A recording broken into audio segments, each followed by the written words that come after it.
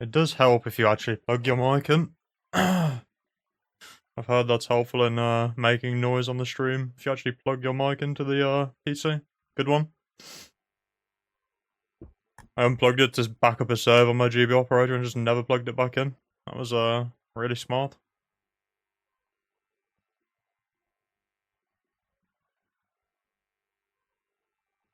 Hopefully that's the last of the audio woes. Let's have a look. Is everything actually turned on?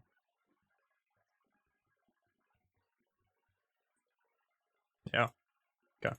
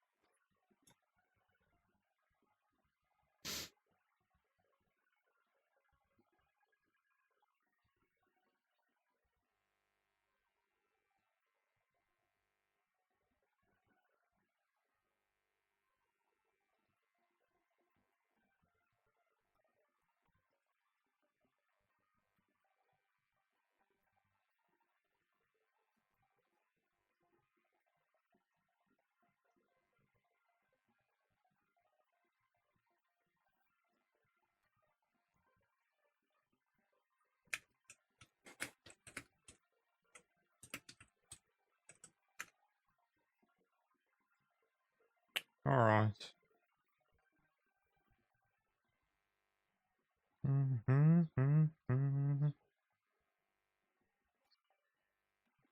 I don't know what music I'm listening to right now, but this is not it.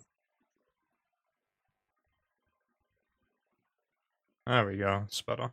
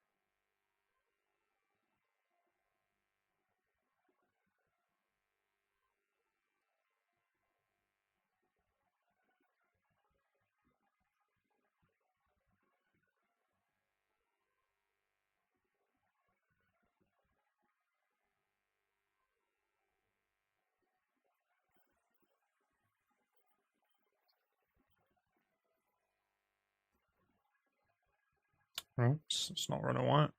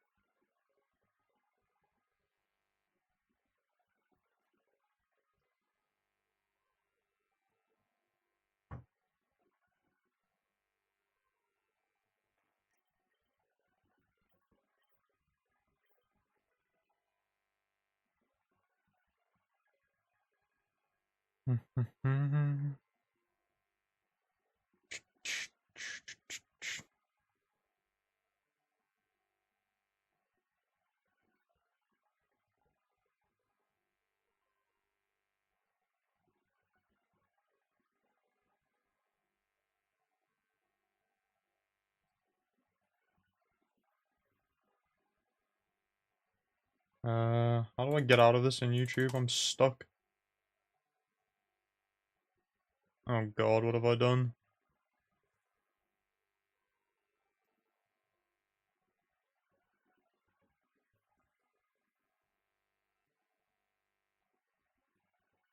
There we go.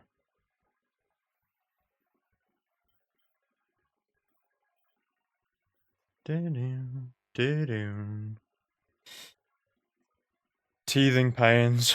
First YouTube stream, have no clue what the fuck I'm doing, to be honest with you. All I know is Twitch is annoying me. There's so many ads on there, I just can't even use it anymore. Horrible platform.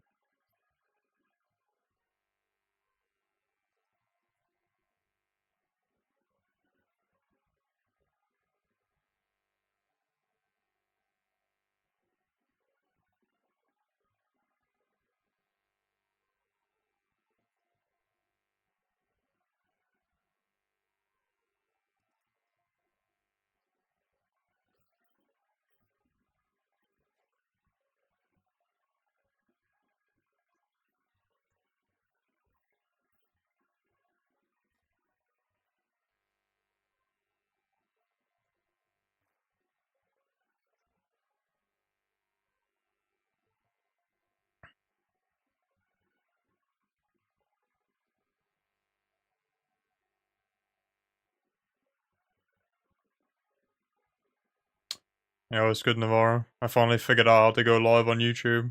It's actually not as easy as you think it would be. Forgot about the YouTube emotes as well. Gotta use the hand wave.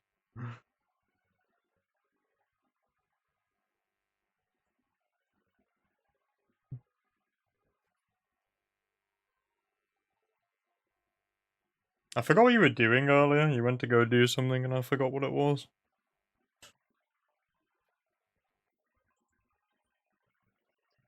YouTube emotes, yeah, they're not the best, I'm gonna be honest with you.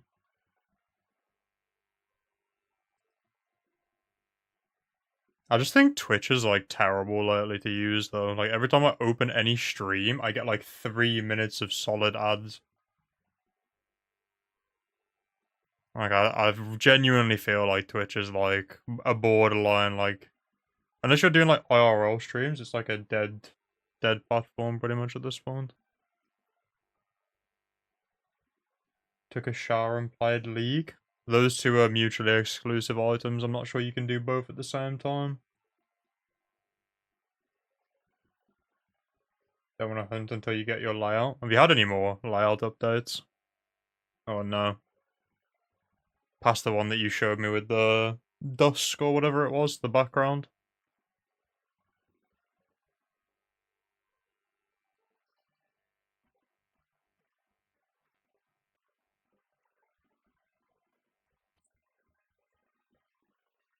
Twitch has become a major sellout. I mean, Twitch has always been like a upper end club, you know what I mean?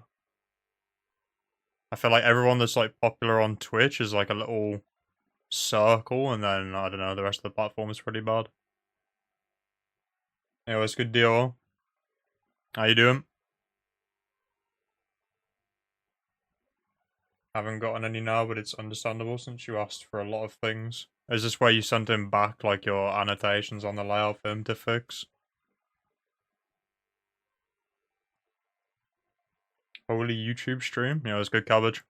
Yeah, to be honest, I'm trying it. I don't know how I feel about it yet. I just don't really I'm not really vibing with Twitch lately, and everyone I watch streams on YouTube at the minute, so I don't know. I just kind of felt natural to give YouTube streaming a try instead.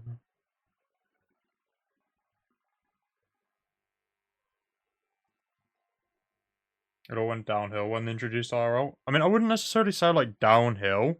It's just like it's not what it was, you know what I mean? It used to be like a gaming platform, but I'd say nowadays it's just not really a gaming platform. It's just more of a social media platform like everything else, like TikTok and like Instagram and all that other stuff. Like it definitely used to be geared more to gaming, and like there still is more gaming on Twitch than IRL stuff. Like probably in terms of volume of streams, maybe not in terms of number of viewers. But it's kind of transitioned away to like IRL stuff. Like all the big streamers now do IRL content. Expecting an update tomorrow. To be fair, Navarra, that guy's been pretty good with working on your layout. Like, I don't know how long the gap was from when you requested it till like your first kind of updates, but he's been pretty proactive with it. It's a bit different to when Speed got his, and it'd be like 4 business days between each like interaction. You prefer YouTube nowadays? Honestly, same. I really like that it saves all the streams as like VODs, because like a lot of the people that I like actually watching are all like American. And obviously the time zones have a big gap, so it's nice to just have the VODs auto-save. Gives me a chance to watch them back when it's not like midnight and my eyes aren't dying. What is your setup to record this? GBI? I use GBI normally, but I'm doing 2 screens at the minute and only have 1 GameCube. So I have 2 DS capture cards that I've bought back out of retirement. I haven't used them in like a few months because I've just been using the GameCube with GBI. But I've unretired my DS capture cards. I've been drafted again because I want to do Dittos at the same time. And it was annoying to have like 1 actual monitor screen with like hatching eggs on it and then having to look down at like a GBA screen for the Ditto farming. I think it's just more comfortable to be able to do like both at the same time on 1 screen. Even though it means more cables and you have to actually sit at your desk rather than like kicking it back in your chair.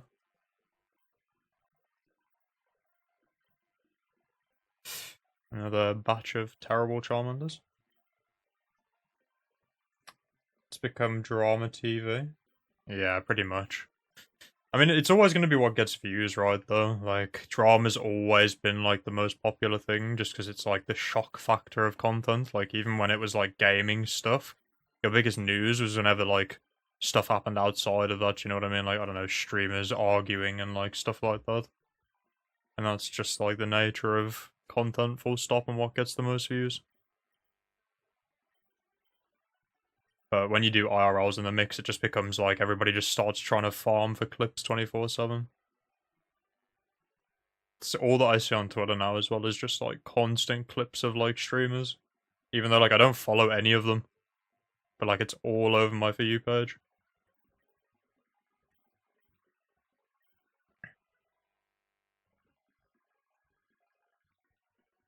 Your guy is the GOAT? Yeah. To be fair, like I mean I haven't seen what the end product is yet, so like you don't want to say too much too soon, but he's definitely been cracking away at it. Fair play to him.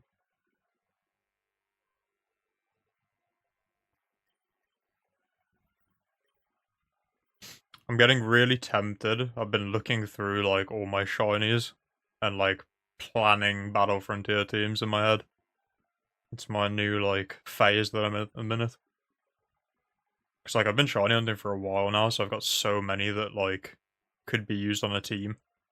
And, like, I think I'd like to get a lot of the level 50 ribbons, so I've EV trained up, like, a few of them and got a few of them ready to go. Speed infected you? Nah. It started with LRXC Navarro and watching the Frontier, like, the factory streams, and then, like, there's a couple of other YouTubers I watch. Like Nighthawk, who does like a bunch of like Frontier videos, and there's a guy named Riley as well. I don't think you'd know him, but he does like Battle Tower stuff at the minute as well. It's like getting me in the mood to go and get involved in the Battle Tower. Because like I only really did it when I was doing ribbons for Houndoom. I've never actually like got the gold symbol in it. And I think with like a solid team, because like Houndoom was a bit of the weak link, and to be honest, I didn't really put the best set on it either. But I think with like 3 solid mons, I could definitely take it to gold. I'd just like to see like how far I could go. I really want to continue my factory streak as well at some point, because it's still active in my... I think it's in the right game where I'm hatching the eggs at the minute. Is this the one that has... I can't remember which one has factory. This one. Yeah, this one.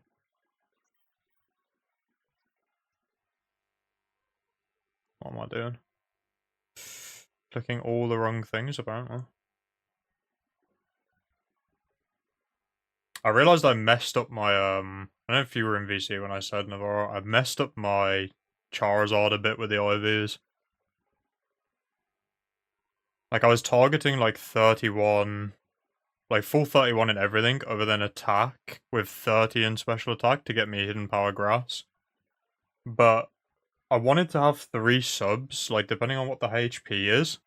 Like, if it's even, I thought if it was even, it needed 3 subs to, like, proc your Pinchberry. But it's only if it's even and divisible by 4, which I didn't know initially. I thought it was just even and odd. I thought odd would take you down to 1 HP and even would take you down to, like, just the right amount to, like, basically exactly 25%. But it has to be a multiple 4, which doesn't make a difference for level 50.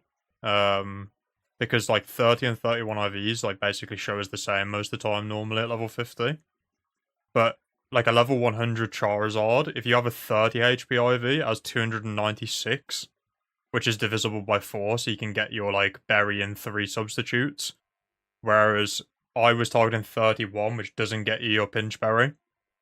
And even more annoying than that, I already had a Jolly male Charmander that had, like, those 5 IVs, but, like, I'd left it boxed because I wanted to get 31 HP initially. But, like, I literally had a better parent the whole time. Like, if I'd have known that I needed a multiple of 4, I could have used that male parent from the start and it would have cut my odds down by, like, a fair bit. So I kind of messed up a bit on that one, I'm not gonna lie. I should have really tested it, but, like, I just remember when I was a kid, I thought it was even HP as, like, 3 subs and odd HP as 4. But, like, I kind of messed that up. Like, it doesn't matter too much, because, like, I saved... I mean, I can show you. I've been saving, like, all the Charmanders that have, like, good IVs. So, like, in here, every time I get, like, a high base stat total, I've been keeping them in my PC boxes. So I've got, like, tons of just, like, high IV Charmanders. Like, these are all, like, max base stats, basically. So, like, I had a look through them yesterday, and, like, I didn't get, like, the 5 IV I would have needed, but I definitely could have used the... Because the male parent has the wrong nature, it's Jolly. So, like, it wouldn't have been the final product, but, like, it could have been used as a replacement for the male parent. Which would have, like, shaved a decent chunk off my odds. I don't know, like, what the exact maths is of what the odds differences are, but it would have saved me some odds for sure. You're working on a shiny Espeon, 5 IV HP fire. Yeah, Espeon is really good. I've used it a couple of times in the factory, like the Calm Mind Psychic set. Like, what else are you rocking on it, Dior? Like Calm Mind and maybe Bite or something? Bite's actually, like, underrated on Espeon. It's really good for, like, killing laddies.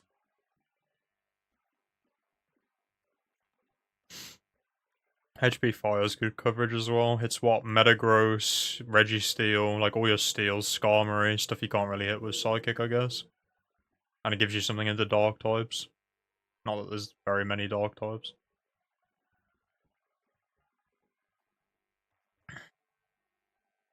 Yeah, it was a bit of a yikes, Navarre. I felt like normally I'm pretty good with stuff like that, but I don't know. I never took it in game to test it.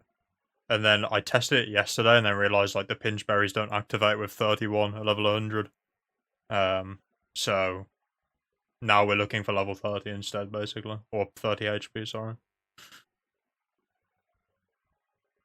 Which, on the one hand, is annoying, but on the other hand, it's like I've got a better parent in there now, so now my odds are better than before, even. Which is quite nice, but might make no difference, might make a lot of difference, who knows. You've just golded Factory, just started your Gen 3 lifelong journey. I really like the idea. I really wish, like when I'd started some of my files, like I've reset them a few times. Just because, like, I'm primarily a shiny hunter, really, more so than just like a Gen 3 game player, I guess.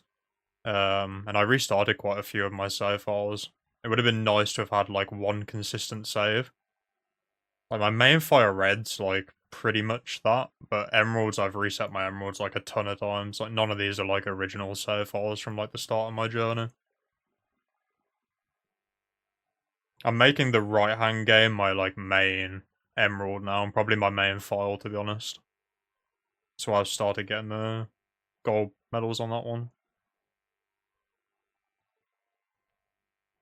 But I've put a bit of a, I guess, roadblock for myself, because now I'm going to try and get my 5IV team before I get my gold medals, which means I kind of need to finish the shiny hunts first before I go and take them across to there.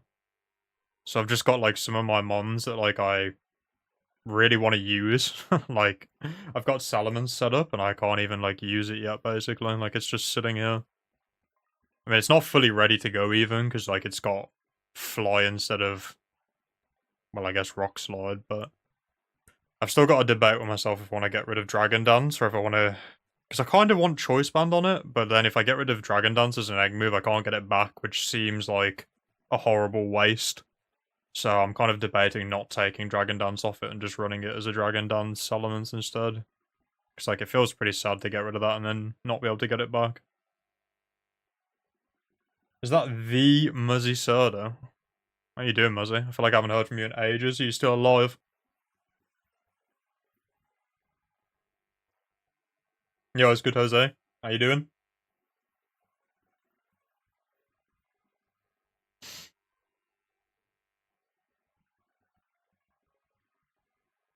Calm Mind, Psychic, HP Fire, and Shadow Ball. I like all of it except Shadow Ball, DR. What are you rocking, what's Shadow Ball to cover? I feel like Shadow Ball's physical in Gen 3, so... Oh yeah, Bite. Okay, yeah. Okay, cool. Yeah, that's really good coverage for Espeon, to be honest. Really helps into laddies.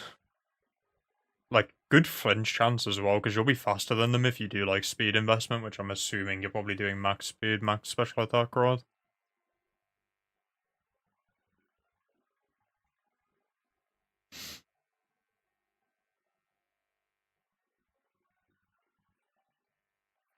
Yeah, YouTube streaming is kind of crazy though, Muzzy. Everyone I watch is just on YouTube now though, so I don't know. I feel like the trends of the platforms have changed a bit in my mind. I feel like shiny hunting on Twitch isn't like what it used to be in my head, and shiny hunting slash like just Gen 3 content on YouTube is like a lot more concentrated, at least with the people that I watch at the minute, so I figured why not try streaming on YouTube instead for a bit. Pretty good getting back into hunting after being busy for a time. Yeah, I feel that. Life is just busy.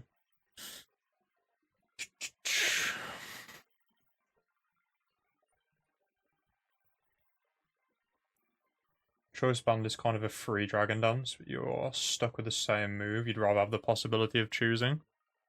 I think the problem in my mind with, like, Salamence, and it kind of is a Salamence problem, and it's probably why Latios is so much, like, preferred over Salamence, is that Salamence doesn't really have strong stab.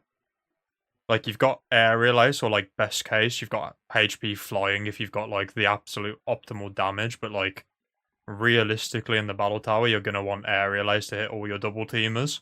So you're talking like 90 base power after stab, whereas like other Pokemon are getting like, I don't know, Thunderbolt, Flamethrower, like Surf.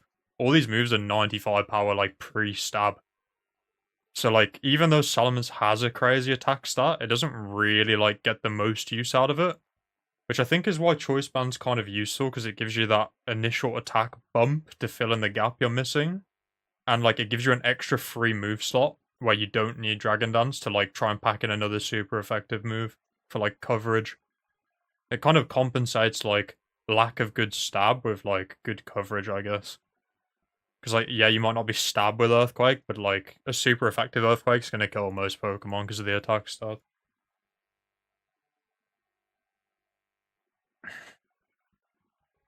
Salamence definitely has its holes as a Pokemon.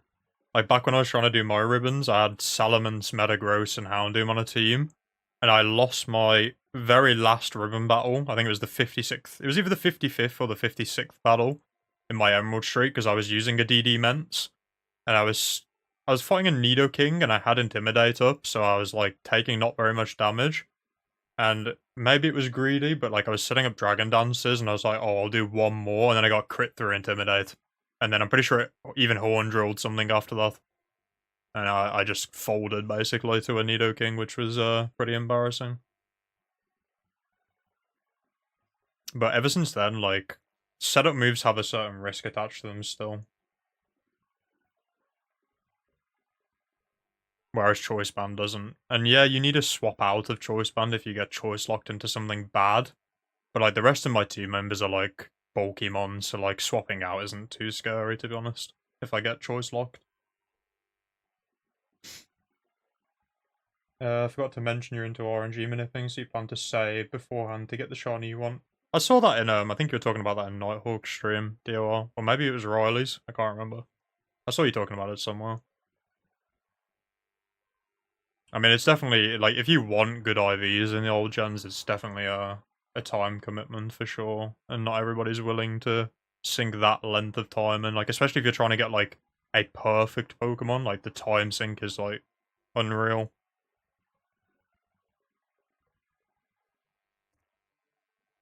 If you just want to get into the battling and you don't want to do, like, the setup for, like, months and months and months and months, I get it. Yeah, I really don't want to get rid of Dragon Dance DOR. I feel like I'll regret it if I get rid of it. And, like, I've got the option to, like, clone it, but, like, I did the whole hunt with, like, no glitches, so, like, I don't really want to clone the end result either. So I'll probably end up keeping Dragon Dance just because I don't want to get rid of that.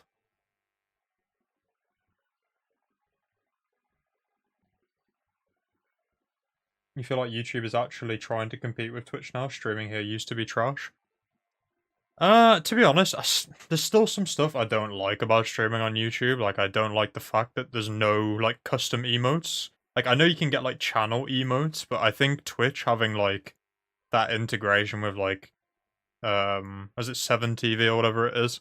Like, being able to add all your own, like, custom emotes to the channel is really cool. Which YouTube's a bit lacking on, but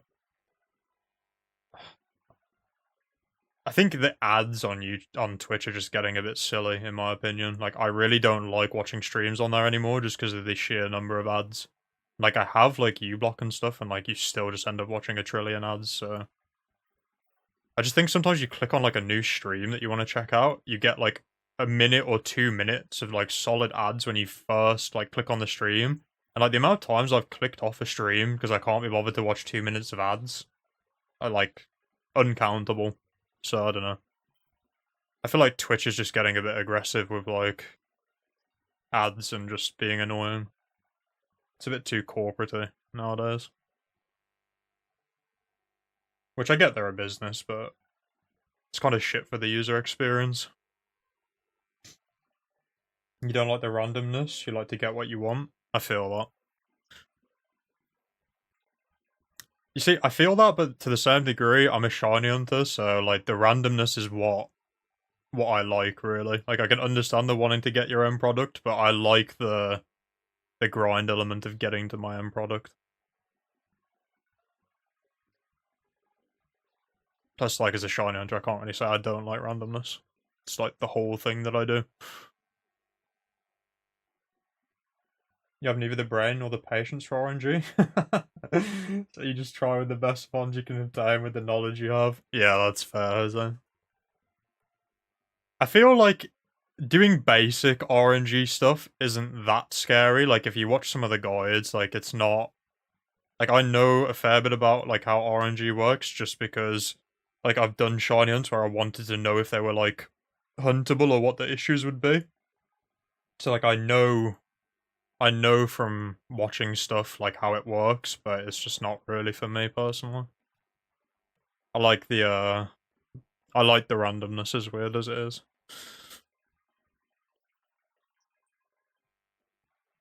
You started hunting for Registeel and Plat, using Sync for Careful Nature, so you can use it for ribbon stuff later on. Yeah, Registeel goes crazy, Cabbage. Registeel is, like, unreal. There's a guy I watch, Riley, and he's been doing, like, the Battle Tower in Ruby Sapphire, and he's got a Registeel that he uses, and it's got, like, a minus defense nature, which is, like, horrible for Registeel, and, like, it's so bulky still. Like, it's so hard to kill a Registeel. Like, the only thing that really, like, hinders it a lot is getting, like, burned, from what I've seen. Like, even, like, mons that are super effective, sometimes it can just, like, set up in their face with, like, Iron Defense or Amnesia and just, like, beat them down with Seismic Toss.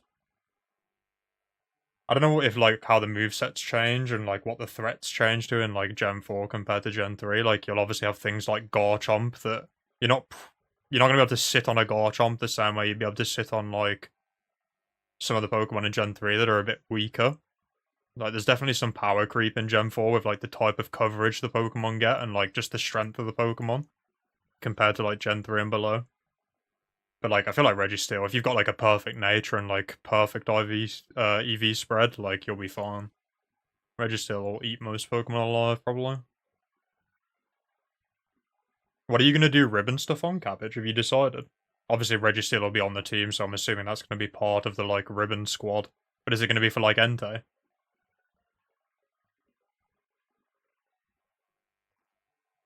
If you want to have ads, you'll just watch TV. That's what I'm saying, Navarro. And, like, look how many people watch TV nowadays. Like, nobody. Nobody under the age of, like, 30 watches TV, I would say. Like, you might watch it occasionally, like, if it's on in the background somewhere, but it's all, like, Netflix and, like, Amazon Prime and all these other streaming services now. Or just, like, YouTube. I reckon, like, our generation and below will kill TV off.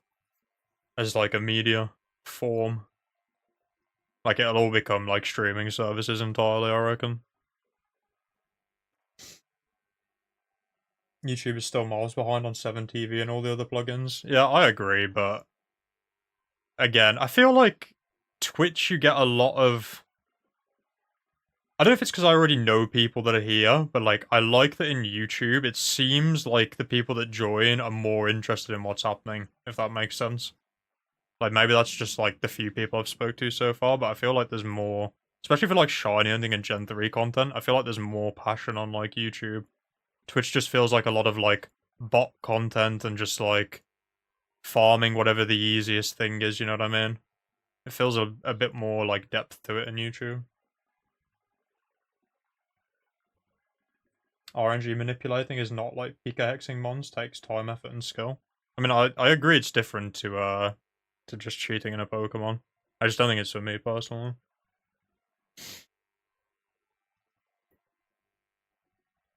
It's its own thing. It's more knowledge, to be honest with you, DOR. Like, I wouldn't say, like, the skill element. Like, yes, there is a skill to it, but the skill is more having the knowledge of what you're doing. Like, the things like timing on, like, your button inputs to do the RNG, like, there's calibration features and a lot of the timers and things like that that help you. Like, even if you've got, say, a bad reaction time, you can calibrate that into your timers to make it easier. So it's more just like a knowledge thing, which I like because I like knowing things about Gen 3, and I think RNG really helps you understand how the game ticks. And, like, as I said, I've watched a fair bit of, like, RNG related content. I just don't like to practice it myself. I like the grind of trying to do it the old fashioned way, which I understand for some people isn't the preference. Yo, it's good night, Hawk. I was just catching up on the rest of the VOD yesterday.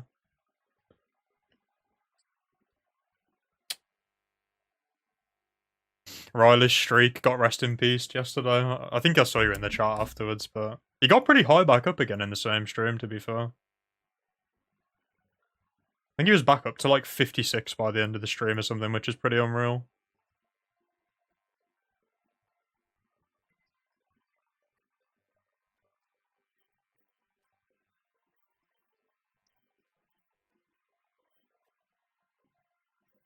I don't know if you've got plans to Ditto farm at some point, Nighthawk, but this strat is like unreally overpowered for farming Dittos.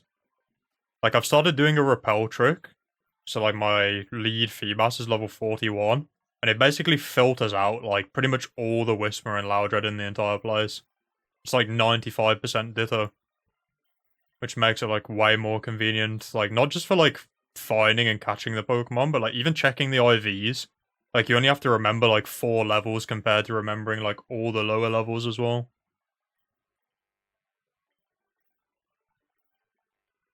I feel like I've got this, like, Ditto farming down to his science at this point.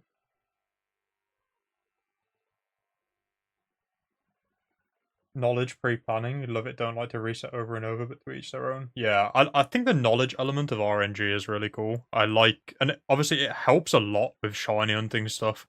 Like, there's no way, like, I don't know, the Manaphy hunt, for example, only exists because someone, like, RNG'd that and figured out, or, like, read the code, like, what are they called? Not decompression, decomp, like, the decomp files of, like, Gen 4 and figured out that you can basically, like, hunt it. Because it's like a fake shiny lock. And it's the same way that this hunt works, is, like, the trading of the eggs across. So, like, without RNG, we wouldn't know the things that we know to even do, like, half the shiny hunts. Like, I pretty much exclusively hunt in Emerald nowadays, and, like, a lot of the way that you circumvent, like, the broken RNG is using knowledge from what people have data mined and RNG'd.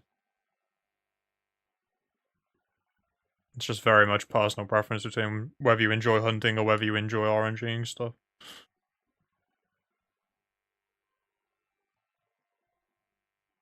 You feel like YouTube also has more bot-like chatters, like children and stuff, from your experience streaming? I don't know what you've streamed on as well, though, because, like, again, I feel like when you know people and people that are joining your streams are already from, like, communities that are established, and, like, you already know a lot of the people that are joining and who they are, it kind of builds a certain type of community, because the people that are already there are kind of have that commonality of, like, the type of things they talk about and stuff. Like, if you have a very young audience, like, more young people are going to join, you know what I mean?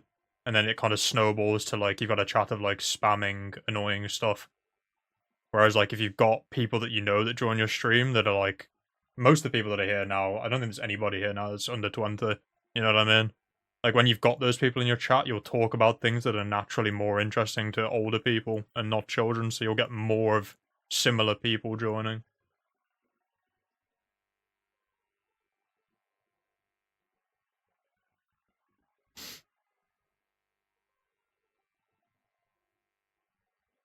I'm like Mr. Battle recording at the minute with these two huntsmen.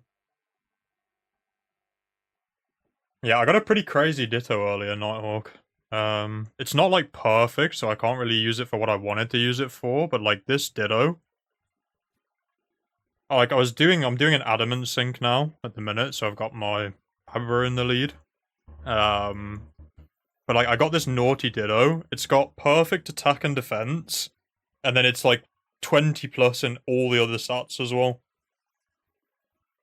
Like I probably won't use it for anything, but like I figured it was worth keeping because if I ever go for like a mixed attacker, it's probably nice to have a naughty like 2 IV Ditto to hand.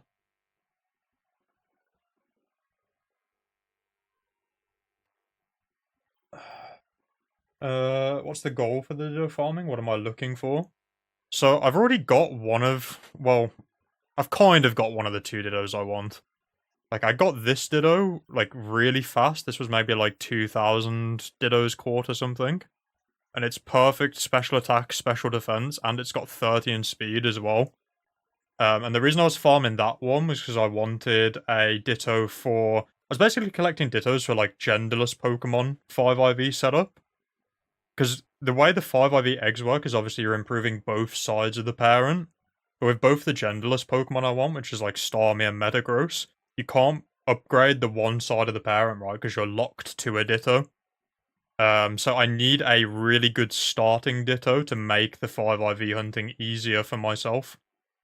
So this Ditto, I started off timid grinding, which is what this Ditto's for, because that was for Starmie. And I got this one really fast for like how good it is. And interestingly, like the max, I'm going for like a full speed Starmie. And the max speed Starmie gets is 361 if you're running like timid with 252 speed. And this has 30 speed, which knocks me down to 360 max. But 360 still outruns all the same Pokemon 361 does. I think there's the only Pokemon that runs higher than 359 speed is Jolteon 4. So like even with the 30, I still outspeed the exact same Pokemon, whereas if it was 29, I'd then be speed tying like the next tier down. Which is like really quite convenient. It just means I'm losing like 4 EVs somewhere else that I could have just saved by not putting it into speed. But the current goal is like a 3IV Ditto that's Adamant, so I've got my Adamant Sync at the minute that I'm going for. It jumps the odds down on the eggs quite a lot when you go from like a 2IV to a 3IV Ditto. Like I've got a fair few that are 2IV now, but like I'm really looking for a 3IV one, but the odds for that are like actually awful.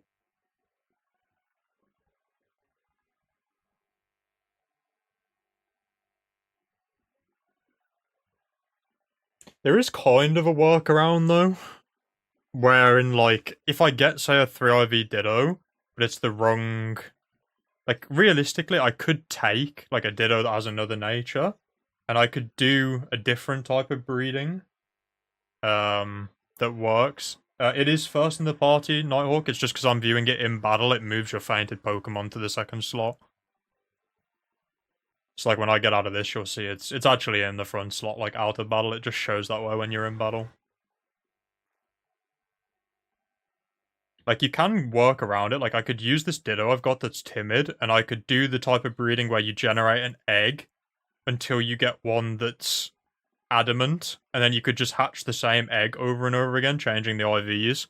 So, like, there's an option there for me, but I might be able to work. Like, you see there, like, the adamants in the front slot, it's just that Ditto's, just that it's fainted, so my Feebas shows as slot 1.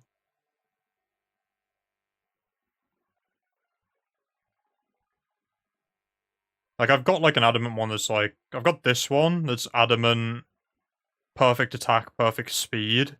And then I got one before this that was adamant, perfect attack, perfect special defense. Which, neither of which really matter that much, because they both have the perfect odds of passing down in terms of, like, they're not HP or defense. But if I could get an adamant through IV one, it would just mean that I wouldn't need to hatch one egg at a time. Which might benefit me.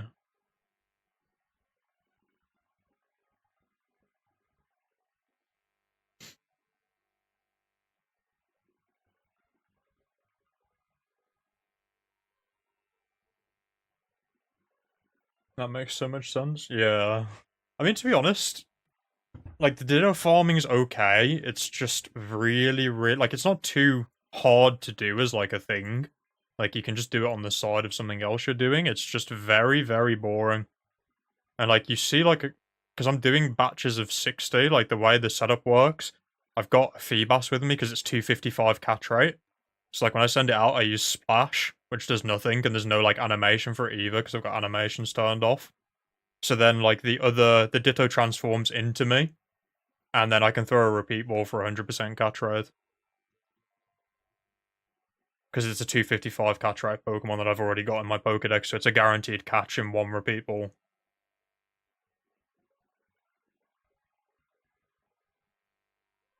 It's just really boring because I'm doing batches of 60 at a time, which means you go long periods without, like, checking the IVs, so it's a lot of just, like, grinding for, like, 2 minutes of checking the Dittos as, like, a payoff, and then you're straight back to it again.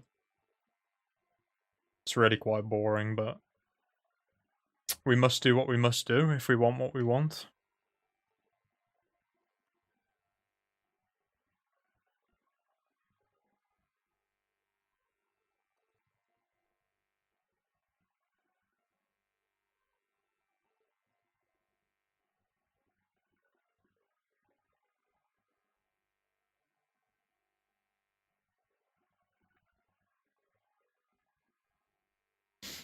To be honest, both these, like, hunts now are pretty much, like, brainless from me. Like, I can do them on, like, autopilot by this point. Like, even checking... I'm at the point now, because I'm at the 5 IV stage with the Charizard eggs, where, like, I barely have to check any Charmanders, because I'm basically just looking for perfect stats at level 5, which is not very many of them already. So it's pretty much just fully autopilot at this point.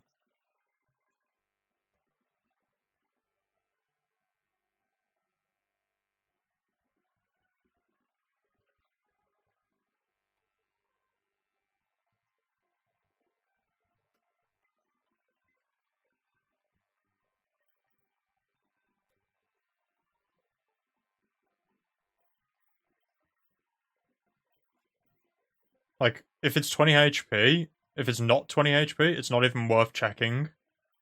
And then, basically, that's all you have to look at. I just look at the HP on all the Charmanders. If it's not 20, it's not even relevant to look at. Which ends up being quite a lot of them, to be honest, so... Pretty much requires very little brain activity at this point. Which is why I started doing Ditto on the side, because it was getting a bit boring just doing single eggs, because I don't have to think. And like most of the reset is just doing nothing input-wise. It's just cycling left and right.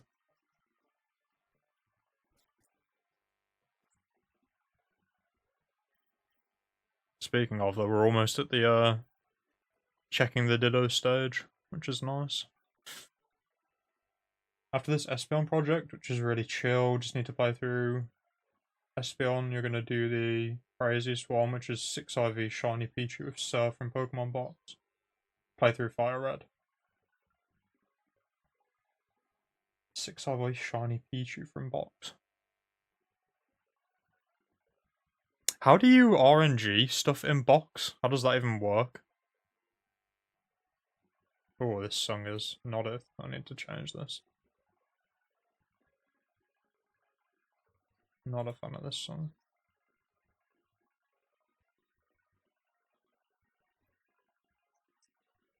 There we go.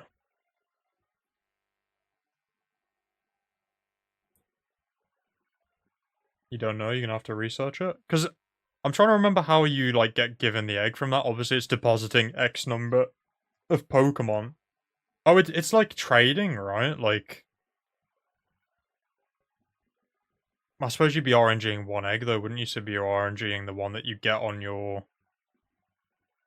Because do you have to trade those ones across to another file? Isn't that like the Manaphy one where they're locked on... I don't know, is it... There's no locks in Gen 3 though, is there? Other than trades. But I don't know if that counts as a trade. Like, can you RNG it on the save file you're putting it into, or do you have to RNG it for, like, trading it into another save file? I guess you can probably RNG it for your file, right? Not sure. The time you boot the GameCube affects it? Jesus.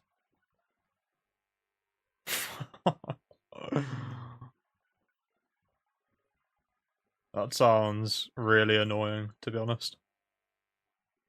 You RNG it in the box save file. Okay, so it's predetermined when you get the egg given to you in the box save file. Okay. That makes more sense. Because I was thinking about Manaphy, but that's Gen 4 and that's locked for your save file. I don't think there are, like, locks like that in Gen 3 at all.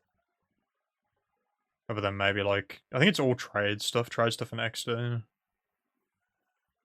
Alright.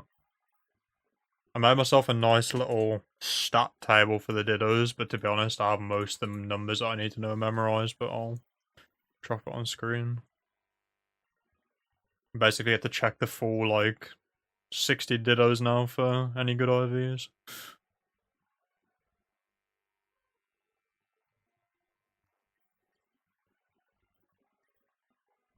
I'm basically looking for 257s or better. Like, that's the criteria we're going for here.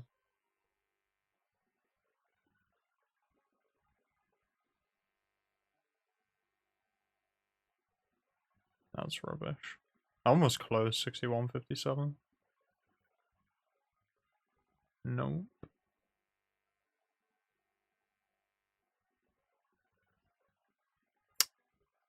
SPDF, missing 1 HP.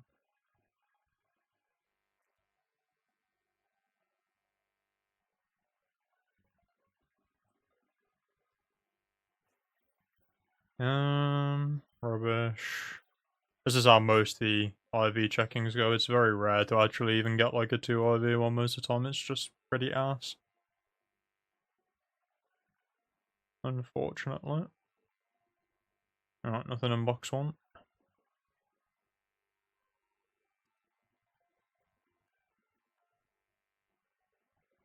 No.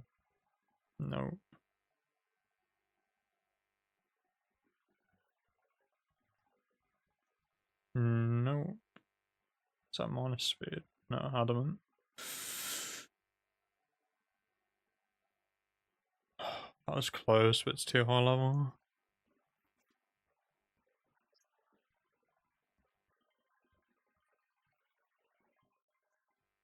Oh, that one sucks. It's 1 point off 2.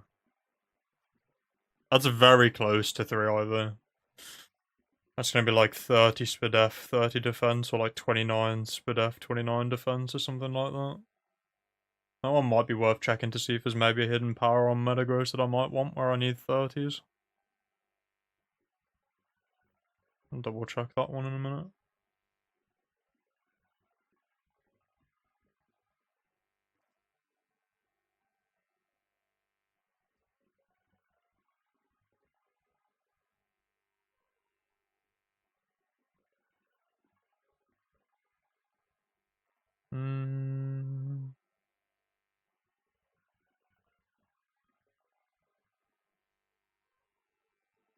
Yeah, okay, the rest of them are rubbish, so let's just double check this one, I guess. After you RNG it with 6 IVs, you transfer to a matching TID Ruby save file and hatch it shiner. Ah, so you have to RNG the TID on your other game to hatch it and trade it in there. Interesting. I mean, that makes more sense than what I was thinking originally, which was just completely brain damage, to be honest with you, Duo, so that makes a lot of sense. Yeah, it's good, Riley. I just caught up with the rest of your stream earlier as well, because I fell asleep at some point. Not entirely sure when, but towards the end somewhere. I saw you got back up to 56, though. It's a hell of a shift.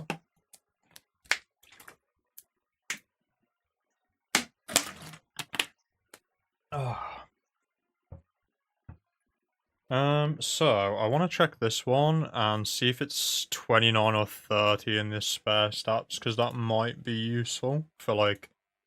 I think Metagross runs Hidden Power Bug a fair bit for like competitive, so like it might be cool to get a Hidden Power on a Metagross. Let's have a look. I need to level it up without. Thankfully, I can do speed, which is useful.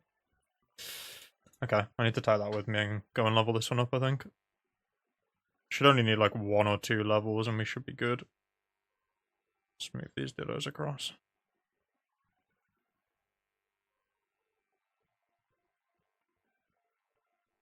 I need a Surfer.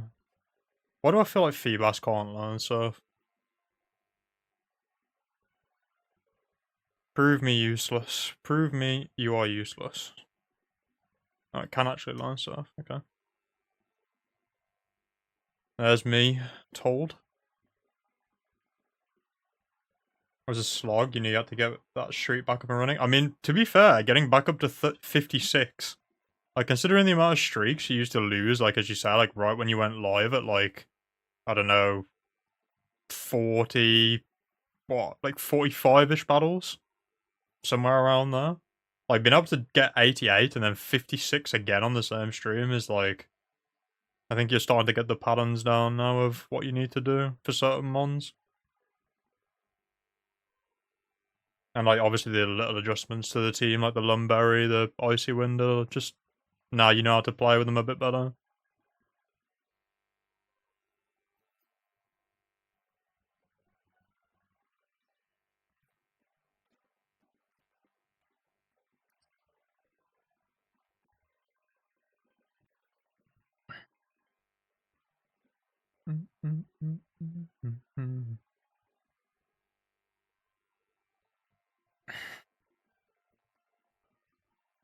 Alright, let's see if this one is useful or if it's trash. It's that Ditto. No, we need Salamence in slot 1.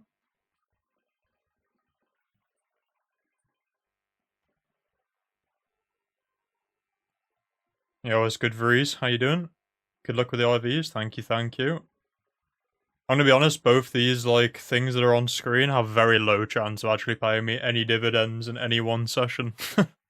They're both kind of in the long haul stage at this point. Like, I'm going for a 3 IV Ditto on the left, which is, like, terrible odds.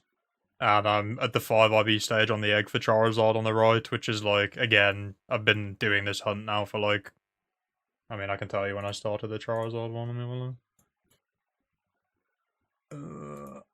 Where's my thingy? I started that one at the start of July, so it's been over a month.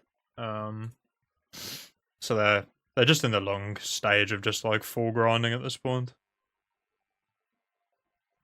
It's pretty unlikely to see any progress in either of these, but that's why it's a grind, I guess.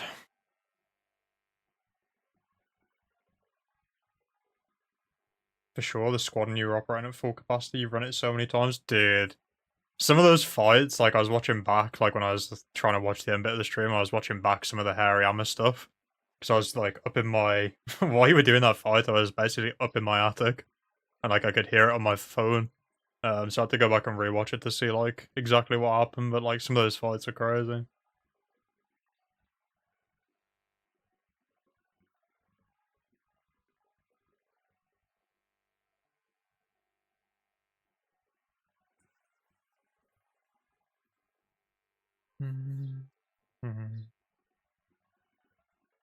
You said you got a 3IV female as well, right, Riley? It's a pretty big jump when you start getting the females with the right natures.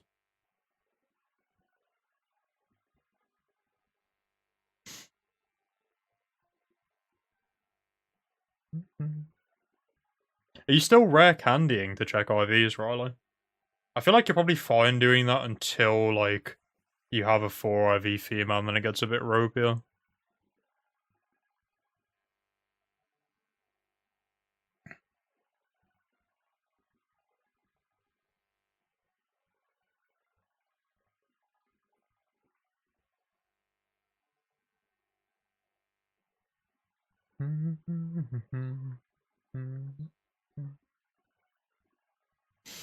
I always forget how much EXP Ditto needs to level up. It's like a complete pain in the ass to even get like 1 level on a Ditto just to check the IVs. Like even like level 40 it needs like 6,000 EXP to level up or something. Which isn't a lot when you think about it, but like when your EXP share's splitting it, it's quite annoying. And there's no good like easy EXP grinds in Emerald.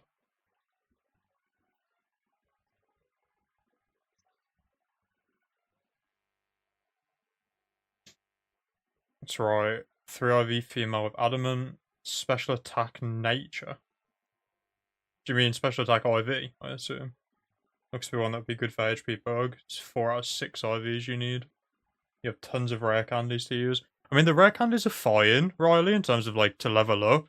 I think the issue with it is when you get to, like, the 5 IV stage, you don't want to be, like, resetting your game all the time. Because, like, the odds of getting a 5 IV egg are so slow, you don't want to be in your, like, starting frames, like, all the time, if you get what I'm saying. Like, it's fine when you're at the lower IV levels, because the odds of getting those eggs are a lot better.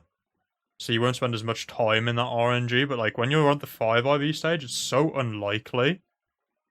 Like to get a 5 IV generated, you want to be like further in your frames, I feel like. Which is why I've been like when I get to this stage, and like to be honest, I do it the whole way through, but you probably can rare candy at the start fine. I actually like level them up like with the Smeargle so I don't have to reset the game. You just finished a very long weekend, just grabbing some food before you drive home, so you'll lurk for a bit. Fair enough, Riz.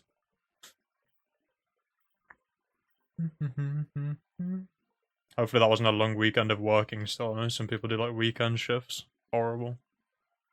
Yeah, it's good, pal. It's going alright. Just doing some grinding. And reasonably slow for you right now.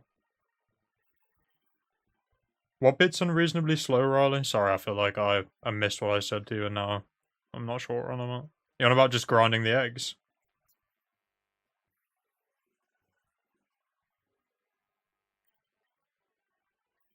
Which is very valid because the egg grinding is incredibly slow.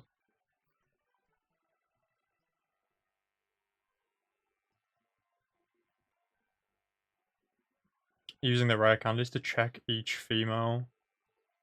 Yeah, I mean, I feel like there's arguments sometimes, like, especially when you've got the skew gender ratio, to use the, like, save when you've got one egg that's got, like, your nature and your ability you want. And, like, to be honest, there's a question of, like, it's probably not worth it at the 5 IV stage, though, is the issue. It's quite slow whichever way you check it, to be honest, Riley. Because, like, if you check by leveling up, you have to, like, fly there, you have to surf down to the cave, you have to give it the, like, EXP share, you have to kill the Pokemon, you have to take it back off, you have to fly back. Whereas, like, you can just rare candy and soft reset, but...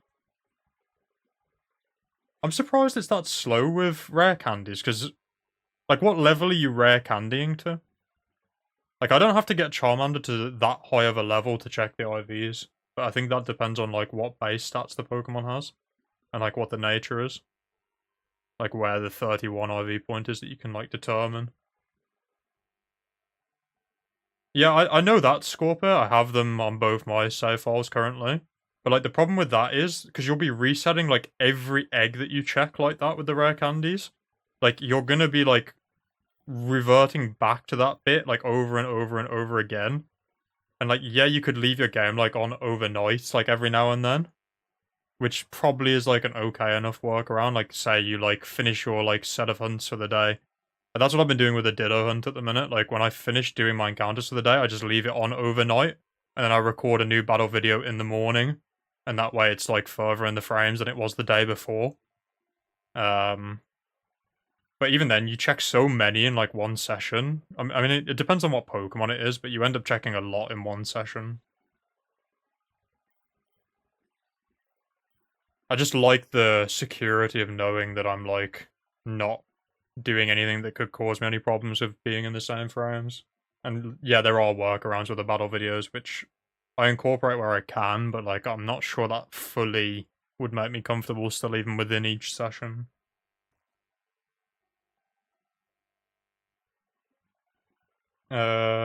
Just got home, about to hunt some Witchmaker Jirachi, closing in at 2k scene.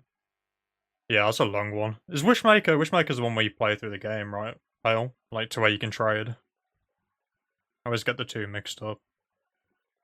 I'm pretty sure Wishmaker's that one, right? From the Colo bonus disc. I actually bought a Colo bonus disc myself recently as well. I was debating throwing in some Jirachi encounters into there, because I'm going to be doing the 5 IV eggs anyway, so I'm going to be playing through the game. Did I level this Ditto up yet, or am I just like... No, it just needs a million EXP apparently. I need to grind, like, a couple of rare candies on this game, just to check, like... A lot of the time with Ditto, like, it's not guaranteed at a certain level, you need to level it up, like, once. 42, 57, 57. Does that give me my answer or no? Where's my IV calculator? I feel like 42 is the one where it can be 30 or 31 still. But that should tell me if it's not 29. Adamant, 103, 63,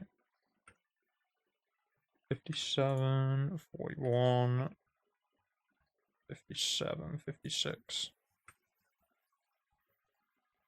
28 to 30. That's still a bit of a shit range. Does the next level guarantee it? I need to grind some rare candies on this game, I'm not gonna lie to you. That's really what I'm missing. Like, just for, like, Ditto checking. Because, like, if I keep it, I have to do a lot of stuff. Like, if I say I want to keep this now, I have to then go and get another 60 repeat balls, delete all my Dittos out my box. Whereas, like, if I just had a couple of rare candies, I'd be able to just speed check it. I might just level it up again and just double check. I don't know if level 43 tells me for sure either, though. Let me see what... This is where Maryland's IV tracker's good. Because it tells you, like, what level you next need to be at to figure out the IV jump. So I do Ditto in here. Which I appreciate you guys can't see. But just imagine me typing numbers in a calculator on the other screen. So we are 42 with 103, 63, 57.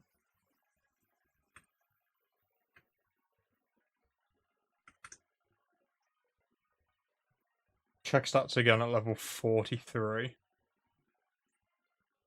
But I'm guessing that's probably just going to narrow it down to...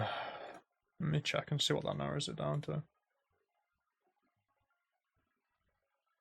Alright, I'm just going to level it up again. I can't be bothered to do all the releasing all the Dittos and stuff, so I'd rather just check it and know for sure. The special attack IV is what's tough to check, and the fact that both your speed and SPDF need 30 instead of 31 makes it harder to tell.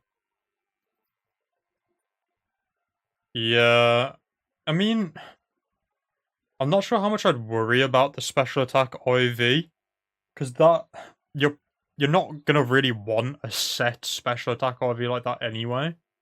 Like, yeah, it would be nice to have one that's bugged, but you'd definitely be better off having like your 31 IVs locked in and leaving that one up to like chance. You know what I mean?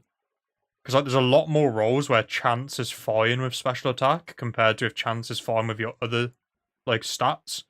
So I take like attack for example. You're gonna want 31 spot on, so you're gonna want 31 on the parent to get that spot on. Whereas like special attack doesn't really matter. It only really matters if it's odd or even.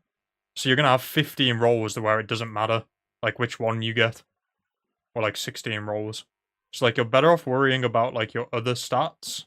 But like it's kind of awkward for you because once you get like a 4 and a 3 IV, you're in the realm where you could just chance upon a 5 IV as well. Like, it's not, like, impossible at those kind of odds. But I'd definitely be more concerned about the main stat IVs first, because the special attack being random roll is kind of what you're going to be going for anyway. You're going to want some of your 31s to pass down, and then you're going to want a random roll on your special attack.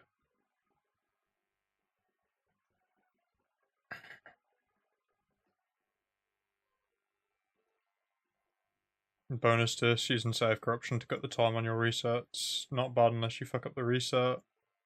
Having to restore the save. I mean, have you got a GB operator, Bale? I feel like it's a lot faster with the GB operator. I used to use an R4, but it was getting a bit annoying to like load save stuff. So I bought a GB operator, and it's a lot easier, I feel like. Slash, like, user-friendly. I always had like a paranoia with the R4 that I'd click the wrong button and like accidentally overwrite my save file.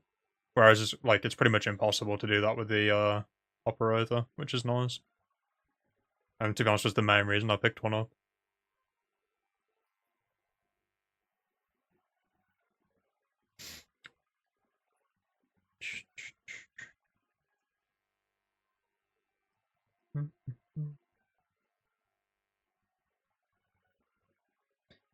$31s and 30s. No, I'm not playing on the operator right now, Scorpio. I've got 2 DS capture cards, like original DS that I'm using. Like whenever like I'm recording or like streaming or something, I've got 2 regular DS cap cards, which I used to use a lot, but to be honest, ever since I got a GameCube with a GBA player, I've started using that more. But it's just I've only got one of those, so when I'm doing stuff where I want to like grind on the side, it's nice to have like the cap cards, I guess. But like normally I'm using either the GameCube or the DS cap cards.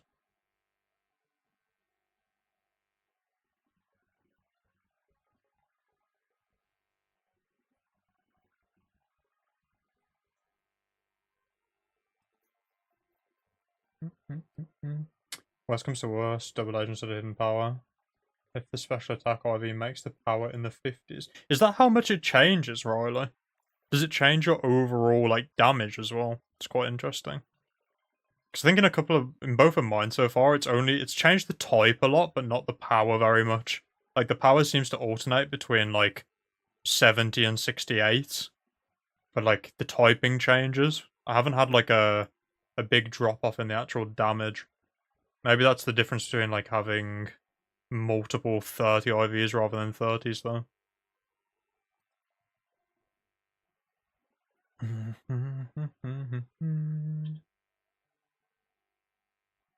Special attack IV roll will be a huge attack range. That's so interesting. So it drops from like 70 to 59 on like the alternating stats, or is it like the overall stat total matters? Like is 0 IV in special attack like 59 base power, but like 30 is 70 for you?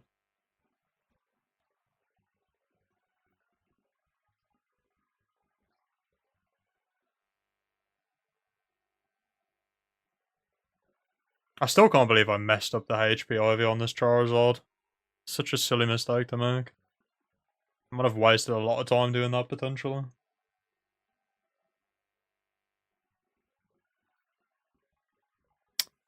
Not a lot of point crying over spilt milk, though, I guess. We've fixed what we can, and...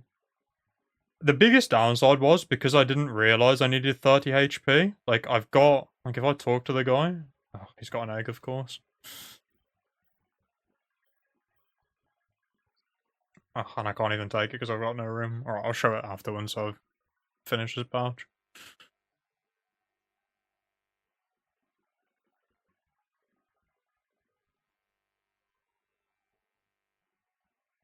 Yo, it's good, Andrews. What do people call you? What do you prefer? Are you Fish, or are you Andrew? Or are you Andrews? Like, what do you go by normally?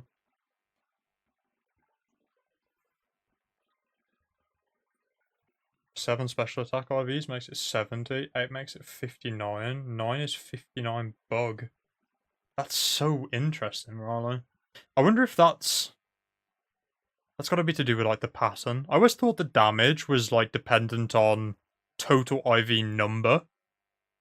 But maybe it's, like, a pattern of them. I mean, it must be if it's alternating from 70 to 59. That's so weird. In my head, it was, like, your total IVs determines the power, and then the combination of odd or even and power makes, like, the typing, if that makes sense. But clearly that's not the case if it works like that.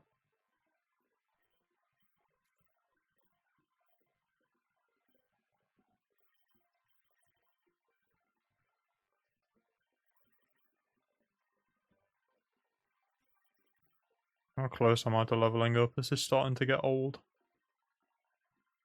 1130. Fish is your nickname, Andrews is your real name, so either.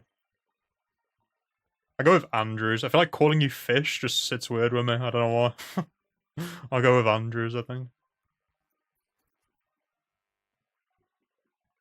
Alright, so if I talk to this guy now...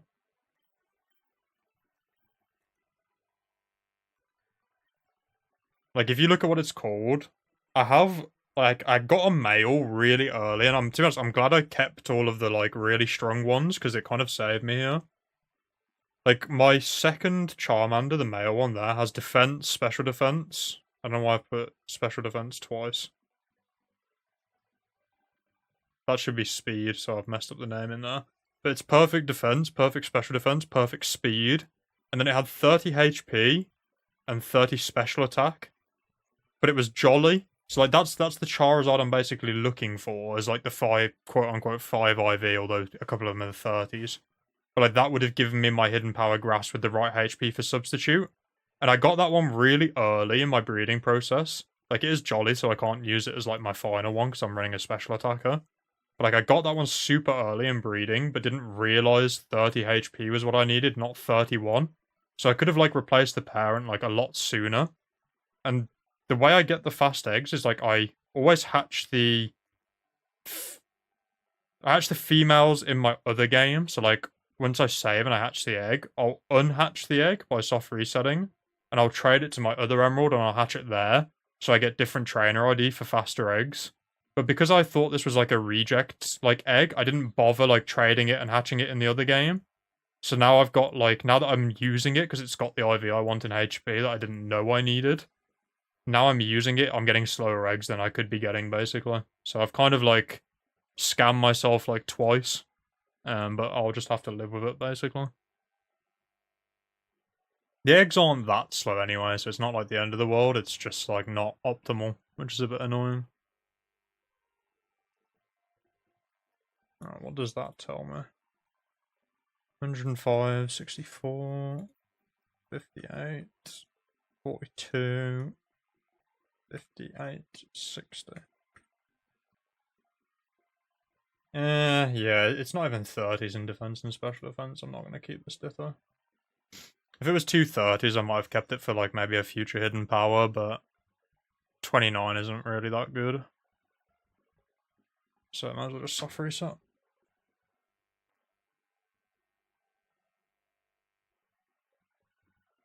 Yo, it's good dialysis. You still playing Fortnite, bro, or have you quit yet? I'm doing good though.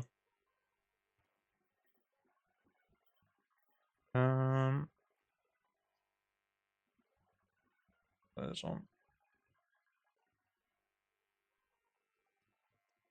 What season are we in nowadays? Season 1 trillion.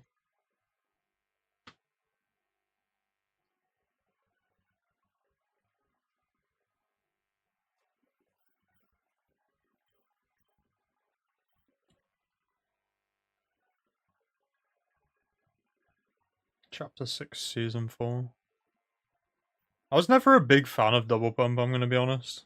Maybe that's just because I'm too stupid to figure out how to do it properly, but that was never really my favourite meta.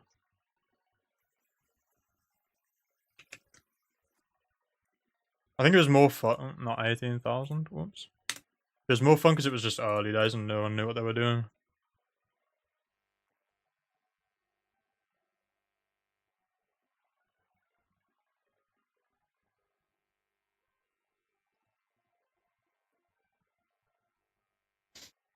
Are you doing some eggs now, Riley, or are you just chilling or what?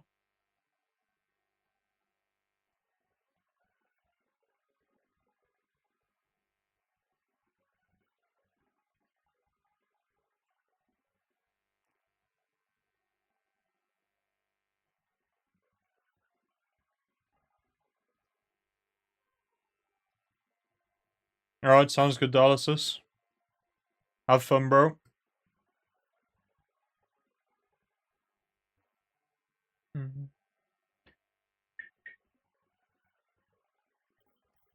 30? Oh, 13, where did that come from? 3, 7, 11, 15, 19, 23, 27, 31. Those are the only rolls you have to get 70 power for bug.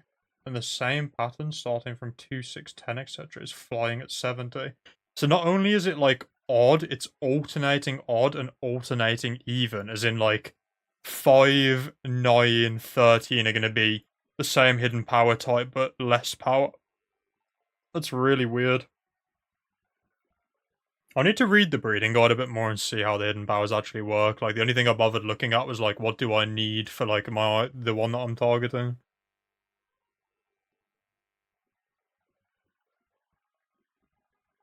So maybe the special attack, like, IV, kind of does matter a little bit, because it's not as loose as... Like, for me, it only mattered if it was odd or even, and, like, the alternating ones, as in, like, 3, 7, 11 versus 5, 9, 13. The only thing that changed was HP Grass was either, like, 70 or 68 power, I think. Like, within the same odd or even. So, like, it didn't really matter as much for me, because it was, like, 50% to get electric, 50% to get grass that was high power. It's quite interesting. It's so different. I wonder what makes it so different.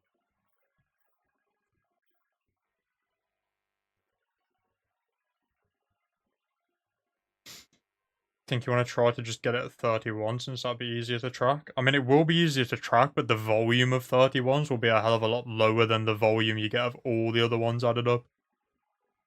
So, like, that'll make it very hard for you.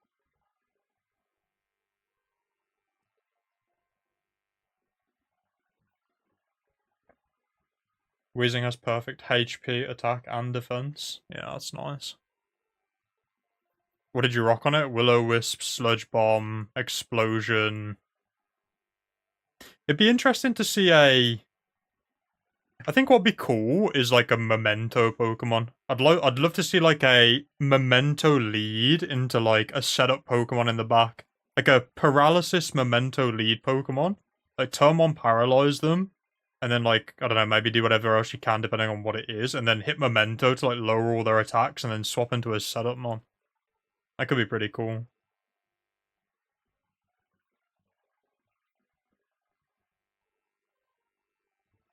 Toxic Wish protects Surf of a Bold Nature. It's going to be the play 100%.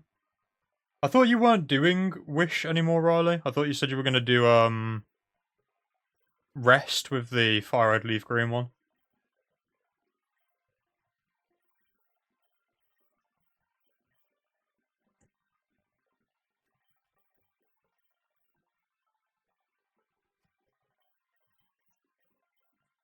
To be honest, I think Latias would make a crazy lead for that. I'm not sure if it gets Memento, though. I might be thinking of Gardevoir. Let me double check. Because, like, you can have Charm on Latias as well. So, like, if it's a physical attacker, you can literally Charm it and then, like, Memento out or something. You might even not need to Memento it out. You could maybe just Charm instead of Calm Mind on a Lati. Have a look. Not sure if it gets it or not.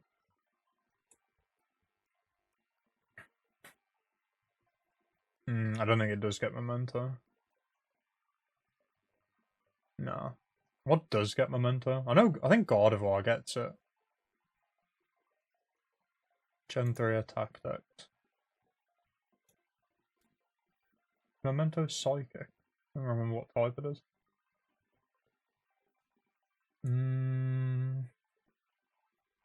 Memento. Oh, Latios gets it, not Latias. Okay, that makes more sense. I thought one of them could get it. Muck, Weezing, and Latios. And then... Ooh, Dusclops can get it.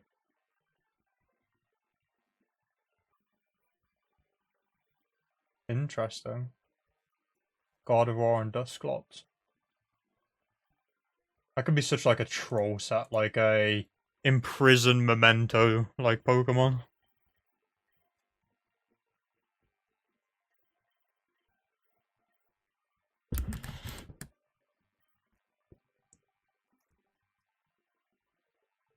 You wasn't gonna, but now you want to, since Wish is so absurdly good looking with Protect and Leftovers. Yeah, Eevee's a rough egg Pokemon though, Riley. It's 1 out of 8 gender ratio, and it's like 9k egg steps. It's like 8.9k egg steps or something like that. Because I was like eyeing up a Jolteon for my team initially. Like, it's not going to be an easy one to like... especially if you want to shiny hunt it with the egg method, like, it's going to be hard for sure. Like, really, really hard. Like, time-consuming hard.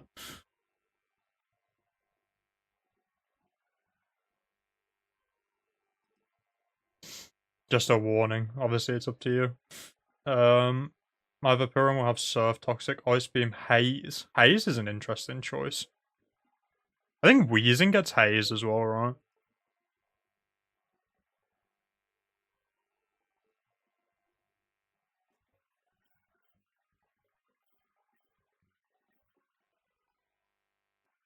Still deciding that second move. Toxic / Ice Beam. You see, I'm having the same debate, Scorpio. I feel like a lot of the water, like the bulky waters, kind of need 5 moves, or it feels like they would benefit from a 5th move. Like, on my main squad that I'm building around the Salamence, like, the rest of the team is Milotic and Snorlax. And, like, Milotic would love to have Ice Beam and Substitute, but, like, I don't think I can fit both of them on one moveset. Because, like, without Sub, I'm pretty weak into, like, one-hit KO moves, and without Ice Beam, I'm pretty weak into Salamence. Like, I could probably still beat a Salamence with Milotic, but it goes from, like, being a one-shot insta-kill to being, like, it could DD and things could get messy, like, and I'd have to, like, Toxic Stall it. And, like, just spam recover, and then, like, clean it up with something. But, like, I'm edging towards sub, I think, just because, like, the Okomons are a real problem if I don't have substitute.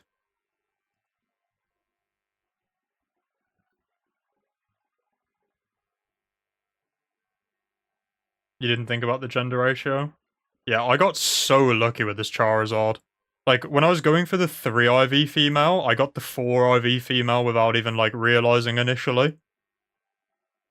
Like, I saw my 3 IVs and I was like, yes, I got my 3 IV. And then I was looking at it, like, later, and it was literally 4 IV.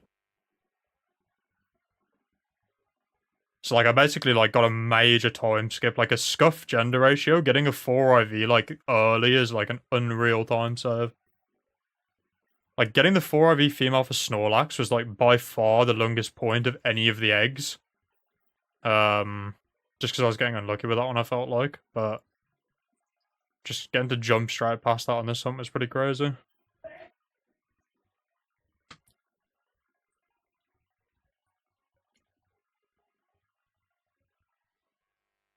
You hunt the female with soft reset and then just breed for the male. I'm not 1,000,000% sure I understand, Riley.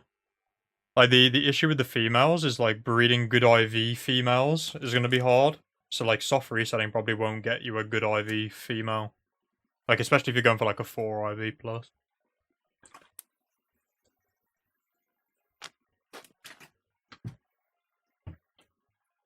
Because you'll need the nature as well if it's female. So, like, soft resetting means you're going to have to, like, soft reset for your nature and your IVs at the same time, which is, like, never going to happen, really, for, like, the nature you want plus perfect IVs, just soft resetting. You'd have to get, like, stupid unlucky, or stupid lucky. I just don't see that happening. Totally saw a GBA player in CX today and was like, I just made the jump. To be honest, I bought a GBA player and a GameCube because I wanted to record the 5IV, like, hunt, the trading. But, like, it's very nice to have a GameCube as an option to just, like, plug the Wavebird in and, like, kick your feet back and just single hunt.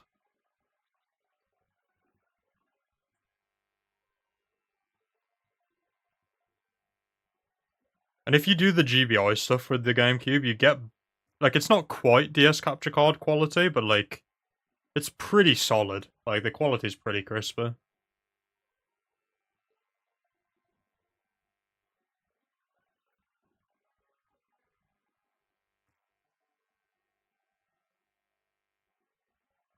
Yeah, it's good to one. A TwistedMotive stream? Yeah, incredibly rare TwistedMotive stream. You can blame Riley in the chat for this. Him and Nighthawk have got me in a streaming mood at the minute.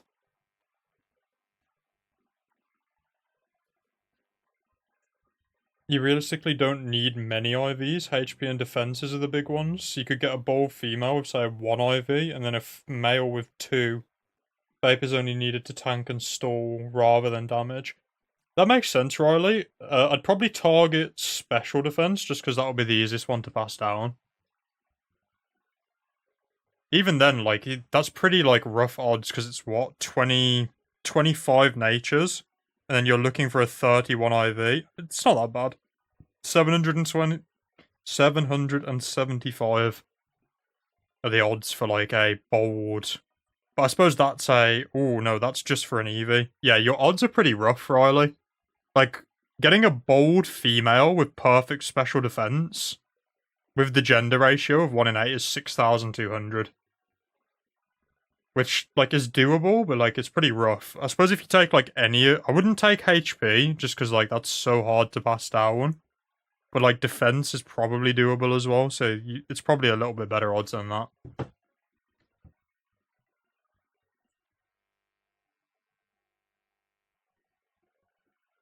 Because you can't sync. Like, the thing that makes Ditto, like, kind of doable for, like, multiple IVs is you can sync the nature. Because it's in the wild, whereas you can't sync your soft reset hunts. You know what you should do, Riley? You should breed the EV, like, breed like, just get an IV on your EV, like, any IV. To be honest, you don't. Yeah, get, like, 1 IV on it, in like any of the stats, and then you should hunt a Ditto that has like some IVs, maybe like 2 IVs, and then you should do the thing where you like generate the egg and save until you find a female with your nature, and then keep rehatching that egg until you get like good stats on it. That would be like way, way, way more time efficient for sure. That's how I'd do it if I was you.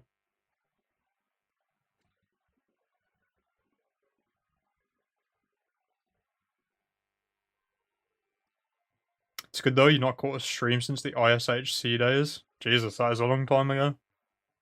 ISHC feels like a lifetime ago.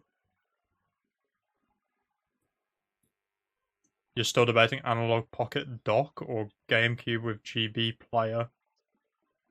I don't know anything about the Analog Pocket Dock. Does that let you, like, cast it to your TV or something, or, like, record it? Is it like a capture card, almost?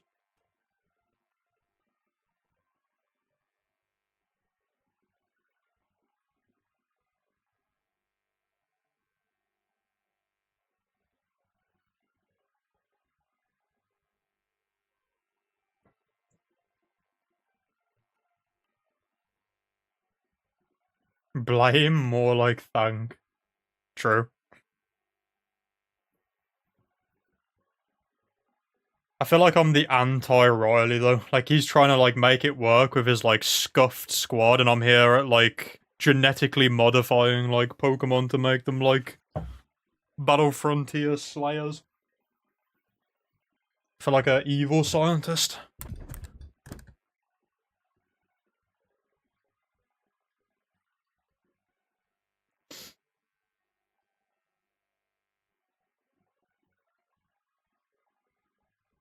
Let's take Latias and Raikou through. What am I weak to? Not really weak to grounds. Like, maybe if I get Quick Clawed. Not really weak to waters because I've got Raikou. Other than maybe, like, Swampert, Quag, Wishcash. What's a good final roll? Maybe something like Defense Bulky. Could be a good chance to meme around and take my Shuckle. I've been meaning to do something with that Shuckle. I don't think I ever finished even EV training it.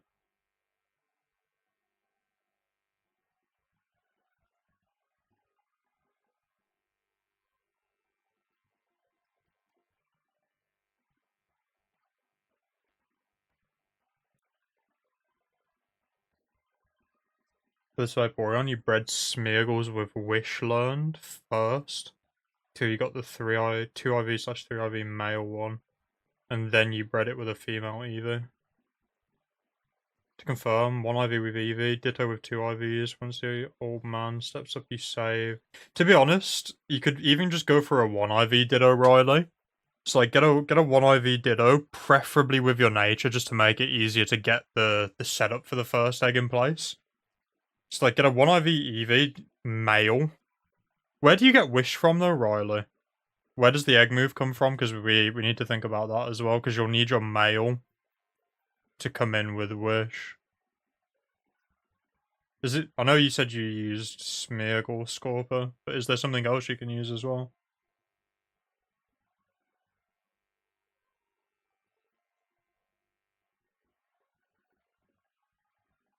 Once the old man, save, grab the egg, hatch the egg, look for bond entry female. Yeah, exactly, Riley. So like you'll generate an egg when the old man steps forward, save in front of him, take the egg, hatch it. If it's not female plus your nature, just soft reset. Well, in fact, you wouldn't need to soft reset. Just pick up another egg, or like just cycle around, generate another egg, save in front of him again, and just keep doing that until you get an egg that's female with your nature, and then hatch that, soft reset, and then pick it up, soft reset, pick it up, hatch it, soft reset over and over again.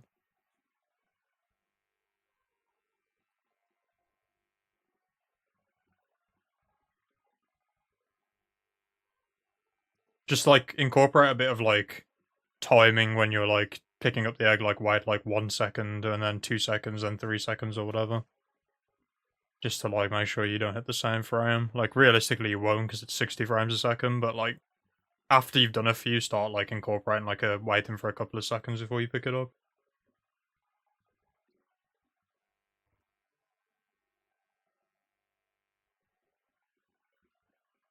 It wouldn't be too long before you got what you wanted out of that. And then you just take that female, once you've got, like, say, like a 2IV female, you just then take that out and use that as your replacement parent. And then breed it with something with Wish and get, like, something better.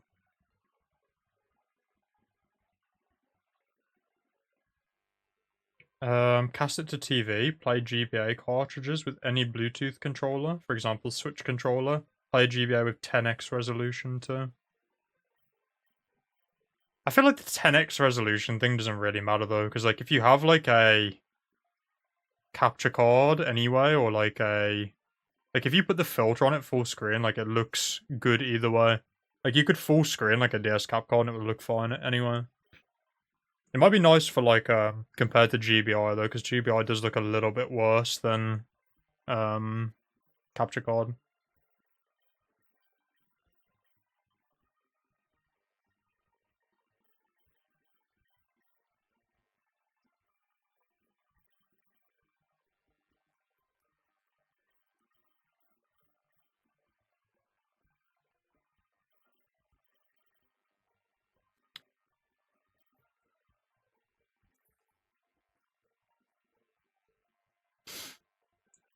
Oh my god, I forgot how long it takes to get like a full stack of Dittos.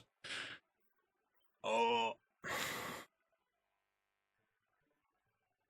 Just gotta keep telling myself it'll be worth it when I come to breed a Metagross.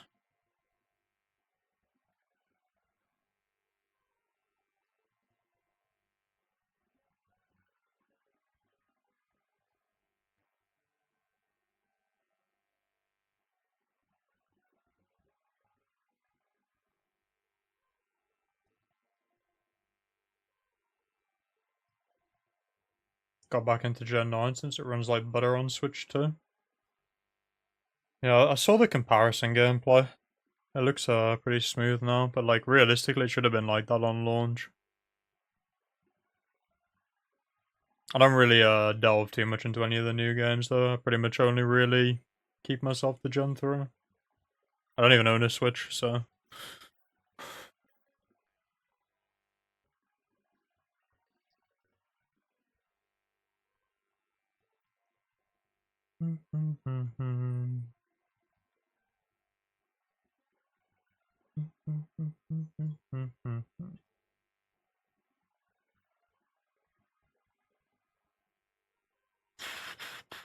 I'm still thinking about what I would need as the last piece for that team. If I was to run like Raikou, Latias, what do I lose to?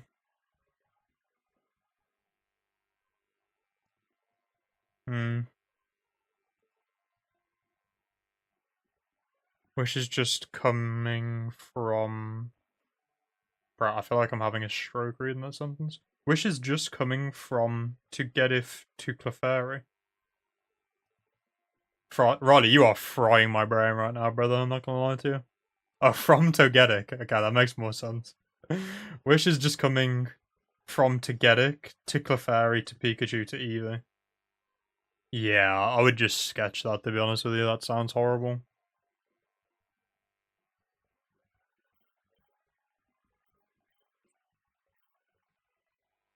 I can't believe it auto-corrected Togetic to that. To get if. Perfect.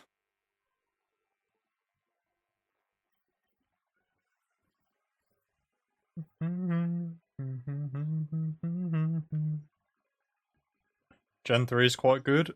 I mean, I've been shiny hunting in Gen 3 now for like years and years and years, and I still have never really felt the urge to leave.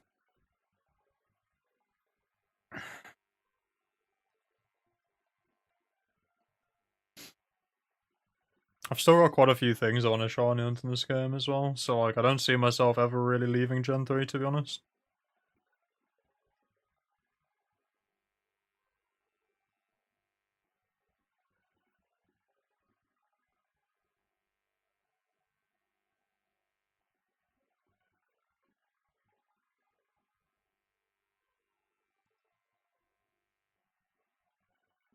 Mm-hmm.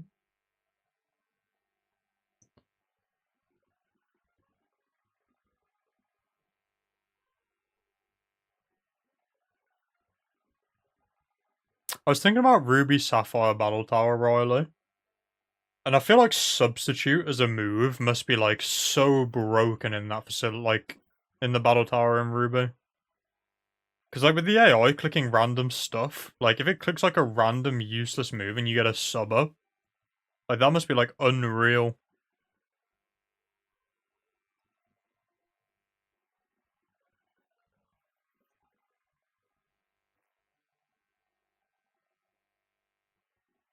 You were wondering some things, you'll have to start watching from the beginning. To be honest, there's not much, I don't know if you're on about the stream, there's not much of an explanation at the start of the stream, I just kind of went live and jumped straight into it. If there's something you want to know, just shout in chat and I'll try and explain it. Great videos, thank you, thank you. It's many, many years of shiny hunting.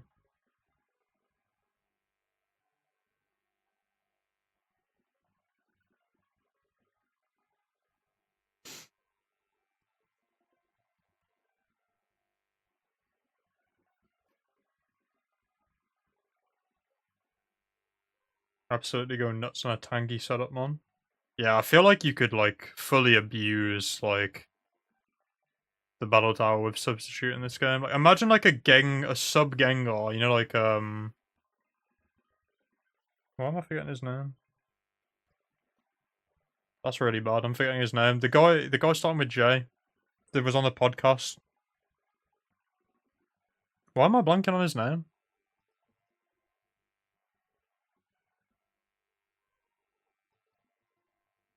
Joe something? Joplin. Just, I was literally speaking to him yesterday as well, that's really bad. Like, imagine, like, his Gengar in, like, Ruby Sapphire Battle Tower. Like, with the immunities and it picking, like, random moves, and with Substitute, like, you could fully just, like, abuse the Battle Tower with that kind of set. I wonder what the Ruby Sapphire world record is. Joe something, my favorite creator. Has he made videos? I know he was mentioning it in the podcast about doing some stuff.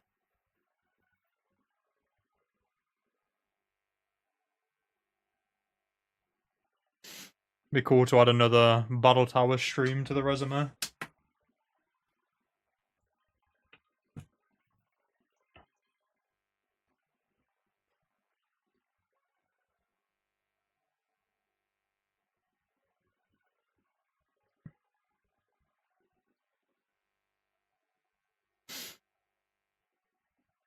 I don't have it in my heart to use a Blissey ever. Like, I just don't like Blissey. First of all, like, Chansey is just, like, irredeemably better as a shiny. Like, I feel like the shiny downgrade from Chansey to Blissey just, like, ruins it for me as a Pokemon.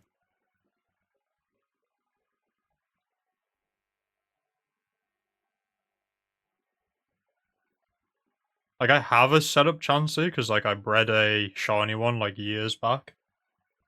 And, like, I used it a bit when I was trying to get ribbons for Houndoom, but I couldn't make myself evolve it. I couldn't do it. I feel like Blissey is just so ugly in comparison. Which I appreciate is not a valid reason if you're trying to get, like, a really long streak, but can't bring myself to do it.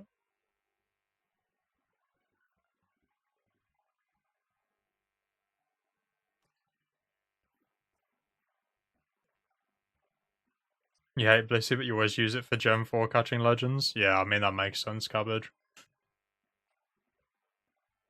I can't do it to my shiny Chansey. I refuse to evolve it.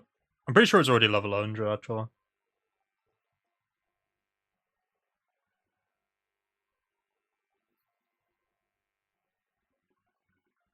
Another iteration of the strat. Get a bold female 1IV EV from Fire Red Leaf Green. I think you're underappreciating how long just getting a 1IV bold female is going to take you. I feel like you'd be better off just breeding EV with, like, a Ditto. I don't, like, do you have any Dittos that have, like, 1IV potentially? Like, that process of just getting that bold female, like, with 1IV will be, like, infinitely faster just, like, breeding, like, 30 eggs compared to doing, like, 6,200 resets.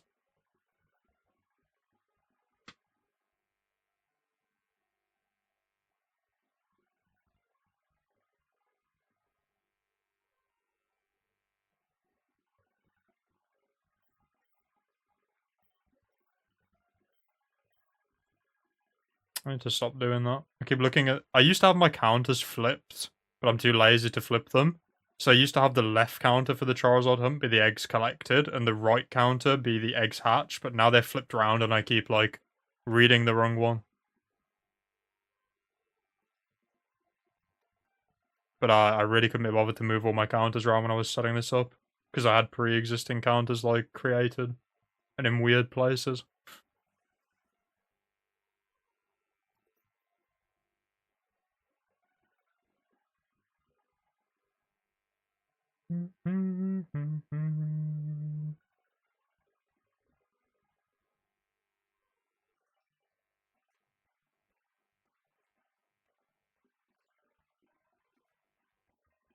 What are you hunting nowadays, Cabbage? I know you said you're doing Registeel, but you're normally double hunting, right?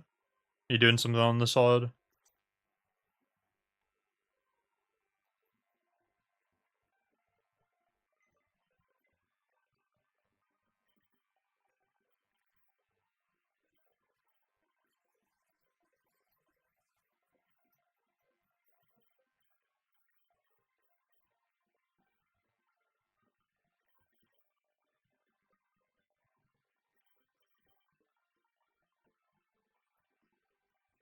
Whoops.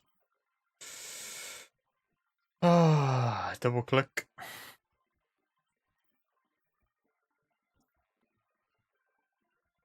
Minetric and Heart Gold Soul Silver Safari. I feel like I saw you start that ages ago.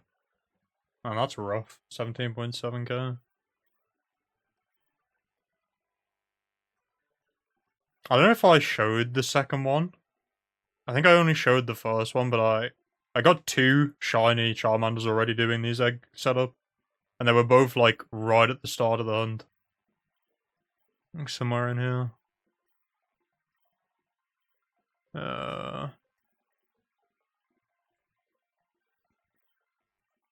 they in the other save file? Oh no, here they are. It's like I got 2 shinies already doing this setup. Like, one's timid as well, like, both of them have pretty bad IVs, though. I'm pretty sure this one has, like, god-awful IVs. And this one has, like, bad, but, like, not end-of-the-world bad.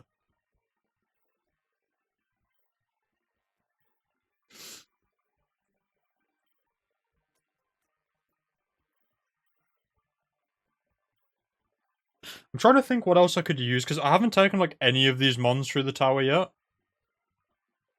And, like, I want to take through my Latias, my Raikou, so I need to figure out, like, what the last team member on that would be. And, like, it could be Gyarados, but I don't know. Like, this Gyarados has, like, a 0 attack IV, I think.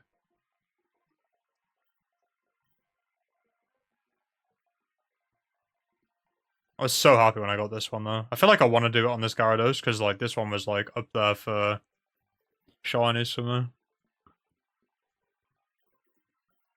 I don't know, though. I need to take Latios through, but, like, Latios will be easy to do, because that can basically pair with, like, some worse mons, and it will do fine still, just because it's a Latios. And Latios is just overpowered.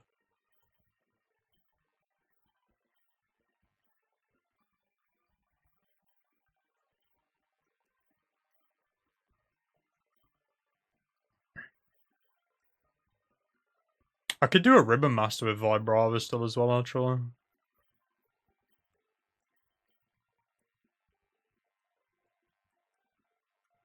Would Flygon be a good third for that team? It's kind of weak to Water Ice, though, and so's... I suppose Latias and Raikou aren't really weak to Waters. Just like Swampert maybe is a bit of a problem, because none of them really hit Swampert that well. I'd have to, like, EV train it and level it up as well. Also, it's timid, which is, like, awful for Earthquake. I'd have to run it as, like, a special Vibrava, maybe. Or a special Flygon.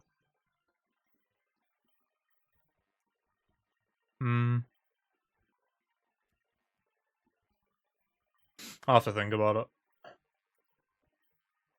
I think Raikou and Latias, like, beat most Pokemon, though. Like, I don't think I'll be struggling with that team, to be honest. Even with, like, no IVs.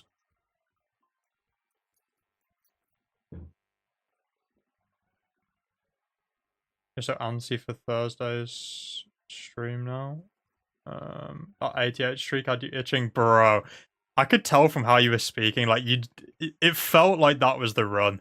You know what I mean? Like I feel like you were already plotting, like, what am I doing, like, after the streak's done? Like, what's the next content for the stream after we finish this? And then, like, you just ran into, like, the worst team of all time.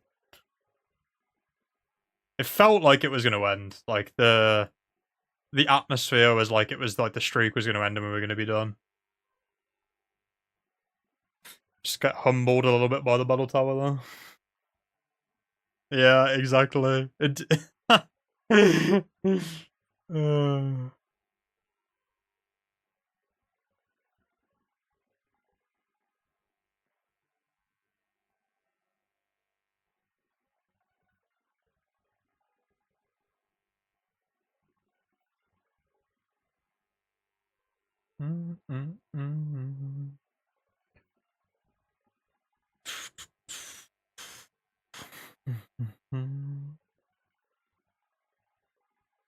I'm just really getting the battle tower itch. I don't know. I don't know if I can hold off long enough to do like a whole 5IV squad because like those shinians are gonna take me like months or years still.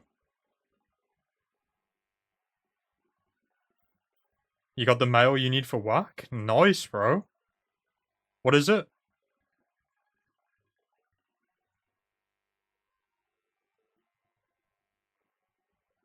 You're on about 4 IV, Riley?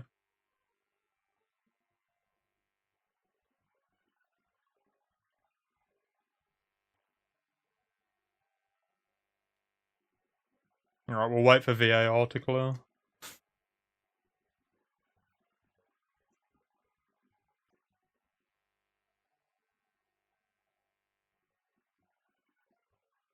What, attack, defense, special defense, speed, Riley?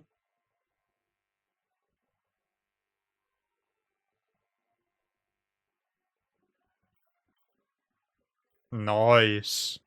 I don't know why I thought you already had the 4 IV, or was that the 4 IV for the Adam? But nature doesn't matter for the what? For the male. I thought you already had a 4 IV. Oh, for the yeah, for the hidden powers, right? Yes. Oh, nice, good stuff, bro. Both the 30s attack and defense. Nice, nice, nice.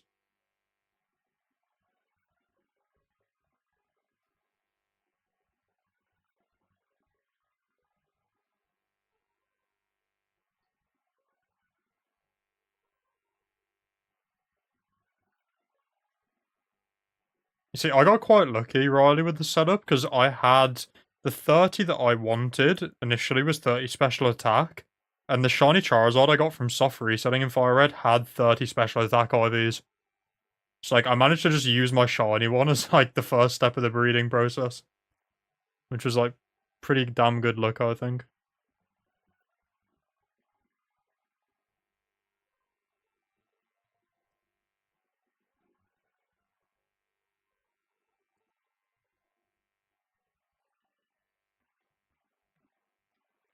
See, 30s are okay to, like, figure out, because, like, a lot of the time, like, a stat point will be 30 or 31.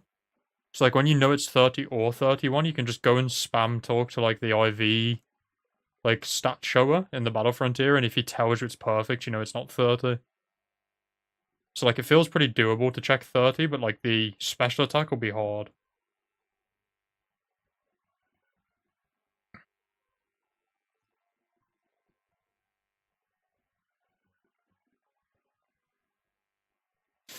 My guy is not giving me eggs fast enough. I'm hatching them before I got the full party. It's the downside of not having different trainer ideas.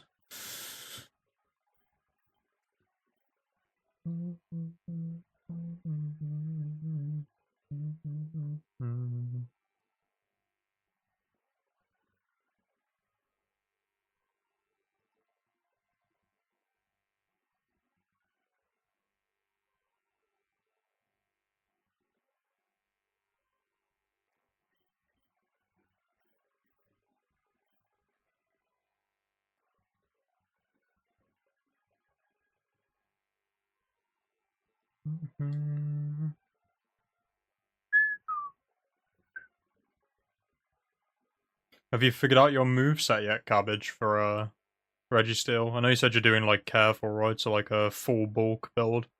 Are you running like Seismic Toss Toxic?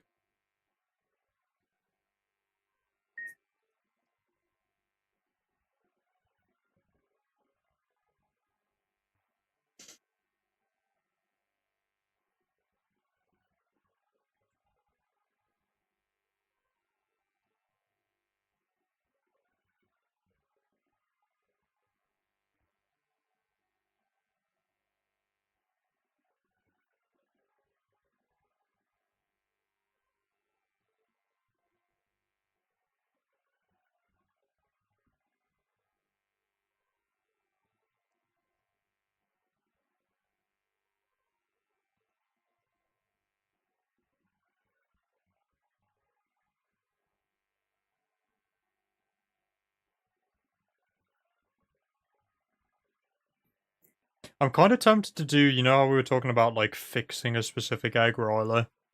I'm kind of tempted to do it for the Charmander. Because I think it'd be cool to have like a female with the warp gender ratio. Because like all the other 5IV ones I've hatched are all male. So like attract Pokemons are going to be like so annoying. Like I think it might be nice to have one that's like a female, and it feels worth it to do it for like Zard, where like females rare as well. Like I feel like that could be cool. Like I'm just trying to decide and weigh that up in my head if it's worth the extra effort.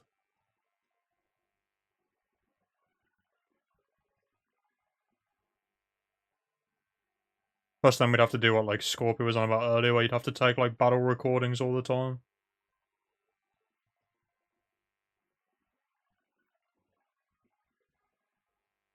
Whereas at the minute, I'm only doing like one battle recording, like at the end of each session, before I like turn my DS off. Which I suppose would be the same, it's just I'd have to keep loading it every time I soft reset. Which could just be annoying.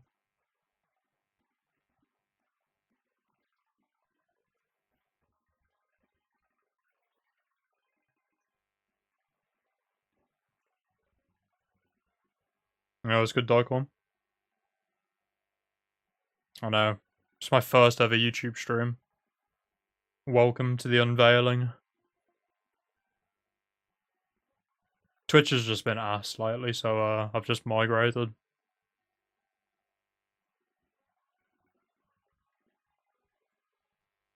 No clue what's the best, something really defensive.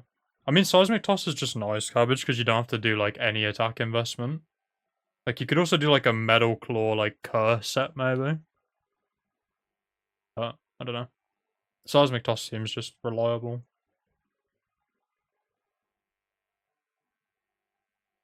Just been chilling. Nice. Have you got Picky Peck yet, bro?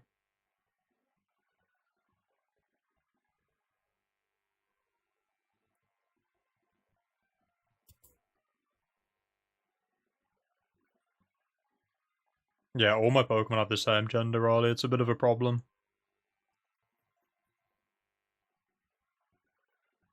You like your shinies to be thematic, Espeon needs to be female, Zard is male. I kinda get that though, DOR. I like syncing up, like, in my head what makes it satisfying is when the gender symbol matches the colour of the shiny. Because again, I'm just a shiny hunter, really.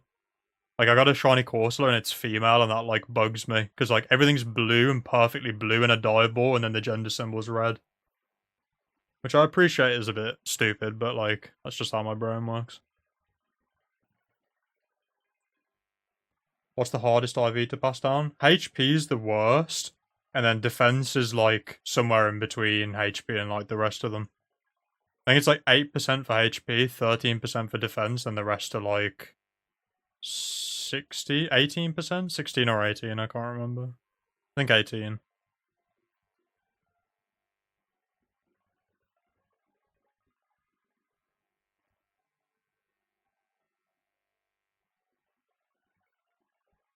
One in 8 chance it's the wrong colour, yeah. That's kind of why I want the female Zard as well, it like fits perfectly with like the colour scheme. I think that would be like unreal. I'd have to see how slow it is. I might try it in a second. Like, I can set it up like now, it wouldn't be a problem. I'll just have to do a couple of soft resets and just see how slow it is. I also wouldn't need 2 counters then, because like I wouldn't need counted for collections, because I'll just be collecting one and then hatching it. I'm glad it's not just me, Cabbage, and Daikon. That makes me reassured. Like, some of the Pokemon I don't like to be like a certain gender based on the gender differences, but 13 and 19, yeah, maybe 19, because it would have to be quite a high percent, because the other ones are lower.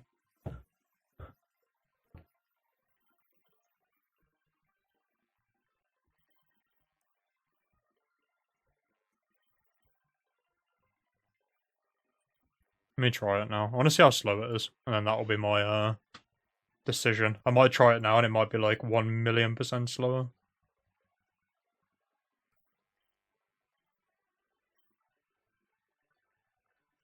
Gotta find a female first.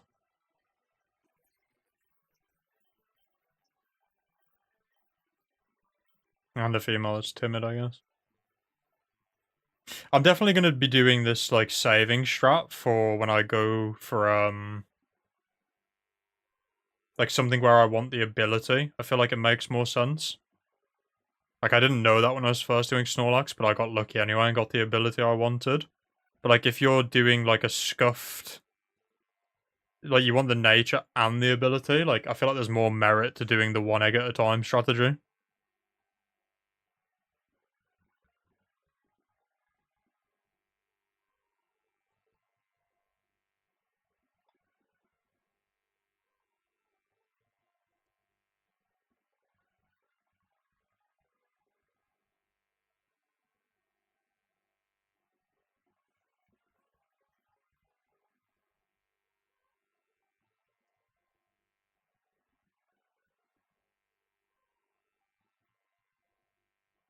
In fact, actually, how many I get them? I'll see how many I'm getting per hour now with the counter, and then we can compare. I'm getting 22 to 25 an hour. That's pretty slow though, to be honest. You can normally get like 25 to 30 if you're not checking them. I'm just being very slow.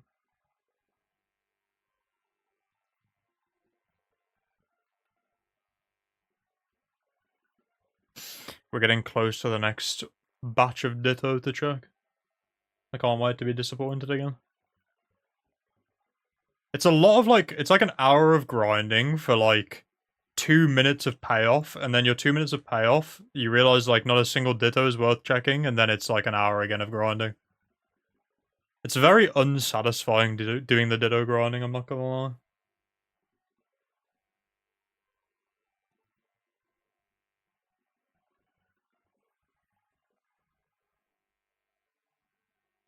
You still refer to your goose as a dude. He's your boy regardless of what color the little symbol is. Yeah, I get that.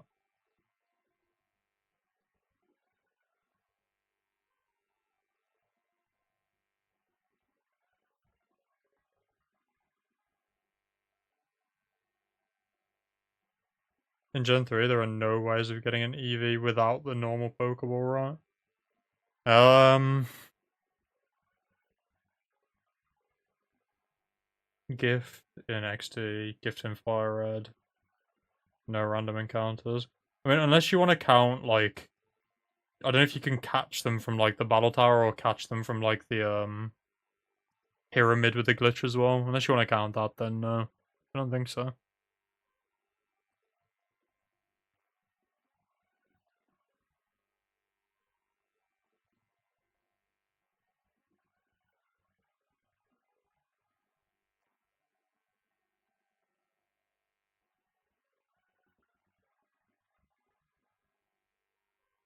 That's a thing that started in Gen 4, yeah. I don't really count the, like, the Battle Pyramid or the Battle Tower catching stuff anyway. It's not really my, cup of tea. A rat dragging a pigeon into a wall. Wouldn't surprise me if that was, like, outside my house, to be honest with you.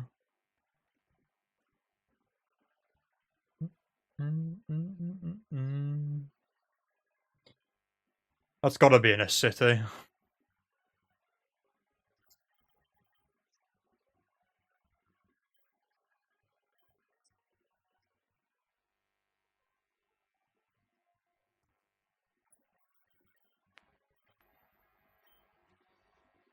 in my DMs.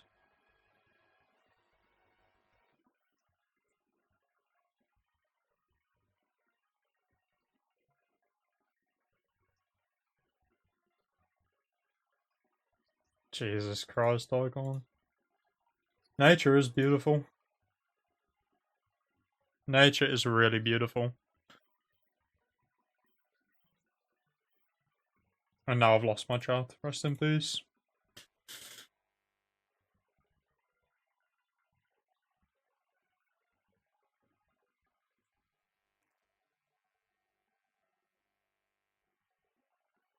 This male also has 31 special attack. Nice, Riley. Isn't that, like, perfect? Like, for what you're trying to get. Because then you can check it as well if it's passed down. So you got a 5IV... Well, a pseudo 5IV one, basically. Just in the wrong stat.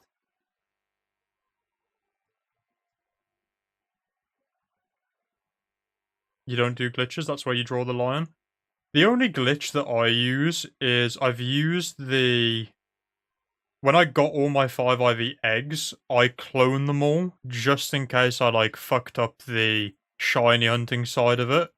Because sometimes you get, like, a situation where you trade the egg, like, across into a game, and, like, depending on where your egg cycle is, it can hatch in the one step for where you, like, stand out of the, like, trade location to, like, trying to walk sideways to retrade the egg. It can hatch in that step, and if it hatches there, you basically, like, lose your egg. Because, like, it hatches and you've already saved, and, like, you're basically, like, soft-locked because you can't fly, and you can't get to a PC without it hatching. And, like, I didn't want to lose all the setup for the egg just from something like that happening, so I made a clone of the eggs. And I keep a clone in here just in case. Oh, I'm out of repeat balls. I'm throwing a luxury ball for some reason.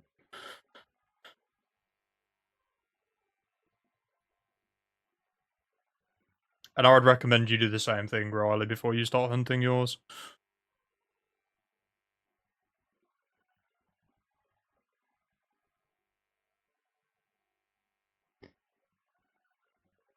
Or at least, like, take up a backup of your save or something.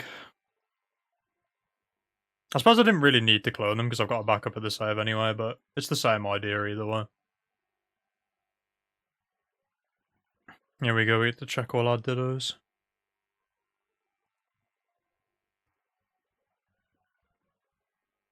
Let's see what we got.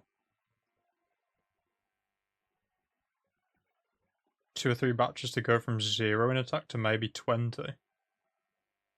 I mean, it's all... It depends what your parents you have in R. I reckon it depends, like, what RNG does, so you can random roll, like, 31s. It's just completely random. Hey, nice Icon. Good stuff. When is it? When's your date?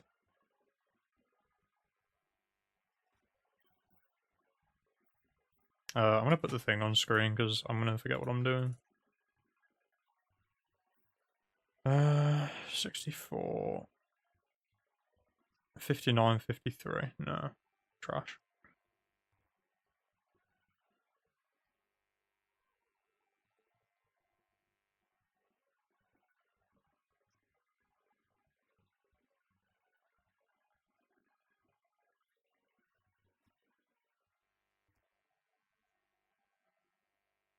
What have I done here? Why have I picked up 2 eggs? What am I cooking here? I don't know what I've done here, but this was not my intention.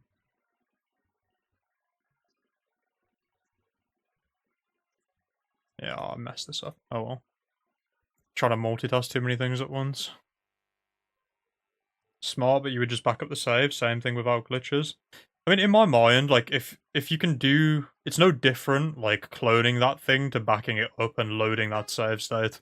Like, you can't do either of those things naturally in the game. So I agree with, like... I don't like doing glitches to, like, get stuff that I wouldn't have otherwise. But, like, if you're gonna just load a save state anyway, in my mind, that's no different from just cloning an egg. Because you could do neither of those things legitimately either way. So to me, that doesn't really make any difference, but again, everything's personal preference for this stuff, of where you draw the line.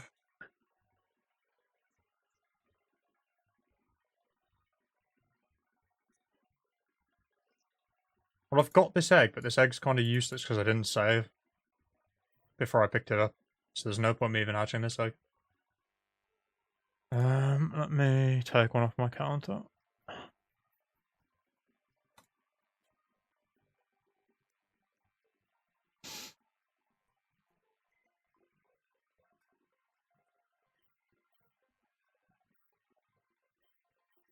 I'm running out of box space. I probably need to delete some stuff, to be honest with you.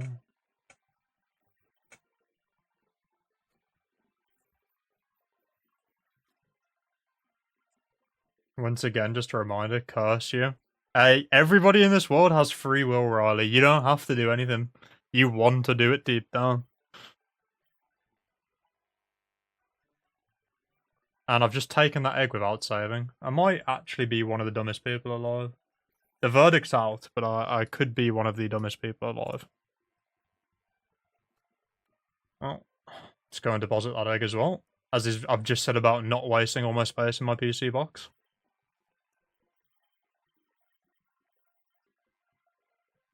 Right. Save this time, genius.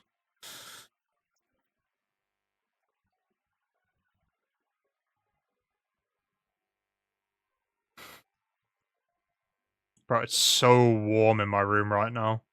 Like, it's 6 p.m. here now, and, like, about 4 p.m. onwards, like, the sun starts coming to my side of the house, and, like, my whole wall is basically, like, window, so my room just becomes, like, 30 degrees. If not more.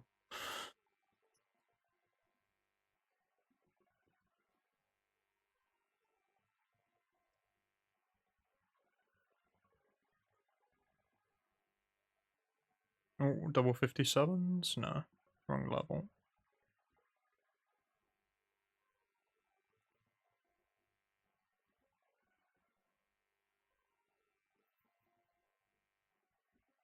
You like hacking in items now, because getting them normally barely takes any intelligence, but just takes time. I mean, again, Daikon, it's whatever people prefer. Some people don't want to waste the time, and some people would rather just do it all legit for the process. It's just whatever your preference is. Right.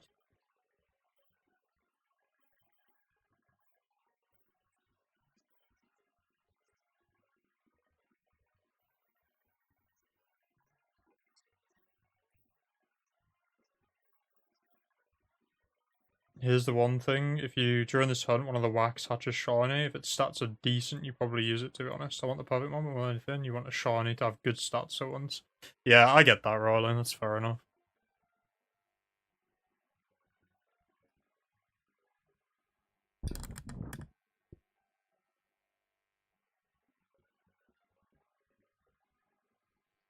I've got so many, like, leftover shinies from doing these egg setups, Riley.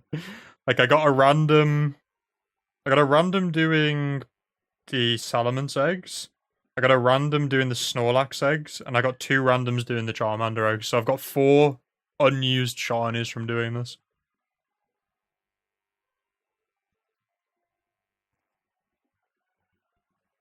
Same in Portugal, very hot these days. Yeah, I'd imagine Portugal's running a bit a bit warmer than here still.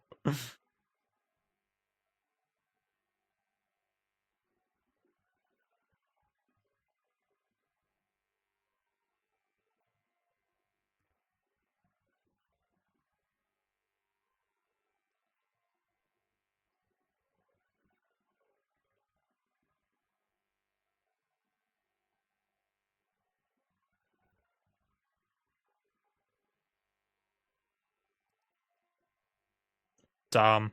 Oh wait, that's 45, not 43. Okay.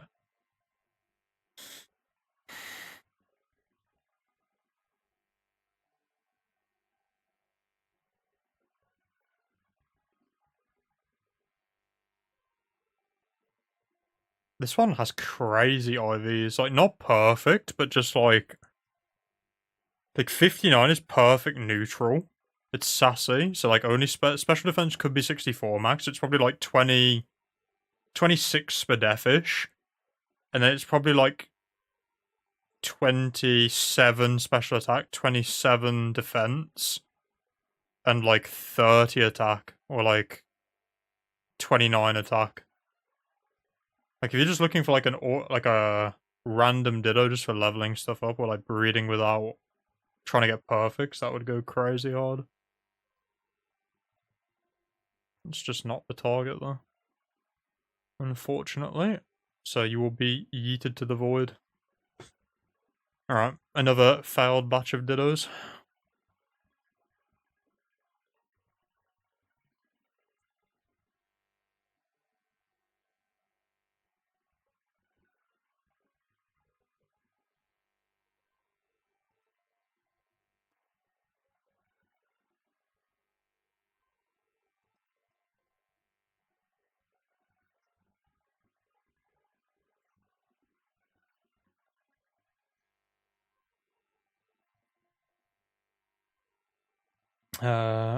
Not as bad for you because you're closest to the beach. Oh, do you get like the coastal breeze DOR, like cooling it down? Not the Gen 7 legendaries, or have like multiple perfect RVs, probably same logic. Yeah. As you've learned in both your Emerald Gold symbol quest and the Ruby Battle Tower action, perfect isn't needed. Yeah, I mean, you can easily get gold even with like a mid-team. Like I had like a Salamence and a Metagross with like one perfect stat, but really good like overall stats. And then my Houndoom from Colo, which was like pretty terrible. And like even then, like I could get the ribbons. Like, or I think I lost on the ribbon battle and ended up doing it in Ruby, but like if I just like changed the set to put Fire Blast on instead of Flamethrower or something, like even with like a suboptimal team, I reckon you could quite easily get to gold symbol. If you know what you're doing, obviously. Like if you're just clicking random moves, you're gonna get demolished, but if you know a little bit about the Emerald AI, you can definitely make it do some weird and wonderful things.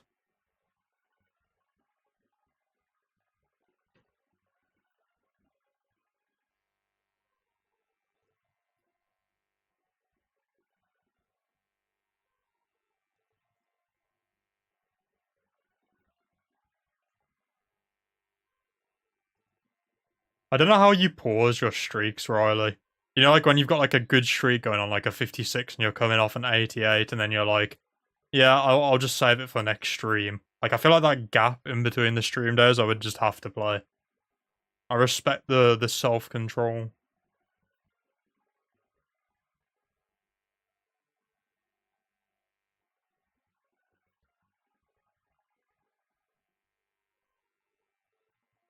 It kills you. Right, it must be so hard. Especially when you're, like, so pumped up for it, like, off a stream like that, and, like, off a streak like that, where, like, you can feel it on, like, your fingertips, and then you have to, like, wait over and over again.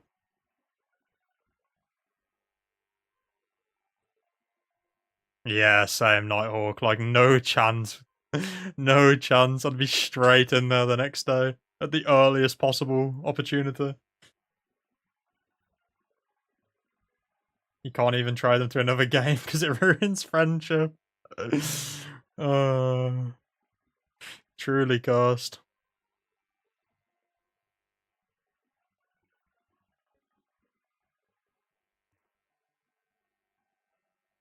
If you're in the flow state you're staying.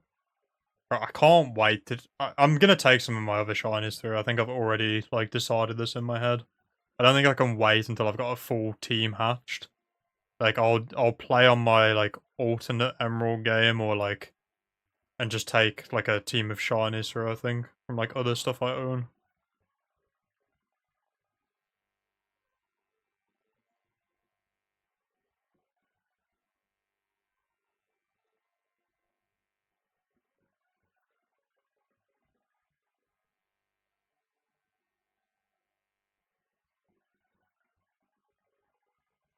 Problem is with me, I leveled up quite a lot of my, I leveled up quite a lot of my shinies to 100 when I started. And I would have liked to have some of them at 50 to run through, like, and get the ribbon in the 50 battle tower. But there's not really a lot I can do about that, to be honest. It just kind of is what it is. Yeah, Nighthawk, I'll drop you an email at some point. I need to figure out how it's gonna work, though, because, like, I don't have the screenshots of, like... You know the team members, for example, so, like, Milotic and Snorlax that I haven't yet hatched. Like, I could hatch them out the egg and get a screenshot of them as they are, and maybe just give them some TMs so you can see the movesets that they will have. Like, maybe that would be a way of doing it, but just not level them up. Because, like, I could hatch the Snorlax and give it, like... Because it's going to be running, like, Return, Shadow Ball, and Rest, which are all TMs. And then Milotic's going to be running top... The only one I can't give Milotic is Recover without leveling it up. So, like, maybe I just level them up and have the screenshots from that. I don't know how it would work. Because, like, I don't want to EV train them either to just, like... I don't want to hatch them, EV train them to get a screenshot, and then soft reset. I don't know. Yeah, the problem is with that, though, Riley, like, I almost think the same, and it's why I've hesitated to, like, send the email yet, Nighthawk, but, like, I can't really promise that when that will happen, Riley. Because, like, the egg hunting, like, for 2 more of those eggs, like, yes, I got Bagon in, like, 300 encounters or whatever it was. So, like, that didn't take me, like, even those 300 encounters was, like, 25 hours, you know what I mean? Like, if I need to hatch a whole 2 other members, like, Nighthawk will probably be in Gem 4 by the time I've got the other 2 shiny. Or maybe even in, like, Gem 5 by that point. Who knows?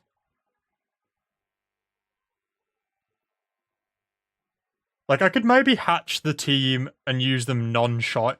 I could do that. I could hatch them, but that feels like a shame to, like, not use the team. I could hatch the eggs, because I've got them backed up. So I could hatch the eggs, like, level them up and EV train them, and then use them for, like... Using them for streaks as non-shinies. And then have the experience of using them. But then that kind of takes away from the, like, trial and error of playing with them for the first time when they're shiny. Which I'm not sure if I'm on board with. It's a difficult spot, because, like, I would like to, like, be on there. And, like, I've done the Battle Tower before. Like, I've done it with... To be fair, it's a pretty meta squad, but, like, not that this isn't a meta squad, because it really is. But, like, I've done the Battle Tower before with, like, Salamence, Metagross, and my Houndoom. But, like, I'm not sure I'd remember enough of that team to give commentary on it at the same time. Yeah, we'll see, Nighthawk. We'll figure something out. I'll hold it off for now, but, like... It's not because I don't want to do it, if that makes sense. Like, I enjoy the episodes a lot. It's just, like, I'm in a weird spot where I almost don't have the, like... You know when people come on and they talk about, like, threats to the team? Hypothetically, I know my threats to my team, but, like, there's always gaps in your team that you don't, like, think of until you're in there and you're like, oh shit, I've just ran into X Pokemon and I have no answer for this. You know what I mean? Or I have, like, an answer, but, like, only if this goes right, or, like, I have this answer if this Pokemon's full HP, but now it's, like, chipped, so I'm, like, completely scuffed. Like, it's kind of weird to do the podcast without the experience of, like, playing the team. Because, like, as I say, I've watched probably an obscene amount of, like, Battle Frontier content. Like, in my head, I know the threats of things. Because, like, I've watched LRXC, I've watched every single stream on his channel while I was working from home. So, like, I pretty much know, like, what I'm scared of, but, like, as I say, and as you say there, like, the weaknesses of the team and how you play around stuff, you can't really appreciate the risks until you're kind of in there doing it, I feel like.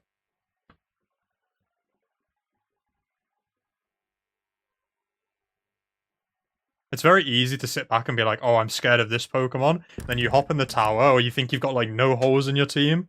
Then you hop in the tower and you run into, like, Swords Dance Marowak, and you're like, oh god. Like, I didn't realize this Pokemon was even, like, scary. Like, how many people, be honest, before you did the Battle Frontier were scared of Marowak as a Pokemon? And how many of you are now scared after playing the Battle Frontier?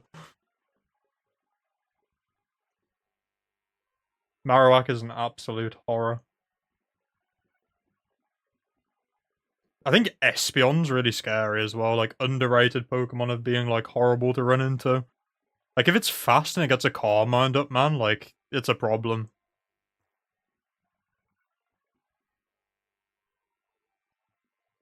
Sniped by a Seeking with sheer cold. I mean, I did lose to a Horndrill Seeking one time, Darkhorn. I got Horndrilled, and then I got Quick Claw Horndrilled. And then my last mon just got folded. I'm pretty sure my last mon was Houndoom. So Houndoom just got like waterfalled or something, whatever it has, I can't remember. So my team of like pseudo legendaries got wiped by a literal goldfish. Which is something that only happens to you in the Battle Frontier, I think. You were never scared of Ludicolo, Wishcash, Cradily? You see, I've watched enough LRXC to be scared of Ludicolo and Wishcash. Cradilly's kind of like a team-dependent Pokemon. Like, it's either like you see a Cradily and you're like, yes, that's an easy kill, or you see a Cradily and you're like, this is actually kind of awkward. Because there's like a lot of Pokemon that have like, that aren't really scary Pokemon, but they have swagger. And then like, you're in this awkward spot where it's like, do you take the risk of attacking and taking +2 damage on yourself? Or do you like switch into something weird potentially? Like, there's some odd scenarios you find yourself in, like, in the Battle Tower. You were trying the XY Battle Mason a few years ago, or a while ago, and Chestnut is evil. Then gets Hammer on, Power Whip, and Spiky Shield. Yeah, that's a evil moveset. Another male for the collection?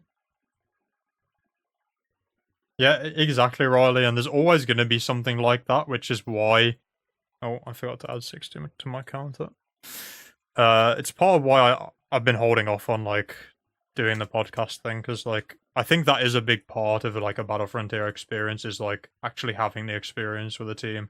Like, you don't have those memories yet of, like, this Pokemon came in, like, so clutch this one time when I was fighting XYZ, and it, like, lived on 1 HP, or, like, I was 55 battles in, like, when I lost my ribbon streak going for Houndoom, I was fighting a Nidoking, and I had lead, Salamence, and I took 1 hit. I DD'd turn 1, and I lived, like, a hit. It was, like, a physical, Nidoking. I took a hit, and I was like, do I, like, get greedy and DD again to, like, for sure kill whatever's coming in the back? Or do I, like, play it safe and, like, just take my 1 DD and use Earthquake? And I was like, oh, I'll be greedy, and I used DD again. And then the Nidoking used Mega Kick and crit me through Intimidate and killed me. And then Horn Drilled my next Pokemon, I think it was. And like, you never, without having played, you won't have those experiences and those stories, which I think are, like, the most interesting parts of the podcast. Like, the team building's fun, but, like, I think the stories of, like, things that happen to you in the tower are, like, definitely part of the draw value.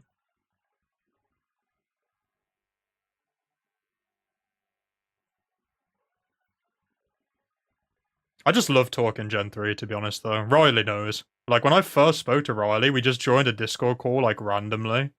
I can't even remember what we were, like, talking about initially, but, like, we ended up just talking about, like, random Gen 3 stuff for, like, 5 hours straight. It's so nice that there's, like, this kind of, like, small sub-community online that's just, like, super passionate about it. Because, like, I obviously come from shiny hunting, and I feel like most shiny hunters don't actually really care about the game, as weird it is to say. Like, they only really care about the shiny hunting, and, like, even for me for a while, I was probably like that. But, like, there's just so much about Gen 3 and so much depth that I like waffling about, and just, like, it's nice to have other people that are, like, as passionate about that stuff, I guess. It's a very niche thing, I guess.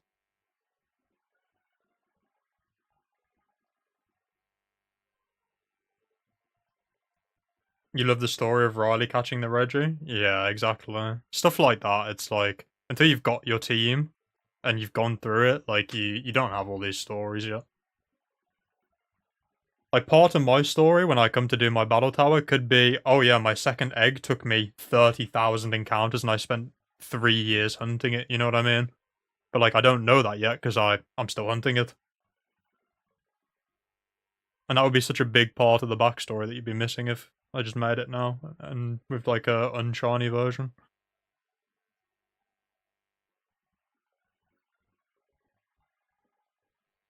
Nowadays, you think a lot of the Pokemon games are just not that good.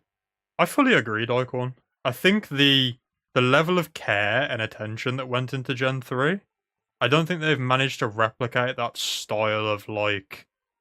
It feels like you look at, like, Colosseum and XD, for example, where they have all these animations and like all the Pokemon have so much life to them that like fits their like design characteristics.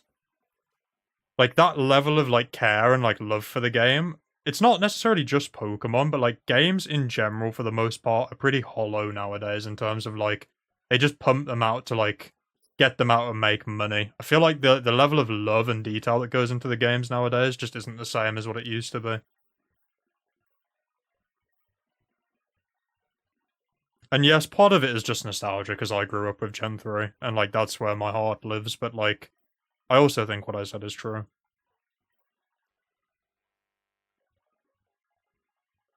If you weren't in Gen 3, which game would be the game for eggs and shinies?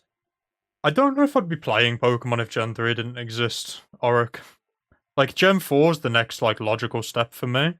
And, like, I played Gen 4 as a kid. Like, I played, like, I must have been, like, beyond max hours in, like, Pearl version. But, like, it just doesn't hold the nostalgia for me the same way that Emerald does. Like, even as a kid, I must have sank, like, thousands of hours into Emerald. Like, I had for sure a max save file, like a max time save file. And then my cousin and my sister, we were really young, but they deleted my save file. I remember just being like, absolutely just like full of rage at that.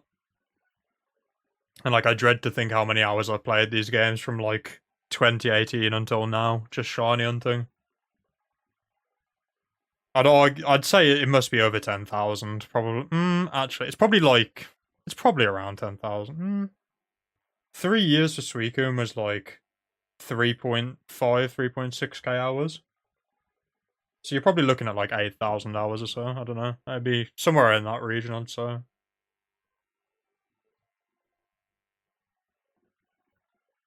Maybe more. I don't know. Hard to say.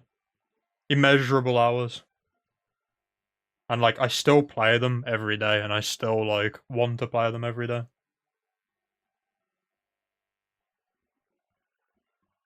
I think shiny hunting adds a longevity to like the game as well.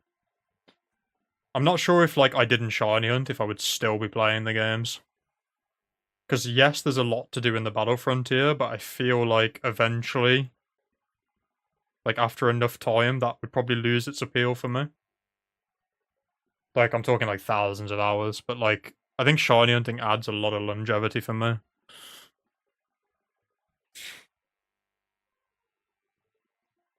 You can call me Louis.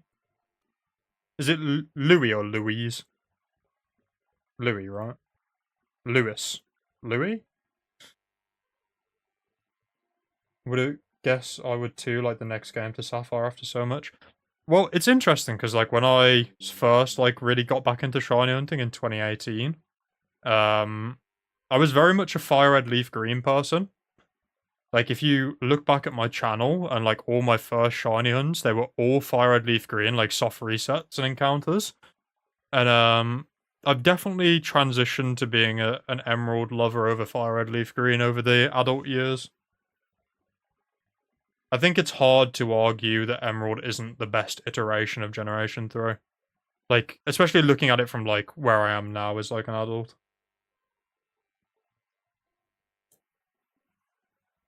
I think the battle facilities just add like a ridiculously detailed layer to the game that the rest of them just miss.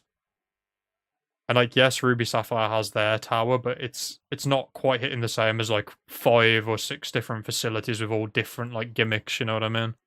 And like with a smarter AI where it's a bit more challenging.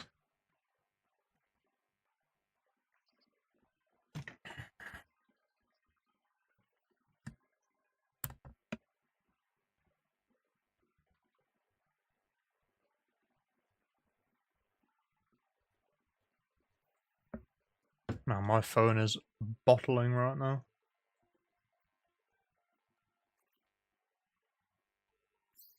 I didn't even... Did I just save and not check it? I don't remember.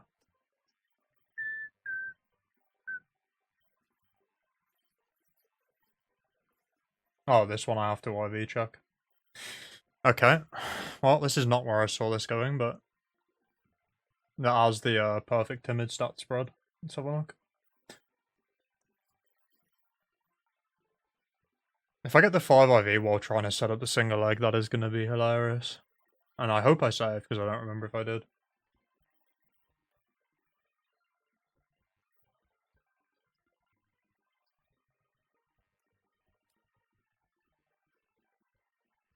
Louise, okay.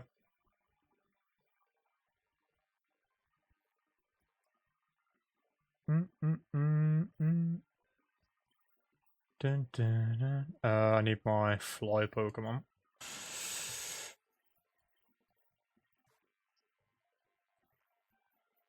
Dome is so damn cool. Yeah, Dome is a really cool like strategy. I like the idea of the Dome a lot. I feel like I'll enjoy that when I get around to it. What's the reason for not going for 6 IVs? Time sync, also a specific reason for using Feebas for Ditto farming. So main reason for not going 6 IV is, to be honest, a lot of Pokemon don't need 6 IVs. So like if you're running a sole physical attacker or a sole special attacker, you don't need the 6th IV. There are some Pokemon where you do run like mixed, so like a Blaziken for example. But the main reason is, yeah, the time sync difference between 5 IV versus 6 IV for Sachi is like, you're talking like a very, very, very significant jump. Like I think the 5 IV egg chance with like the ideal parent is like 1 in, I think it's like 9,000 or something. I'll have to double check myself, but I think it's like 1 in 9,000. And then the 6 IV one is like 60,000. So it's not even like really in the same realm of like difficulty, to be honest with you.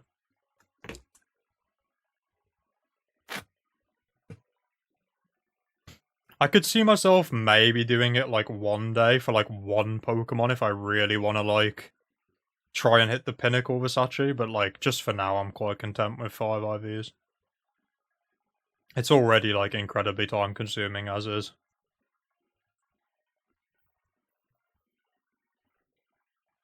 Sorry, the second part. Also, specific reason for using Feebas for Ditto farming. I wouldn't say it's so much a specific reason. There's a couple of things that make it better, in my opinion. First of all, it has Splash, which doesn't do anything. It just says like, but the effect does nothing. So rather than it being like a move that does damage or a move that like lowers their stats where that adds a bit of extra time or animation, it doesn't really have any of that. The other reason is Splash has a lot of PP. So it has 64 PP because I boosted it, which means I can like do a lot of Dittos. So the idea is you use Splash here, nothing happens, then Ditto transforms into you. The other side of it is Feebas is a 255 catch rate Pokemon, which is the highest catch rate. So then when you throw your repeat ball, it's a 100% chance to capture it. So you don't have to like duplicate Master Balls or anything to get yourself a 100% catch rate. You can do it like all legit with the repeat ball. Like you could use Magikarp instead or something, or like even just a Pokemon that's like really low level and just wants to use like Tackle or something, but I just prefer using Feebas because I had it to hand. I've done a lot of like Feebas breeding already, so I just had the Pokemon to hand, so it was just the most convenient thing that worked. Yeah, exactly. Daikon, it copies the catch rate. New Nighthawk vid? What have we got? I still haven't watched the pyramid one. I was like coming back from work when he uploaded that, and I never went back to it yet, so I need to catch up on that video still. So I'm one behind for that so far. I'll probably watch it later. Skip that.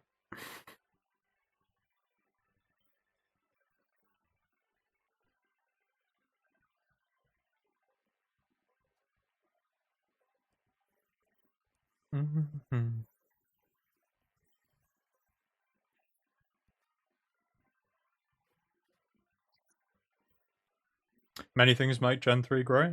Love the 60 FPS sprite art, so retro and nostalgic.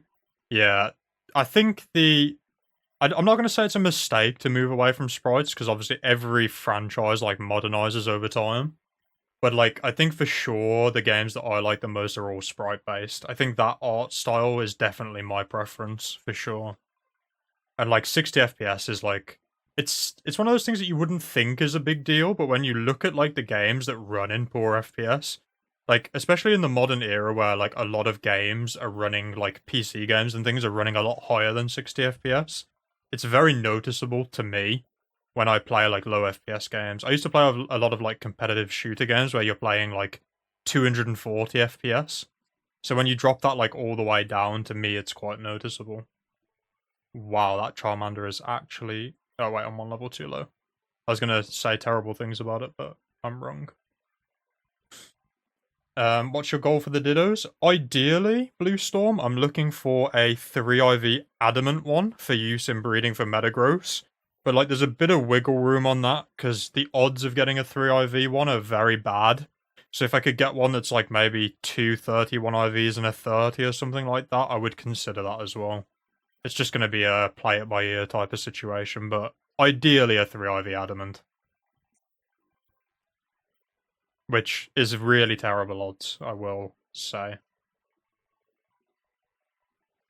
Ooh.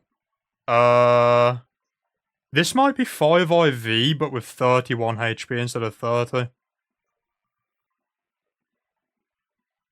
Huh. That's the stats for 5 IV, potentially.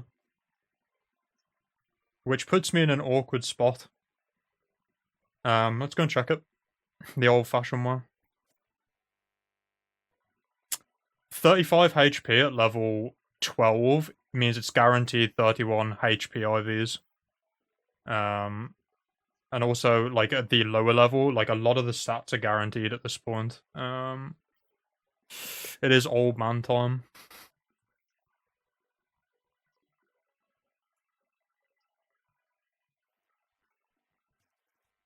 Yeah, it's one out of 32 to 3, and then you're also throwing on a 50-50 for the synchronize of the nature, so it's, like, very, very unlikely.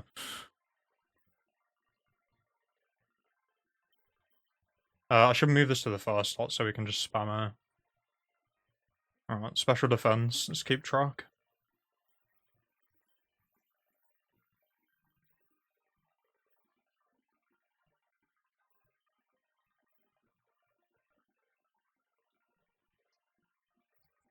Oh, old man. I have not missed you.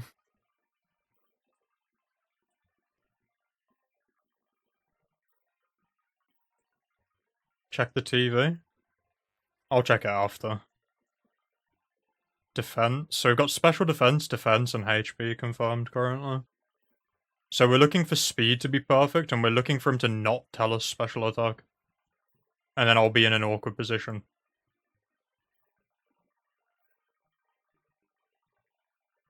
It's quite likely for speed to be perfect, though, because if you have 14 at level 5, it means it's 30 or 31 in speed, and it was 14 at level 5, otherwise I wouldn't have checked it. So it's quite likely to have the max speed roll as well, which just leaves us with not seeing special attack.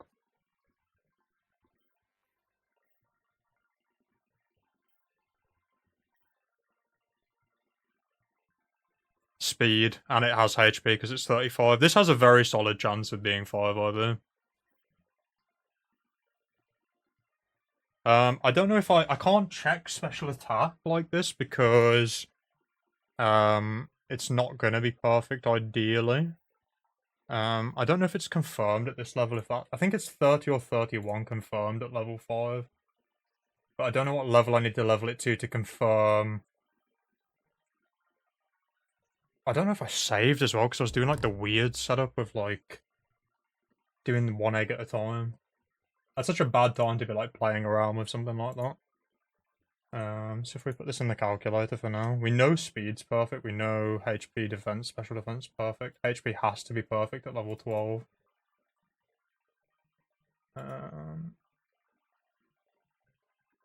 Charmander. Yeah, guaranteed 31 in HP at this level to have 35. So like the only thing I need to confirm is special attack.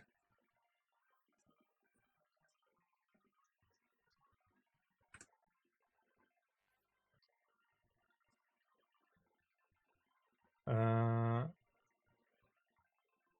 23 is... It's 30 or 31 guaranteed at this level, yeah. I'm pretty confident this is, 31 HP, 31 defense, 31 special defense, 31 speed, 31 special attack. What we can do, Riley told me a cool way of checking the hidden power is to hidden power a Kecleon. So we can go and hidden power a Kecleon and see if we've got grass as well.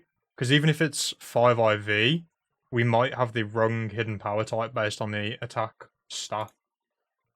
So let me see where I get hidden power, because I don't remember. I think you can buy it from somewhere, maybe the department store. Hidden power, location, emerald. Do I already have it in my bag? I may already have it in my bag. I don't know. Fortree and Slateport City. You can purchase it from a salesman. I don't know if I've got secret power on this game, because this is this my main emerald? I'll go and check Fortree, because I don't know if I've got the secret power TM already. TV first. Alright, Riley, I'll give you the TV, brother. The name rater show.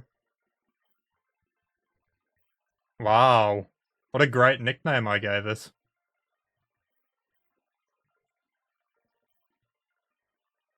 Perfect.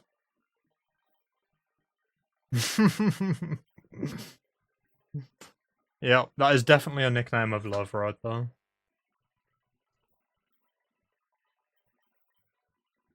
Where's Fortree? Up here. I don't remember which building it was. Is it like the weird one, like down the side? I can't. Things that I should know the answer to after playing the game for so many years, but still don't.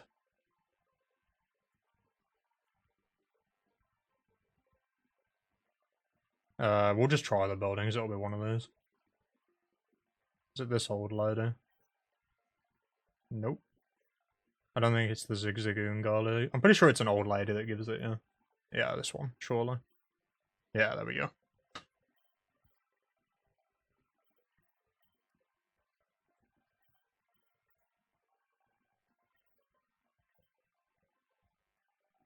Okay.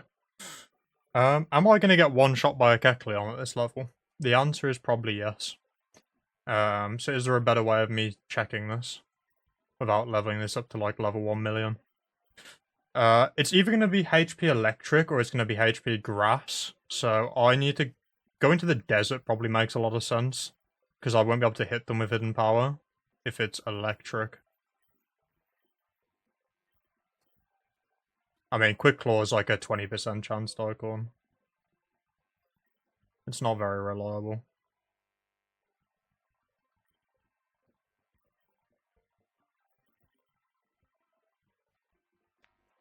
I need Rock Smash if I go that way, so I should go this way.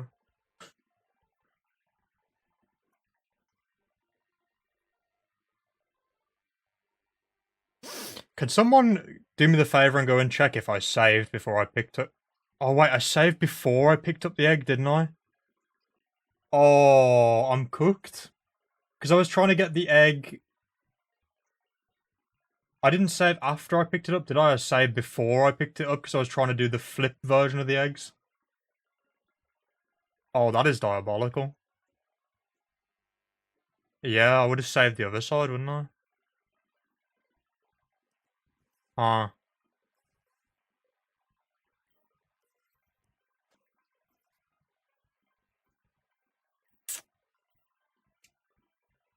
Oh, I got HP electric anyway. I think I'm fine because this doesn't have the hidden power I want either way. I'm 90% sure I saved the wrong side of this encounter. Because I was trying to set up the way where you hatch one egg over and over again. So I would have saved before I picked up the egg. So I could soft reset if it was a female and have it back in the egg. So I don't think, unless if I soft reset, I lose this Charmander, I think. So I'm actually kind of happy it's electric hidden power.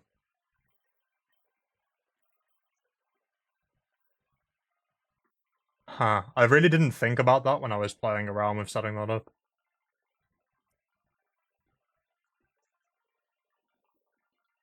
I'm kind of glad that's hidden power electric now. Also, I kind of want 30 HP instead of 31, so it could have been awkward for that as well.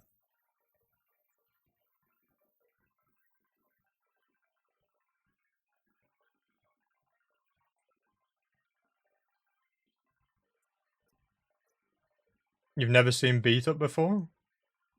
I can click it now before I don't have animations on though, actually, but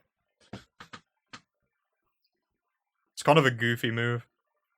It like attacks with your whole party based on the Pokemon's attack stat, I think, of the Pokemon in the party. So you saw where it used Dragonite's attack, it killed.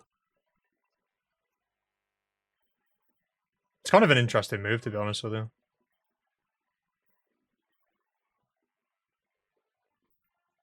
Yeah, this thing's for sure Hidden Power Electric. I did not save. I didn't think I did, because I would have saved the other side of the encounter. Which doesn't really matter, because it's Hidden Power Electric, so it's not the one I'm going for anyway, necessarily. I'll obviously keep a hold of it, because it's still like basically a 5 IV Charizard. Well, fake 5 IV. If you get Pokerus, does that stay forever on the Pokemon? So if you get Pokerus in your game, you can infect a Pokemon and put it in the PC box, and it won't advance the time on your Pokerus, if it's in the PC box. So once you've got it on one Pokemon, I just spread it to a few and just keep some of them in the box. But it does stay forever, like even when it fades, like off the Pokemon, I mean I don't have any in my party to show you with, but when it fades off and you get the little dot in the corner, you still get the active effect of Pokerus, it's just you can't spread it, right?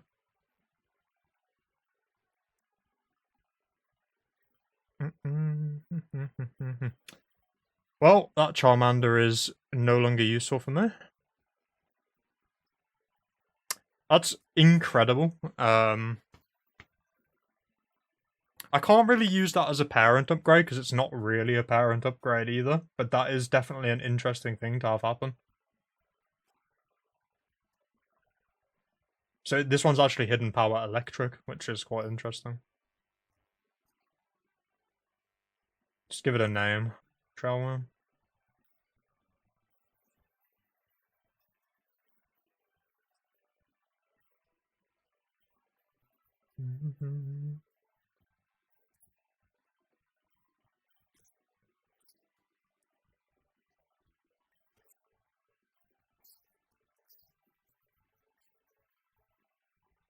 I can't fit everything I want, so I'm going to have to call it Special Attack, even though it's not technically perfect.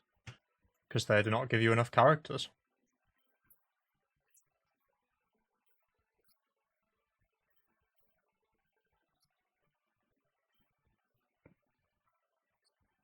I'll know that that's 30 in Special Attack. I'll remember.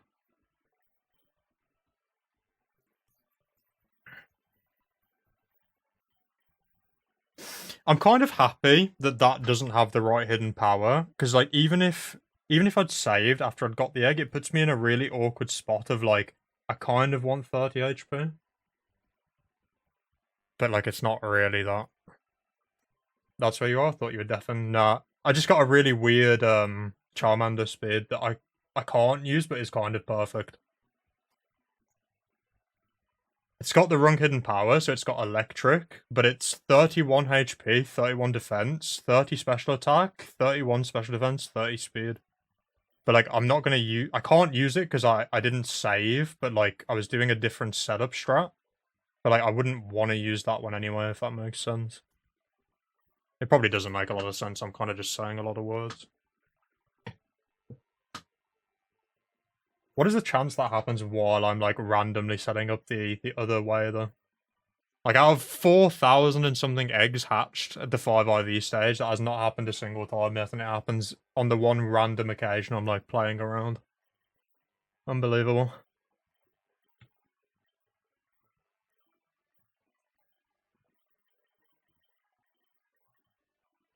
Oh, you stay over there, Charmander.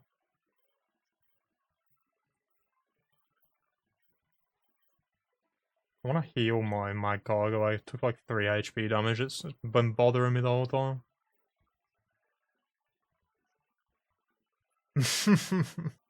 Will do, Speed. I got you, brother.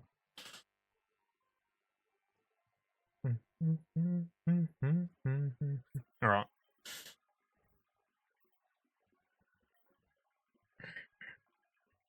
You got Pokerus while EV trading your Metagross. Had to damage control with berries to compensate. Yeah, Pokerus kind of messes me up sometimes with EV training as well.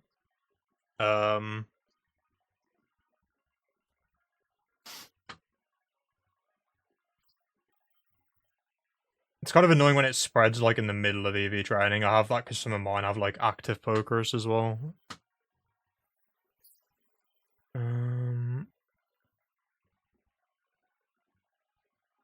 I saved already, right? Let me save again.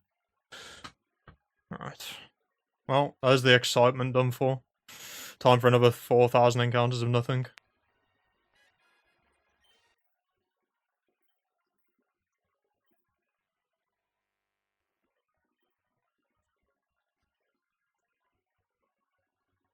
Right.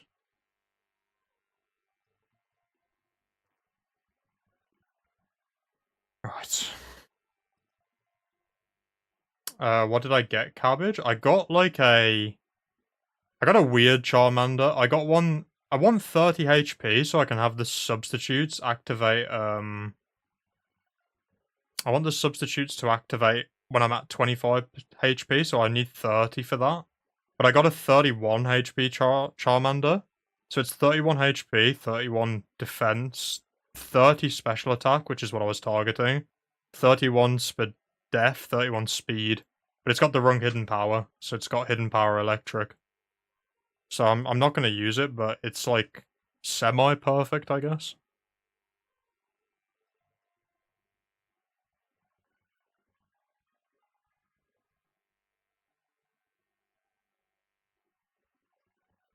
Depending on your TID, SID, you may never see a shiny. Surely that's not true, DOR. Never see a shiny. Surely there's got to be a shiny frame on like every combination of like every combination of TID, SID. Turn the Charizard into a Protect Substitute Toxic Staller? I don't think so, no. The idea for the build is it's going to be sub. Like, a lot of Pokemon want to hit Charizard because of, like, a Water types, for example, will see a kill on it. The idea is to sub down 3 times, which will put me in Blaze range. And it will also activate my Pitaya Berry, which will give me +1 special attack. Which makes, like, Fire Blast, like, pretty devastating to, like, everything in the game. Like, Flamethrower is more consistent, but it misses the Okos on a lot of Pokemon. Whereas Fire Blast is, like, very, very strong base power, and, like, with Blaze and at +1, it Okos a surprising number of Pokemon. So the idea is to use it as, like, a gambling slot machine type Pokemon, to be honest. Like, it's not going to be consistent, and, like, I understand that. Because you're going to miss Fire Blast sometimes, and that's going to screw you. But, like, I just think the idea of, like, a Blaze, Pitaya, Charizard just, like, one-shotting stuff is just incredibly funny. So that's the build I'm going for.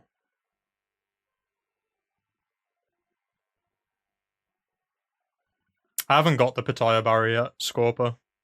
It'll be something I'll have to get later down the line.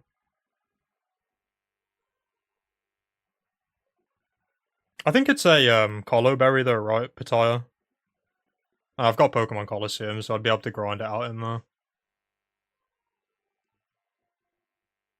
I'm pretty sure it's a Colo Berry, I could be wrong. Speed's the Berry Master. Speed, where's the Pitaya Berry?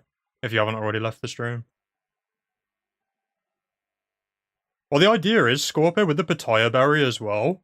Like a +1 Charizard, Hidden Power Grass, which is what I'm going for. One hit KOs all the Swamperts. Like, even the bulky ones. So, something that's like a hard counter to Charizard actually becomes like death fodder.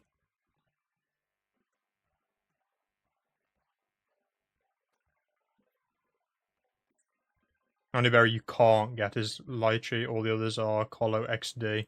Yeah, exactly. I thought it was a Colo Berry. So I'll just have to grind out some battle points in Colosseum to get it.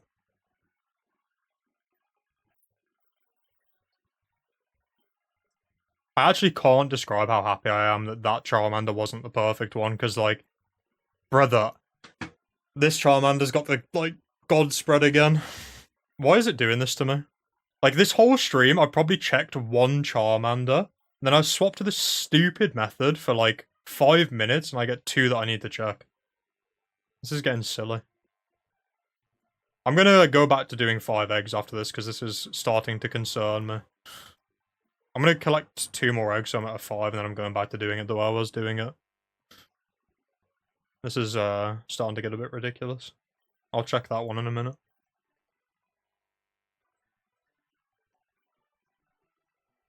There are some things you can do with Ace to turn a hatched Pokemon back into an egg, but I don't want to do that. So if this is 5 IV, I'll just have to live with myself.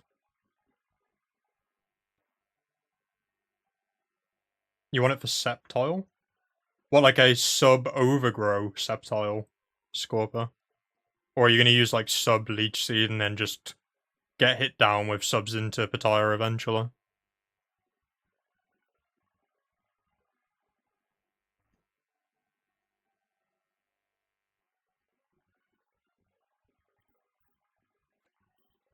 Still deciding. You see, I like Sceptile as a Pokemon, and, like, I see the sub-Leech Seed set, and I see the, like, all-out attacking set that's, like, Leaf Blade, like, maybe Declaw, Thunder Punch, Crunch, or something like that. Like, I see these ones, but, like, I feel like it doesn't quite do enough damage, and I feel like it's just a bit too squishy, for me personally.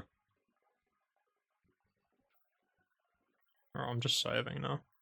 What's done is already done.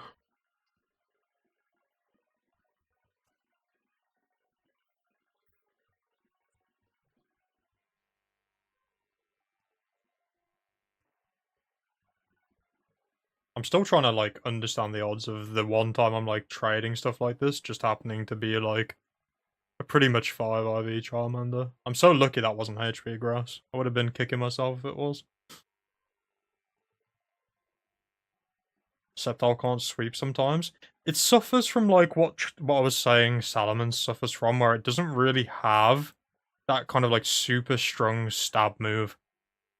Like, a lot of Pokemon have, like, a stab move. It's like base 90 plus, which gives them like really good offensive damage, but like Leaf Blade's just like not quite cutting it consistently enough.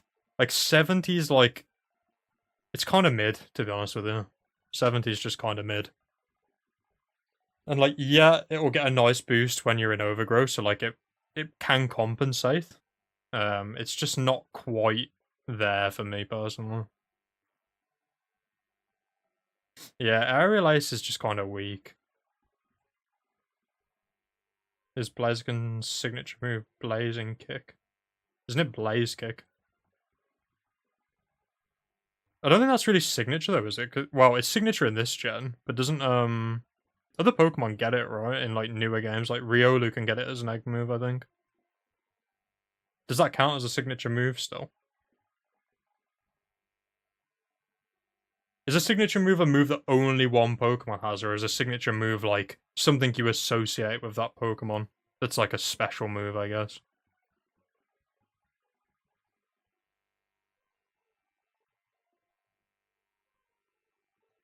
Most Pokemon have a signature move for only one generation. Okay, fair enough. It's a signature move. It was originally that Mon's move. Okay, I can get behind that. Finding Mirage Island is rough. Yes, that it is, Shadow. That it is. I'm yet to be honest, I've never tried to find Mirage Island, so I'm not going to say I've never found it, because I've never even tried. I will have to at some point, though, because I will want to get the Lychee Berry for, like, max contest stats, for something that I, like, do ribbons on in the future.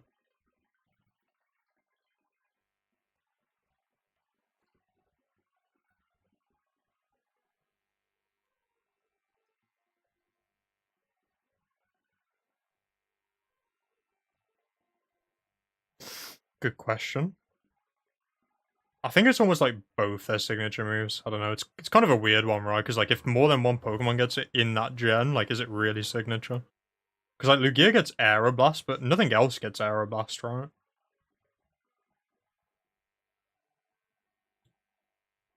And then like Lugia gets Psycho Boost as like in XD, I think, right? But isn't that like Deoxys's signature move? I think, if I'm thinking of the right one.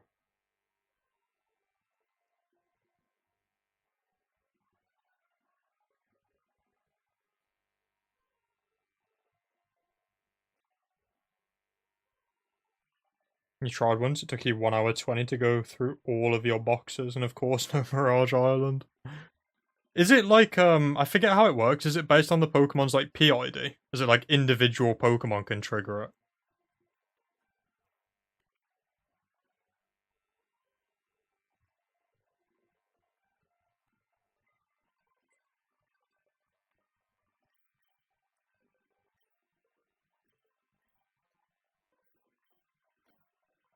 Right, at least the other two are terrible. Now let's go and check this one and hope I haven't screwed myself round too.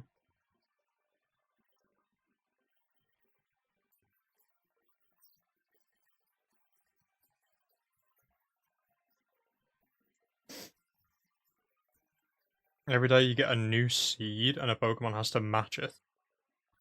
Okay, so it's matching an individual PID against whatever it is that gets generated. Okay.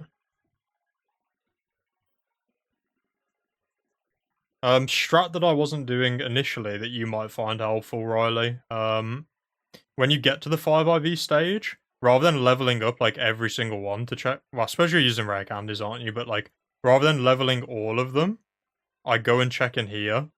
And like, if you talk to this guy, like, if he doesn't say wonderfully outstanding, like, your Pokemon cannot be 5IVs. It's like, if he says, like, quite impressive like that, you know instantly it's not 5IV and you don't even have to level it up.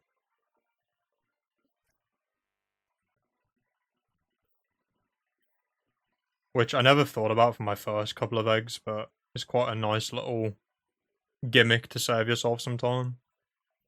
Yeah, it's good, James. Rip if your game's battery's dead, though. I mean, to be honest, like, Ruby, Sapphire, Emerald, it's really not that hard to change the battery. Like, you don't even have to solder them. You can reliably change the battery without even needing to solder in these games, so it's not like it's that hard to do.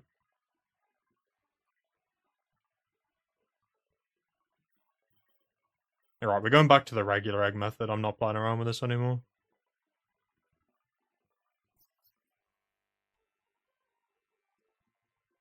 Yeah, that's what I did as well, James. Just get like a thin flathead screwdriver and just pop it off. And then just wrap it up in some electric tape with a new battery and you're good to go.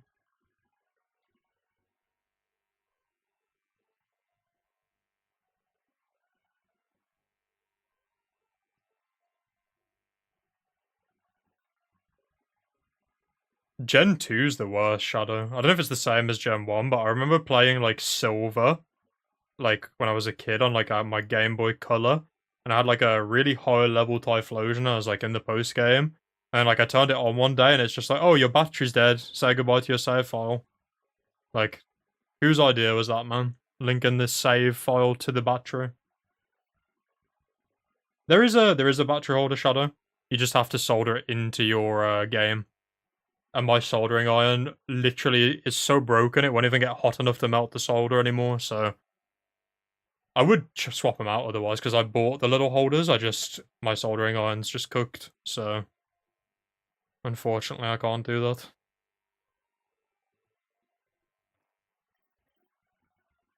You can buy them off like eBay and Etsy.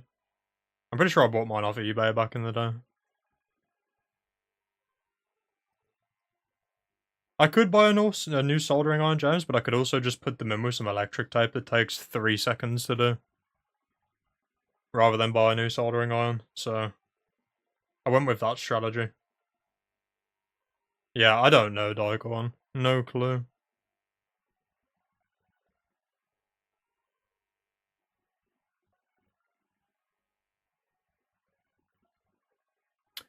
Not a clue.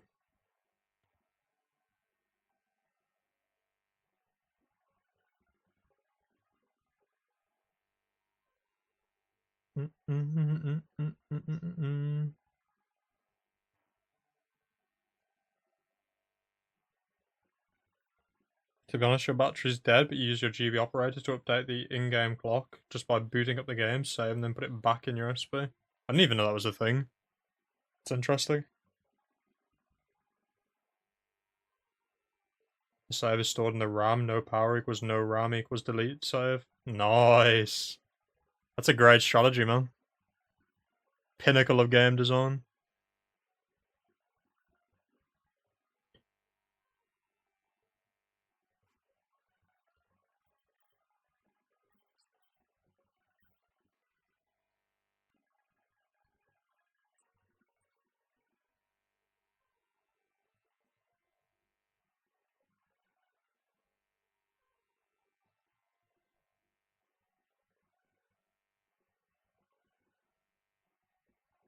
You never replace any of the batteries in your Gen 3? What, you just hunt with dead batteries? I mean, to be honest, if you're playing Emerald, like, it doesn't really matter if you have a battery or not. Like, let's be honest. You can work around pretty much all of the, like, dead battery stuff with an Emerald other than, like, cast form.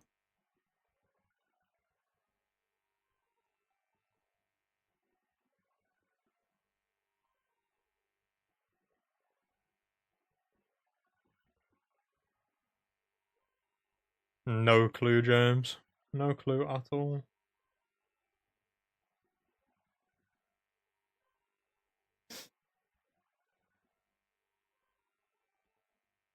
I mean, if you're doing random encounters, Daikon, again, you don't really need to replace the battery, it's just if you're doing, like, soft reset hunts.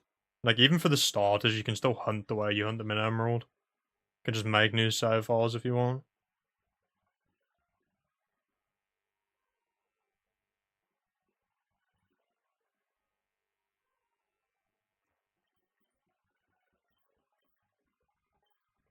How would it save to a battery, Daikon? There's nothing in a battery to save the save file on, it's a battery. Fire Red doesn't have a battery, yeah, there's no in-game time, which is actually kind of annoying, to be honest with you. Because, like, you can't spread Pokerus in Fire Red. Which is really irritating for EV training, to be honest. It means you have to trade it out to, like, Emerald, Ruby, Sapphire, spread your Pokerus, and then trade it back in if you want to EV train in those games effectively. If you have Pokerus, that is. But, again, a lot of the people that I know and watch are just shiny hunters, so pretty much everyone has Pokerus. Oh.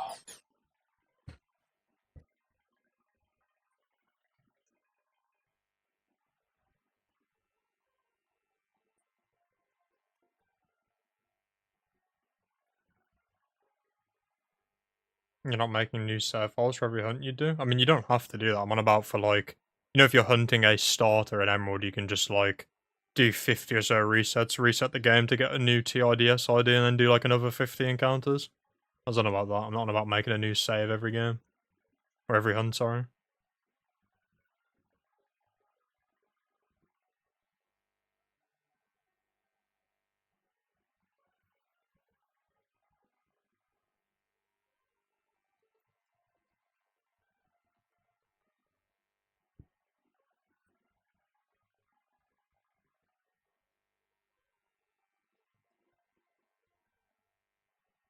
You hunted Spinder, Safari, and Chinchou. I feel like someone called it Chinchu, and it's been stuck in my head since, and now I keep saying it Chinchu, even though in my head it's Chinchou. I'm trying to remember who calls it Chinchu. Because you are being judged.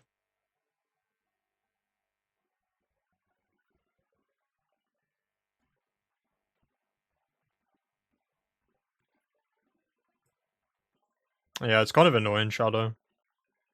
To be honest, though, I think for the most part, like, EV training is, like... It's probably pretty even between the two games. Because, like... Attack, you've got Paris in Fire Red, which is, like, 100% and easy to do. How do you say Furfru? You might have a point. Chinchu, Furfru. I don't know, in my head it's Chinchou, I don't know why. Chinchu, Chinchou. It's always been Chinchou in my head. Furfrau, but that's based on the cut. No one calls it that, Daikon. That is just you, brother. Like, that, even if that's actually how it's said, that's not how anybody says it. You are the only person I've ever heard say it like that. Is a Frau a haircut? How do you say read, read? Read, read.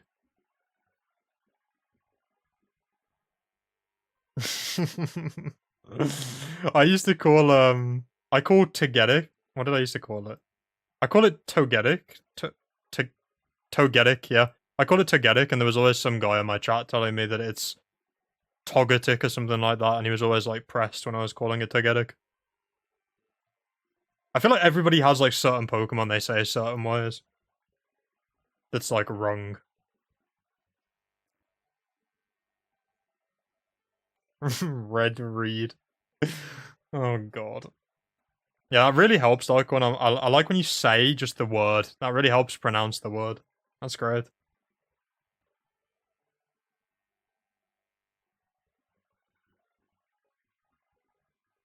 You're always right how you say yours. True, James. I still think Ollie was pretty bad, Daikon, when he called Suicune like Suicune or something like that. That one was pretty diabolical.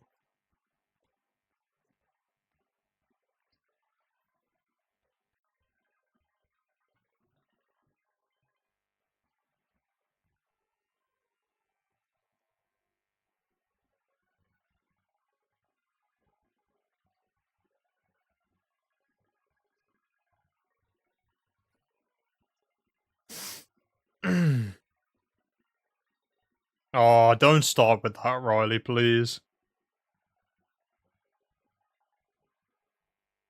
It's just not Metagross, though, is it? You've just put an I where there's an O.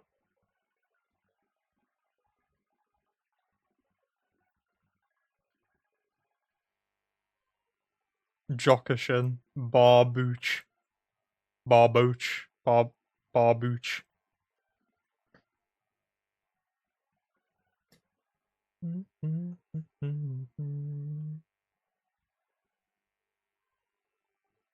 No clue, Riley.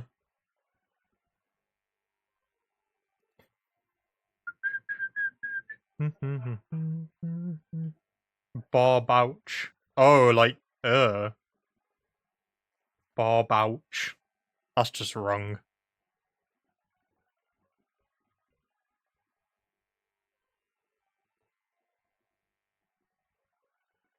To be fair, though, like, if you're gonna pronounce a Pokemon wrong, I feel like Barboach is a good Pokemon to pronounce wrong, because how often are you really, like, recalling that that Pokemon exists?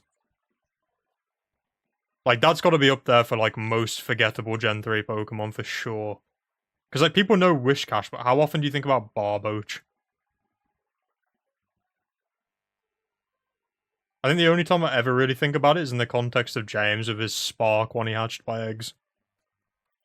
I never think about that Pokemon outside of that.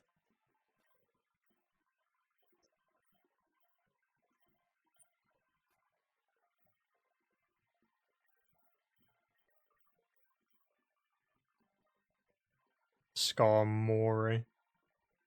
Yeah, that's wrong as well, I can't lie.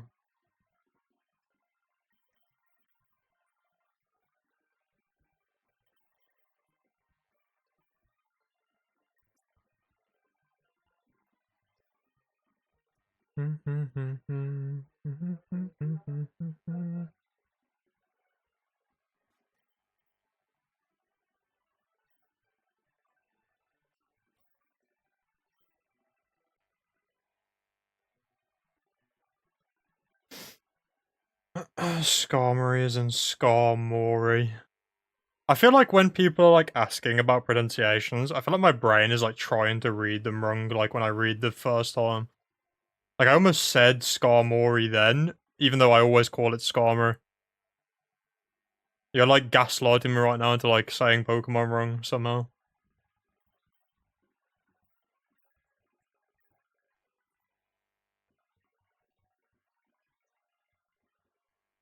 You bought that Wormadam plushie in NYC and then thought of hunting one, but you remembered you have like 5 Burmy.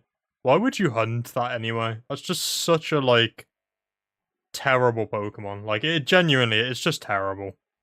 Like if it didn't have like the other cloak versions, it would be nothing at all unique about that Pokemon at all.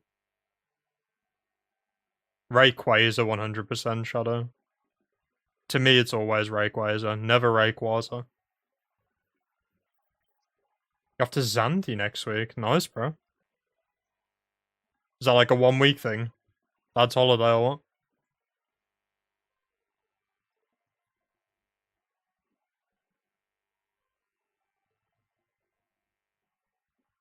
I mean, even Mothim's kind of forgettable as a Pokemon. Like, it's got a really nice shiny, which, like, kind of saves it, but, like, as a Pokemon, it's pretty forgettable.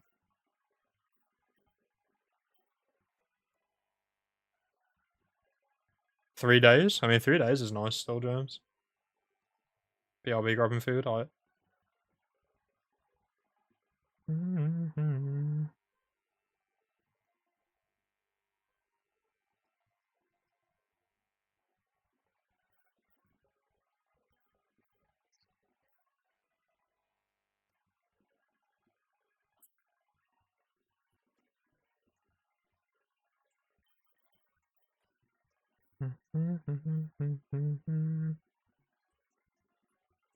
Someone had noted that Shiny Pupitar was cosplaying as Gengar.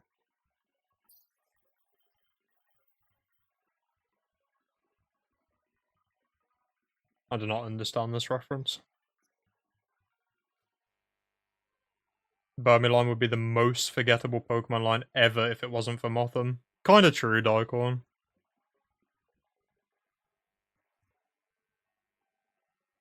In the context, you read it as if I was cosplaying as Gengar, and we're all confused. You checked my stream and were thrown off.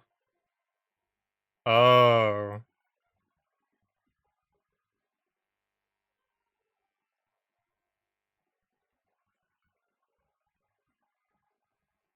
I feel like quite a few Pokemon get saved by a split evolution line, and this is gonna hurt Riley when I say it, but like the Clampo line is another one for me. Like if that didn't have a split Evo line, I would not remember that evolution line existed. They are so boring. Like it's not even like a design thing though. Like I don't know what it is. I just don't like either of them. I don't like all three of them. I don't like them.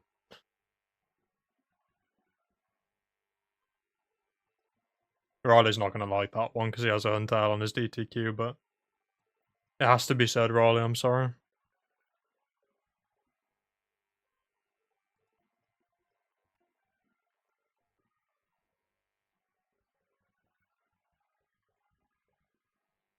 I don't know why I've got like no affinity for it at all either, because like the idea of the Pokemon is even cool for Huntail, like an eel, like a moray eel.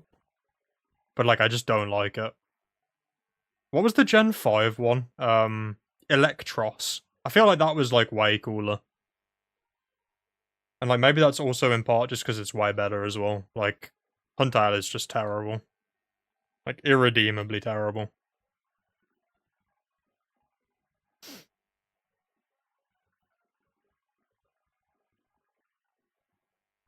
You did not realize it was Moth, him, and Worm, Madame.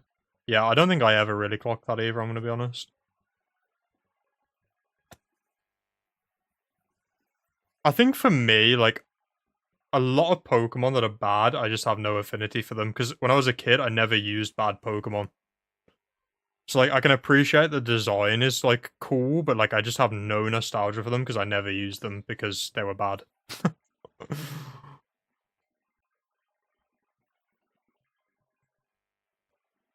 I was a bit of a strong Pokemon only elitist when I was a kid. I kind of still am now, to be honest with you.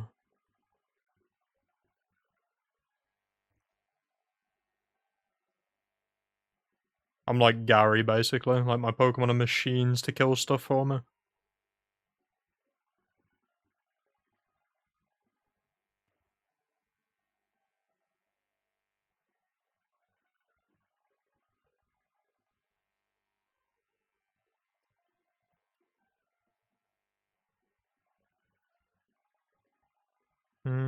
Terrible.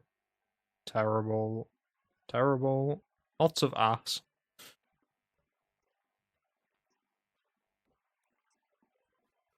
61, that's bad, that's bad.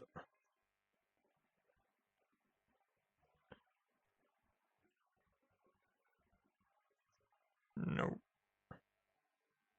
Sorry, give me a sec, guys. I need to lock in for a minute while I look through the Dittos.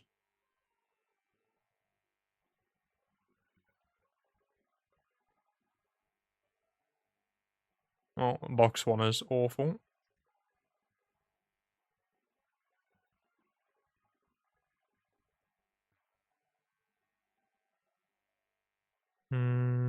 That's bad.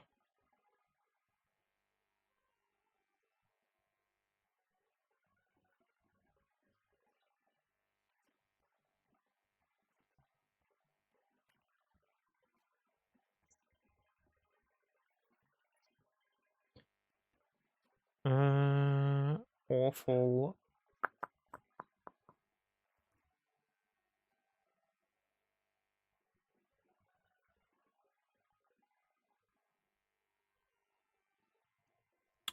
$64. Let me check that one. Not sure on my HPs yet. 107 is max for 43. So that's max speed, max HP, but nothing else of value.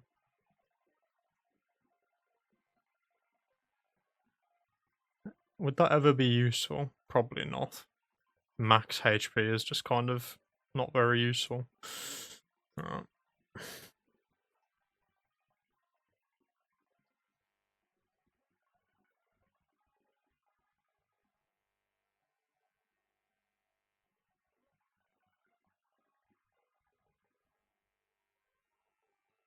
It's 68 max for level 45.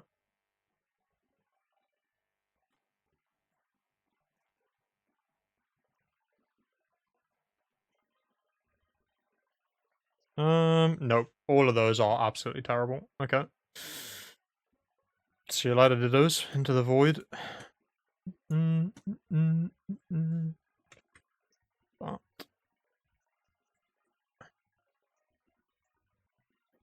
Alright, what are you saying?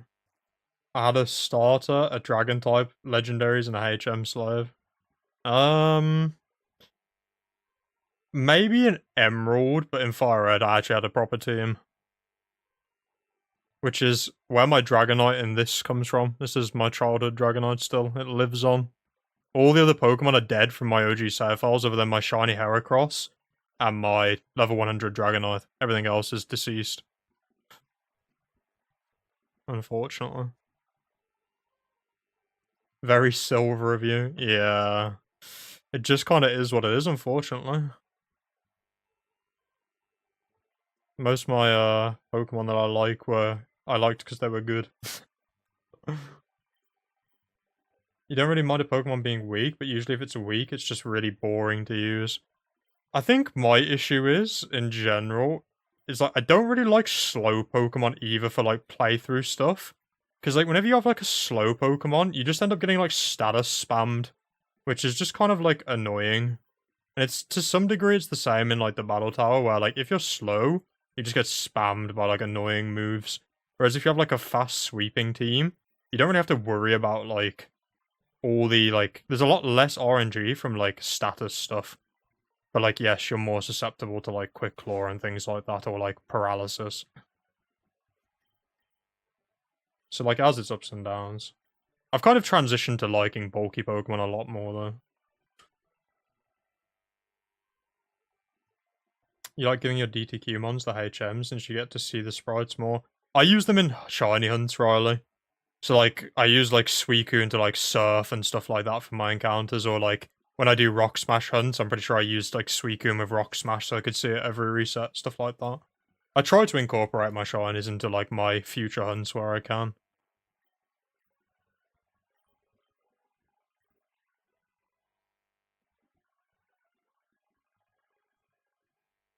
No special moves and no strong moves, how exciting. Yeah, some Pokemon do kind of suffer from that dark one, I'm not gonna lie. Like mid-move pool disease where they just have like not really anything going for them stat-wise and not anything going for them in the move pool, and it's just like, what do you offer me over like a million other Pokemon?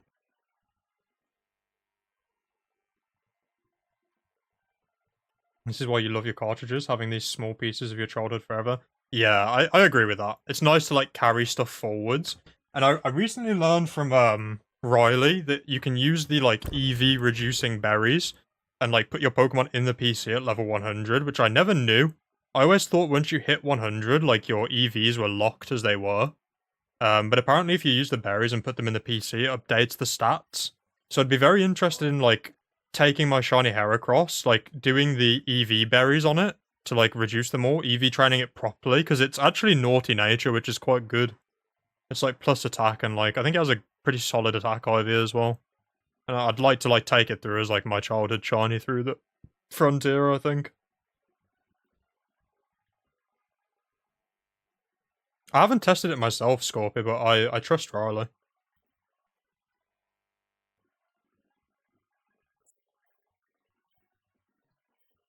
Because, like, I've got a few shinies from when I shiny hunted, like, back in 2018, where, like, for a few of them, I didn't bother EV training them. Like, I still did for a lot of them even back then, but, like, some of the other ones I never bothered with it, and, like, I'd very much like to just reset them and EV train them, like the rest of them.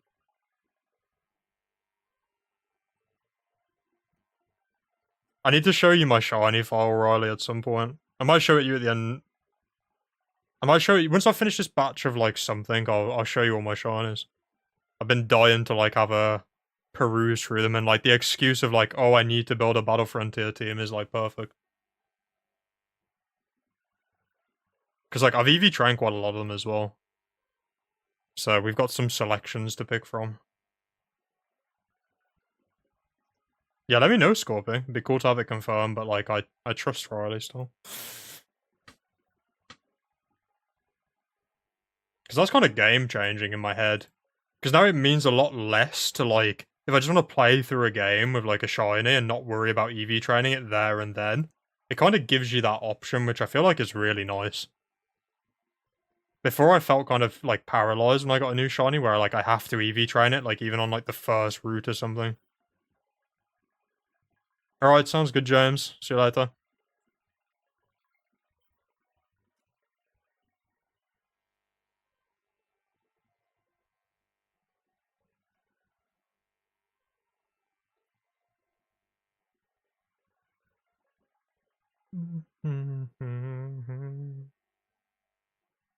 I went for attack EVs where? I normally do south of Lily Cove, Scorpia, in the, where all the shuppets are.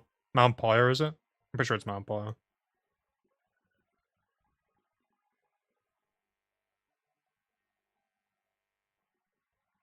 I think it depends if you're in Ruby, Sapphire, or Emerald, though, because I think Ruby has Dust Skull. But I normally play Emerald, so it's Shuppet in there, in Emerald.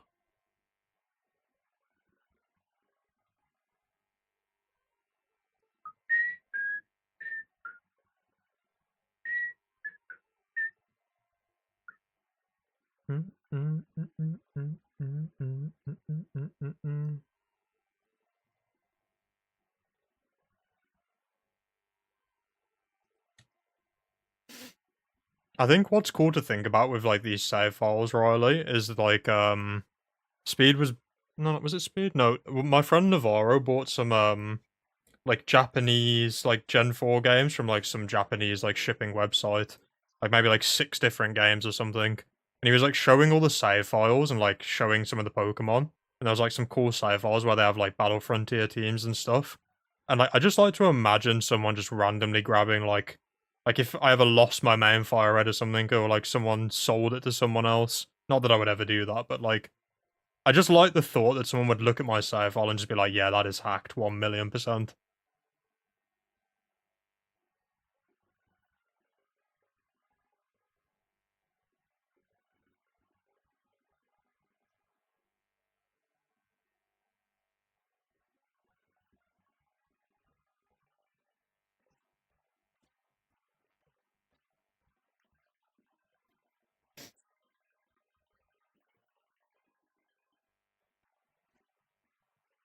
You finished another granny square.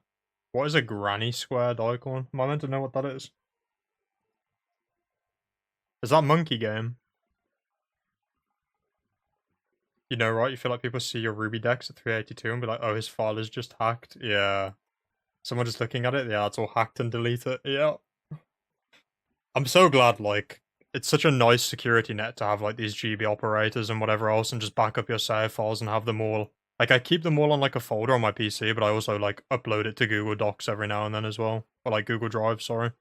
It's just nice to know it's, like, safe. Like, even if my house burned down, like, I'd have all my save files still. It's reassuring.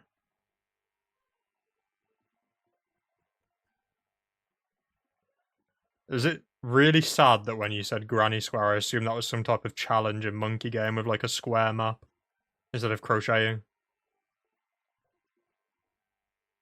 That is how brain rotted we are in the current year.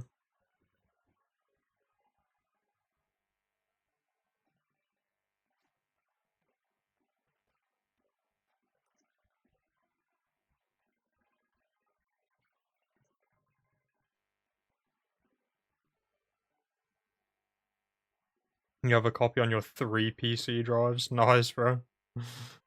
I'd definitely upload them somewhere as well, though, DOR, to, like, a SharePoint.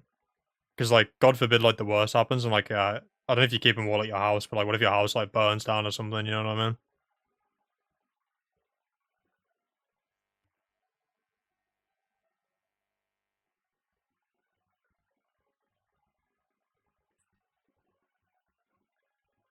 You thought it was some kind of baked good. I can actually see that, you know, like a granny square is like a brownie or something. I know, Riley, but like that's like the you know when you're already down on the floor and you're like crying in the dumps and then you get kicked a couple of times. Like that's what that is. Plus, like insurance will get you a new house. Insurance isn't gonna get you all your shinies back. You know what I'm saying?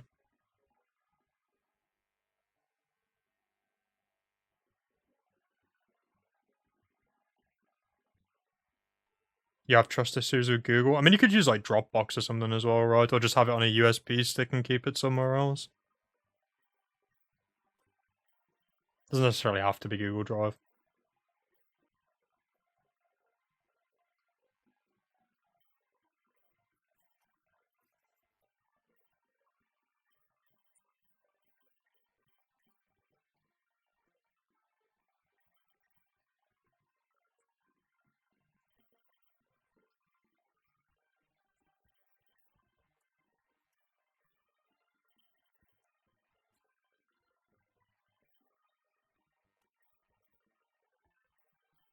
Should we do a file walkthrough, Ryla? I don't know if you want to see it or not, but I want to show you. I've been like on an EV training kick lately for some of my like more recent stuff, getting them to like level 50 for like the battle towers and stuff. You sent a pic of what you're making in my DMs. Alright. Ah, okay. I get what you're on about. This is Latios. I just did the most boring build possible of like max special attack, max speed. It's not like done yet. I was just using it as a HM slave to be honest, so that's why it's got like surf and fly on it. Caught in a lovely netball for perfect color matching, as must be done. 2 Charmanders from like egg setup. Gyarados from Super Rod, which was like a wild Gyarados. That was a Super Rod hunt in Sutopolis. Again, I think I just did max attack, max speed, I think. Maybe? I can't remember. This file's kind of like a throwaway file, to be honest. This is my Snorlax from Fire Red that was like my start point for breeding my Snorlaxes. It was just for Curse Egg move, I think. Was it? No. It might have just been to, like, have a Pokemon to breed with a Ditto. I can't remember. It ended up here for some reason. This is my ace Pokemon that I used to hunt the roaming Latios. Because this Latios was a roamer in Emerald, and I used Ace to make it so I could re-release the roamer. So I could hunt it even with, like, Emerald's broken RNG. So, like, every time I talked to the TV, it would re-release the Latios. So that's why that's there. That was part of the Ace setup for that.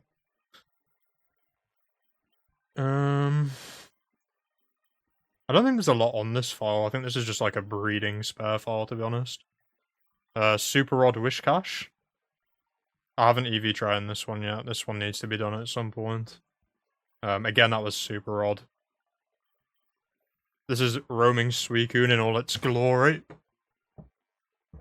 It only has a couple of ribbons because I only did the battle tower stuff on it so far. I still need to do like the contests on it and stuff, which isn't quite done, but this one's like decked to the nines.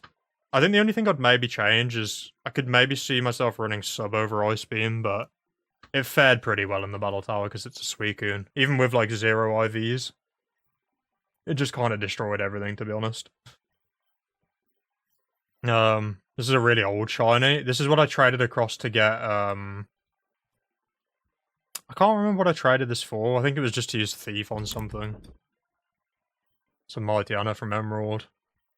That's a random shiny Vibrava from Colosseum. So I was like playing through the game so I could trade out stuff, and I got this while I was playing through the game. So at some point I can do maybe a Ribbon Master on that, but I haven't done anything with it in like years, so it just sits in my box. Yeah, my Colo look is pretty silly, Riley, I'm not gonna lie to you. We got Staryu, a recent addition to the squad, which has Illuminate, which is really nice for shiny hunting, so this will be a shiny hunting slave at some point. Do you start files with a purpose and then delete them? Not really, to be honest, DOR. Like, the only time I've really done that was when I was hunting roamers. Like, I would play through get a save file just to, like, do a roamer hunt on it. But most of the time I tend to keep the saves, to be honest. I don't really, like, start a game for, like, one hunt, really. Carvanha, Magikarp, Barbouch, Daikon, you'll like that one. This is my Charizard from Fire Red, which has a 30 special attack IV, which is why I managed to use this as like a parent at the start of my breeding for my new Charizard, because it already had a 30 special attack IV, which I needed for the hidden power, which was like a really cool way to like recycle my old shiny into the new ones. Arbok, which I needed for beat up, I think. Not 100% sure. I think I needed that for beat up, because I'm pretty sure it learns beat up. Don't think there's a lot else on this file. This one's kind of a spare one. Most of my stuff's on, Camruptor. This one's like a really old one. This is probably one of my earlier shinies, to be honest. I think nowadays I probably would have caught that in a luxury ball, but it's from like a really old save file. Tropius. This one was a cool one. It's a shame Tropius is so terrible. Now it's just like a HM slave, basically. I think I'm like part way through EV training it, but I can't remember what I was even doing with it, to be honest. And then this was my latest addition to the shiny squad that I was trying to get, at least in terms of hunted stuff. There's a wild tentacruel. It's pretty cool. Butterfree. This one's my catching slave. You'll see this in like all my shiny videos. It's permanently enslaved to use sleep powder. It's 20% in the abandoned ship by Super Rod Roller. So still pretty hard, but not quite 5% now. Most of my shinies are in my main Fire Red though, which is here. My Fire, as I said, like when I first came back to shiny hunting, like Fire Red was like my bread and butter. So I store most of my shinies in there. I could see myself migrating them across to Emerald, like, at some point, but for now, they're all in there. Just need to clean the game so out. I've got the cannot read the game again, as is customary. Okay, we're gonna be like this, are we, Dios?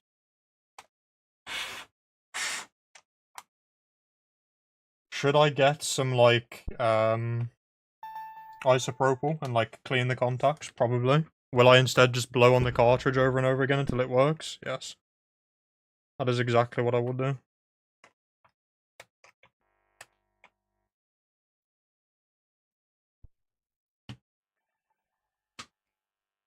There we go. Third tries the charm. The vast majority of my shinies are on this file, including, like, all my EV train stuff, really.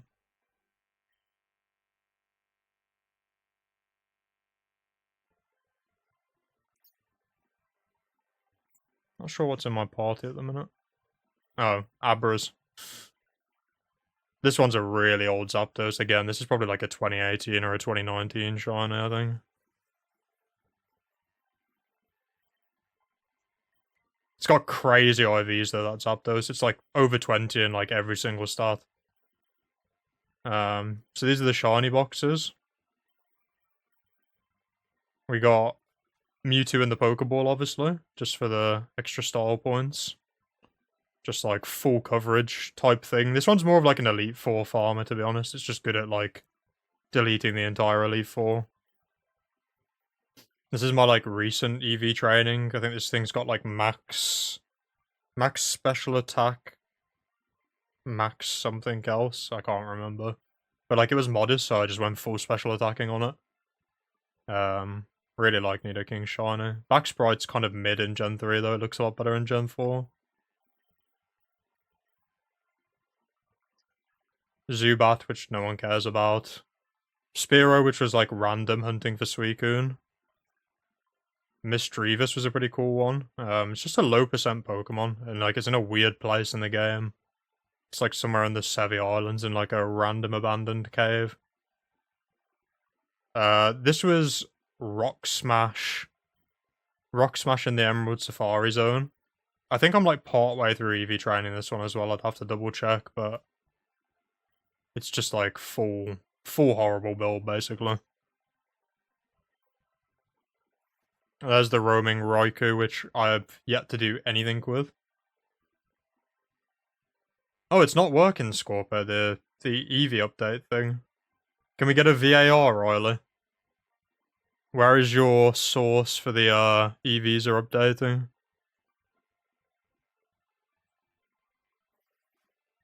Psystrike doesn't exist in Gen 3, no, Daikon. Yeah, I farm luxury balls, DOR. I used to have a full, like, not like a full living dex, but I used to have, like, all the Kanto mons pretty much, plus, like, a few extras. So, like, whenever the lady in the house asked to, like, see the Pokemon, I'd have, like, pretty much everything.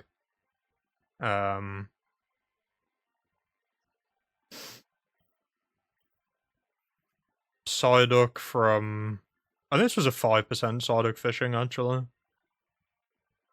When I was targeting Poliwall. This was Colo Bayleaf in its final form. I think I did like full HP, and then maybe like max defense, max Spadef, and just used it as like horrid troll stuff. Yeah, female's crazy cabbage, I'm not gonna lie. Calm Nature's like actually very good for it as well. It's minus attack plus Spadef. Seviper was my recent EV train hit list. I just did like max special attack, max attack on it.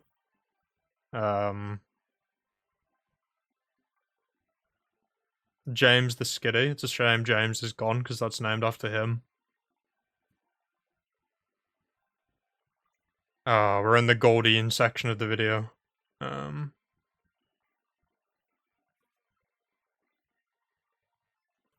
Lots of skitties. Yes, Navarro. James the Skitty. That's a 4% Slowpoke. I think this was the one I got randomly EV training. When I was EV training Articuno, I got a shiny Pidgey. And I really like Pidgeotto, so I just evolved it and left it there. I'm pretty sure I was like max speed and nothing else at the minute. It's not a very good nature though, so I probably won't do anything with that ever. More Goldeens. Now we're at like the egg section. Before I did 5 IV eggs, I did quite a lot of egg hunting in Emerald. So we got Smoochum, which I never evolved, and I probably never will. Pichu with Volt Tackle. It's pretty cool. It also got a 70 power hidden power fire, which I thought was pretty cool.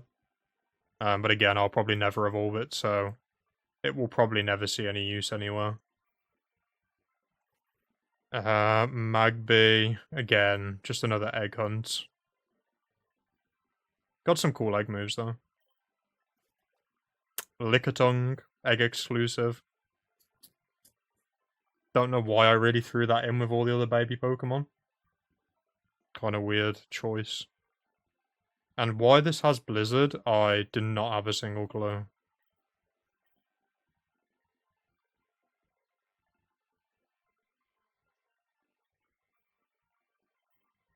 You'll like that one, Riley. Opinions, Riley? As a fellow Sneasel enjoyer?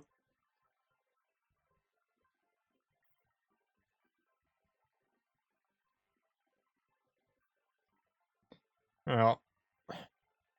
That one was on the egg list. It's a shame it gets no stab physical moves in this gen. It's kind of like stranded in the wants to be an attacker but has no like special attacks.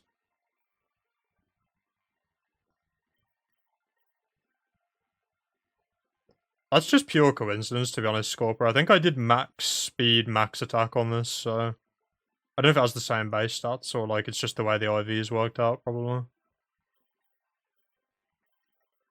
And this is the Chansey that will never be a Blissey, because Blissey is cringe. Probably should have had Toxic on this. I don't know why it has minimized, to be honest with you. You'll have to ask me from like 6 years ago, because I have no clue. It was a birthday shiny Navarro, correct. P2, underrated Pokemon. Big P2 enjoyer, personally. I got a good nature on this one as well. Well, not good, but like, win-lose, I guess. So like, I could probably do something with this at some point. I do like the duck. I'm pretty sure this Umbreon is like, actually terrible. I think I checked the IVs. Oh, actually, maybe it was the Flareon that's... Do I have... I think I have a Flareon. One of them's terrible. Maybe it was this one. No, it was the... I think it was the Flareon. The Flareon has, like, awful stats. It's also in Japanese. It's your future Riley right here. Maybe just not as good. This was, like, a really early shiny from me as well. Probably, like, 2018 as well.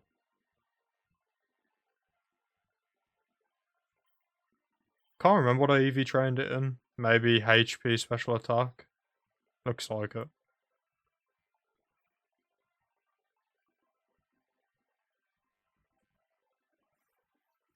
Aquaquack Chromatique. The shiny Golduck.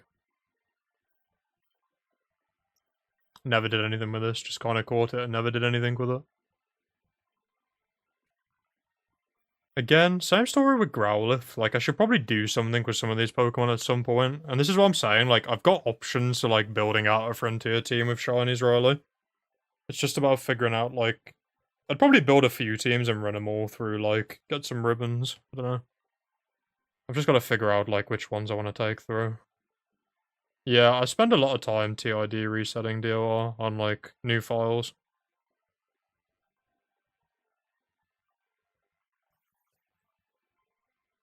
Yeah, Blue, it's a lot of years of hunting, to be fair. It just builds up over time. This one's got the 666 ID, which was my old Japanese, leaf green. I got that on. Yeah, the Satan ID.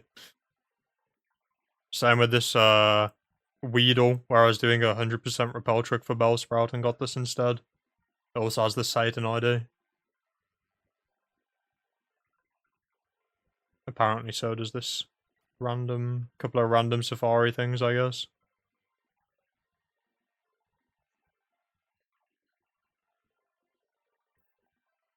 I'd like to breed an Aerodactyl maybe at some point. I think Aerodactyl's really cool. And it looks way better in Emerald as well. I could see myself maybe breeding this one day. My modest Swampert, which is definitely a nature you want on Swampert.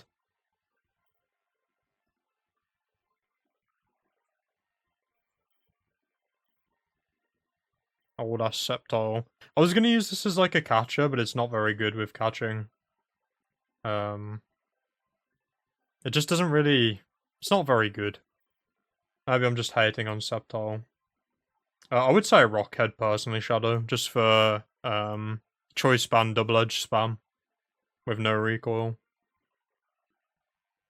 Again, another one of Riley's favorite Pokemon. Again, a weird nature to get, so I think I went max special attack on this. I'm pretty sure. Really weird moveset, not sure what I was cooking there. Old Zam. This one was a Game Corner one as well, Riley. Except he's all grown up. I use this for catching Latias. Like, I tricked leftovers with this and then paralyzed it once I'd run out of sleeping moves. This played a role in the Latias acquisition. That's a backup of Bayleaf from when I first got it in Colosseum, because I didn't want to fuck up the ribbons on it. Because I fucked up the ribbons on Houndoom. So, to be honest, I can probably delete that at some point. And then it's Cabbage in chat. With his matching profile picture. It's a Colosseum together. One of the goats. Again, never really did anything with this, just kinda got it and boxed it. Could maybe have like a meme set with this where I just go in with like metronome or something and just spam it.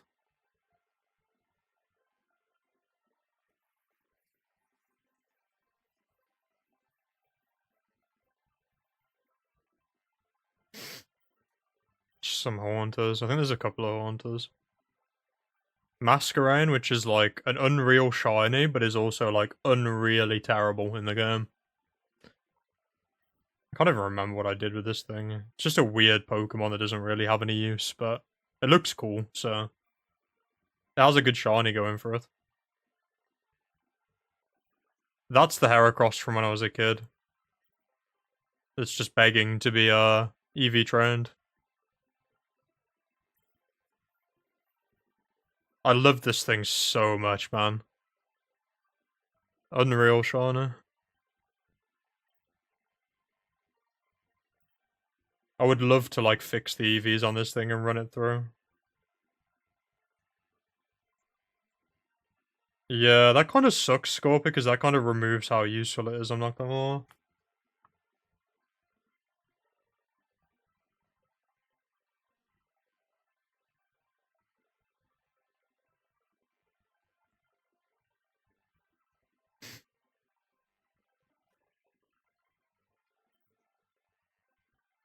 Navarro will like this one. This one's his favorite YouTube video of mine.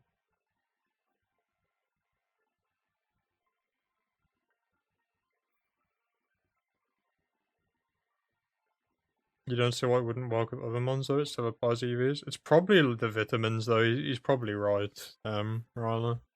It's probably some weird thing to do with that. This is the full swipe Spore that I never actually use because it's so slow that it actually gets outsped by a lot of Pokemon. And I really wish I EV trained it in speed instead, but I did not.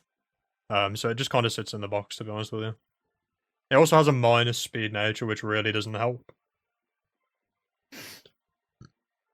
I think it's just too risky to use Effect Spore. Like, the idea was I gave it Substitute, so I would sub so they wouldn't hit me and get Effect Spored. But I don't know if that's even how that works, to be honest with you. That's just what I thought at the time. Which is why it has that weird moveset. What else have we got? Weird Machamp. One of my earliest shiny. I think this is actually my first live shiny on YouTube. And then we have a Gengar, which again I have not used for anything. Got that while I was hunting Mischievous. No clue what the IVs are on that. Could be good, could be terrible. And now we're into main box territory. Yeah, it's really slow, Daikon. It's really terrible. This is like max speed, max special attack. I think if I was redoing this set now, I wouldn't run Flamethrower. I'd probably get rid of Sunny Day, because like you're not bulky enough to ever use Sunny Day anyway. I'd probably use Flamethrower, Crunch, and Fire Blast. And again, Solar Beams is just not really that useful, because you die in the charging turn like 99% of the time with this Pokemon. It's just way too frail. Like, I have a minus defense nature as well, so it just gets, like, crumbled up into a ball and slaughtered. But it is from Colosseum, and it has every ribbon in Gen 3, other than the level 50 Battle Tower, because I accidentally overleveled it. Which is where I learned that there is actually a level cap on that. And again, this was like 2019, so I've learned since then, but yeah, I kind of fucked that one up, not gonna lie. Kind of haunts me a little bit, but it is what it is, can't do anything about it. Good old Articuno. I think this has hidden power, fire or water, I can't remember. I gave it hidden power for some reason. It's modest though, which is pretty cool. Moltres. I don't think I've ever really used this for anything, but it does get Sky Attack, which I always thought was a pretty cool move. White Herb does exist, yes, Tycorn. Yeah, there's quite a lot of sets in the Battle Frontier that use like White Herb Overheat. Like I could see maybe Overheat working. I think Fire Blast's just like a bit more spammable, I guess. But like even then, like by the time you've got 2 Overheats off, you're probably dead anyway. I don't think you're really living past that point, so maybe Overheat would be the play. This is my cousin's shiny that he got when we were, I don't know, maybe like 10. We were soft resetting for natures around my nan's house for like starter Pokemon in our fresh playthrough. And we just learned like what Pokemon natures were. So he really wanted like a plus special attack nature on his like Bulbasaur. And he got the shiny one before he got that. And he was gonna soft reset over it, so I made him trade it to me. And I still have it to this day, which is why the OT is shorn on that. That's my cousin's Venusaur, which I've kept alive from like when we were kids. I think that one's like a really... This one's like really cool. I like this one a lot. And it's also why it's called Crusher, and I can never rename it ever again. So it will always be Crusher until the end of time.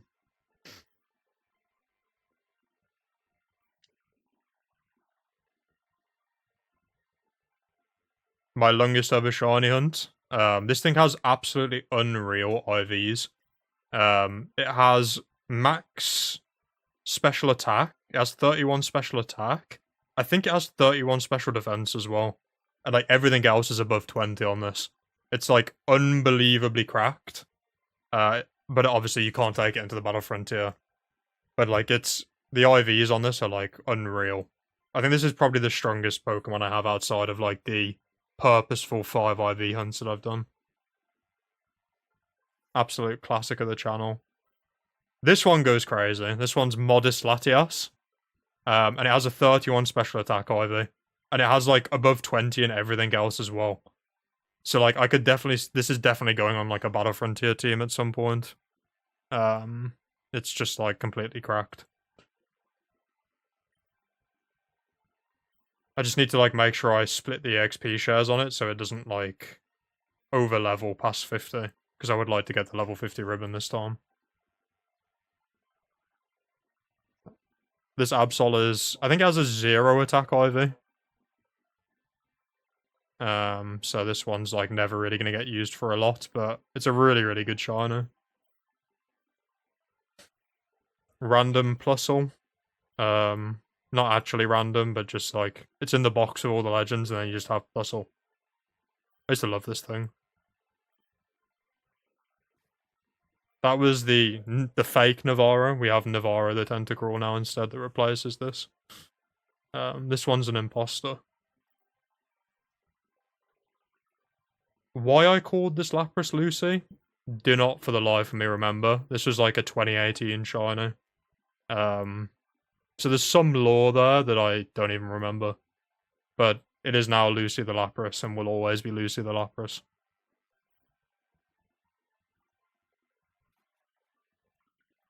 Another Gengar because I accidentally forgot that you have to give it an Everstone when you trade it over.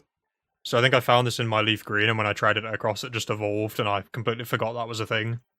So now I just have an Adamant Gengar. So if I ever want to run, like, the world's strongest explosion, the option's there, I guess. Tentacruel's the first shiny you ever got. Was it hunted, Beaveries, or was it just, like, a random shiny?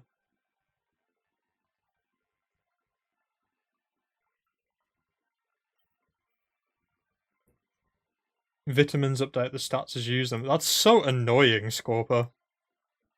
That basically means, like, that strat isn't actually really that viable. That's, like, really irritating, actually. Like, why would they do that? That means you can only change, like, what, 100 points, maybe? That's sad. It was a random while surfing around Mount Pilot. Dude, random shinies hit so hard. This is the worst nature for Electabuzz, I'm pretty sure. So... yeah, we have that. I think I EV trained this in HP. That HP looks too high to be speed invested, but maybe not. Maybe I did do speed and it's just that slow. Will not probably do anything with this Pokemon other than leave it in my box. You missed the confirmation that that EV update thing only works for vitamins, Riley. Which is a bit depressing, to be honest with you. That means Heracross cannot be rescued from the depths, unfortunately.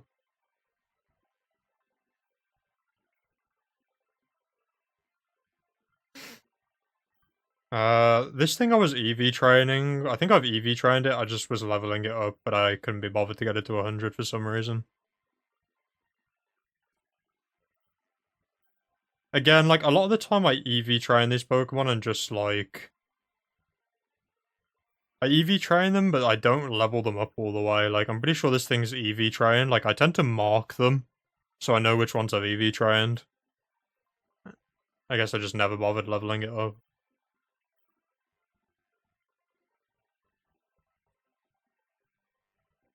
You also use the EV trick on your level 50 mons too, and it works 100% there. What do you mean when you say EV trick, Riley? Do you mean, like... Do you mean that thing with the box? Because Scorp is saying it doesn't work. He's saying it works for vitamins, which is what you were on about, but apparently it doesn't work for, like, over 100.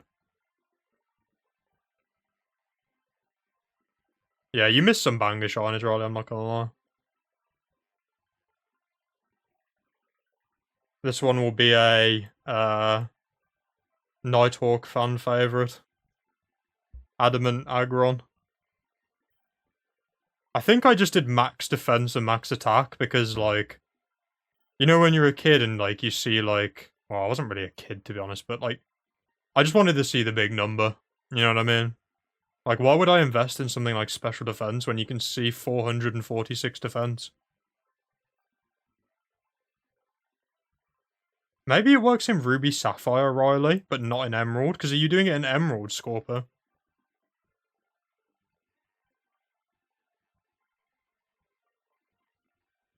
Oh, no, it probably works at 50.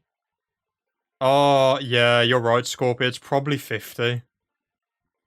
Because, like, it can level up still. It's probably capped at 100, huh? Oh, that's cringe. That's unlucky. That's really, really unlucky.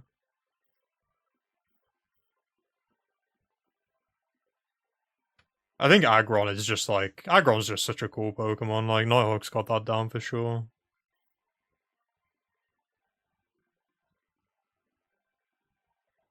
Makuhita, which is timid, which is probably the absolute worst nature for this thing, so I literally got it and then boxed it and never used it. Which is unlucky for the boy. I'm sure I'll find a... I don't have a Hariyama yet, so I'm sure I'll hunt one at some point and I'll have a better version, so I'll leave this one as a Makuhita for now. Onyx. Again, this one's a really old one, maybe like 2019. No more level 100s, all you need is 60. I mean, I'm still gonna go to 100, Riley, because it's just cooler. I'm not gonna lie.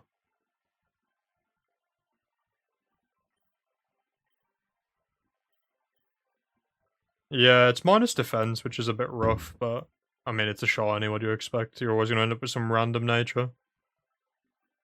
I think I didn't evolve it under the hope that I would one day get myself a better one that would make a Steelix where it didn't have minus defense. Which I'm kind of happy I did, because, like, maybe I'd breed one of those one day, who knows.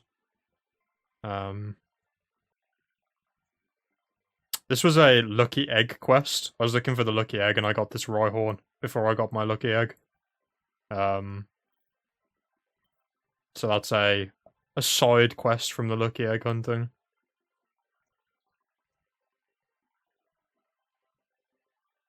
Quag. Doesn't really do a lot, to be honest. Bit of a mid Pokemon. Like, who doesn't love Quagsire, though, you know what I mean? Plus, he's like a hero of Colosseum, so we have to put some respect on Quagsire's name.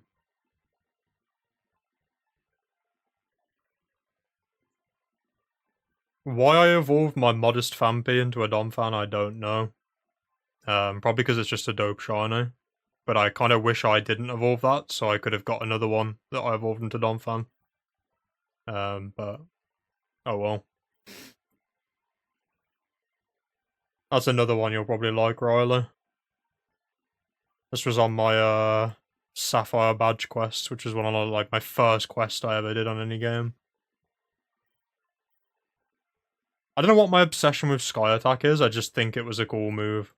Like, seeing 140 base damage was just, like, wild, but it's not really the best move, is it? But sometimes it's about the style points and not how good it is, you know what I mean?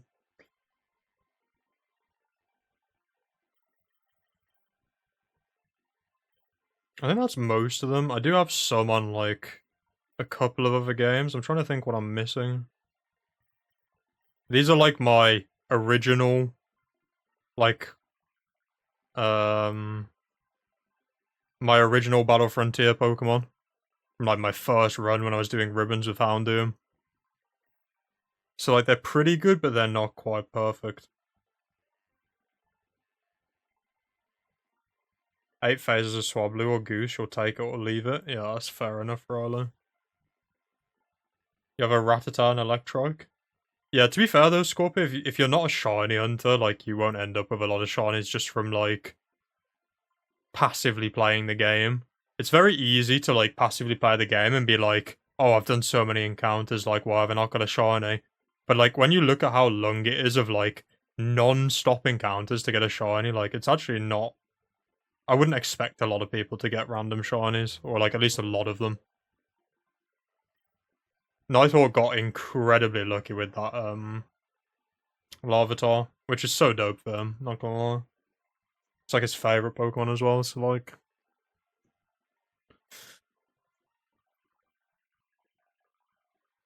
This thing's called Metang because when I first did the, when I first did the Battle Tower, I bred myself like a really good, I bred myself a really good Beldum, and then I realized I let it evolve into Metagross, like, right away, and then I realized you can't get Meteor Mash if you let it evolve straight away.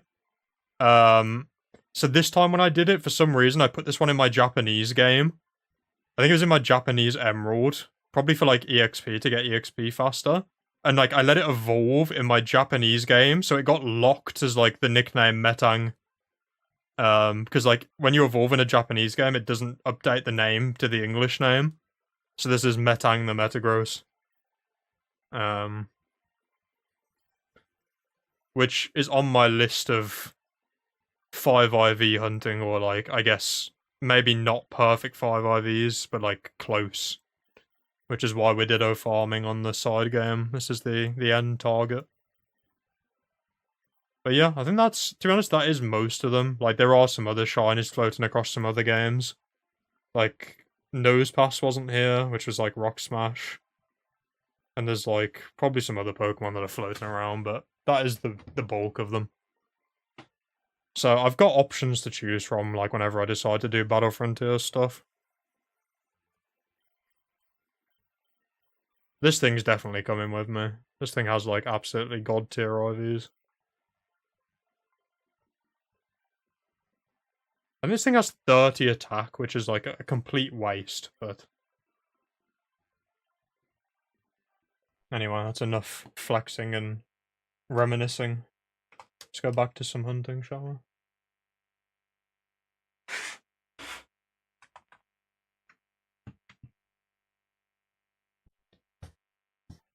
I need to migrate, like, the whole collection to one game eventually. Yeah, Hitmontop's somewhere. I have a Colosseum Hitmontop, but I can't remember what game that's on. I think it's in my party on one of the games, Daikon. I just don't remember which one.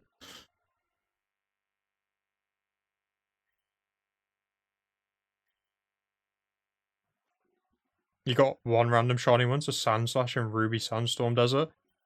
Sandslash got done so dirty in the like transfer to Fire Red Leaf Green. Like, it looks so good and the shine is so vibrant in, like, Ruby Sapphire Emerald. Like, that's such a good one to get random. And then, like, you look at it in Leaf Green and the colors, they did my boy disgustingly dirty.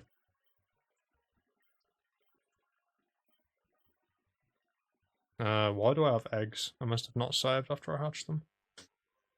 Let's go and get rid of them. You've never gotten a shiny in Gen 3? I'm telling you, Dade. One day, lock in, farm out, like, pick your favorite Pokemon, get it shiny, and then once you do, you'll be addicted, man. It starts with one shiny, it's like, oh, well, maybe I'll shiny hunt, and then before you know it, you're like 7 years down the wormhole.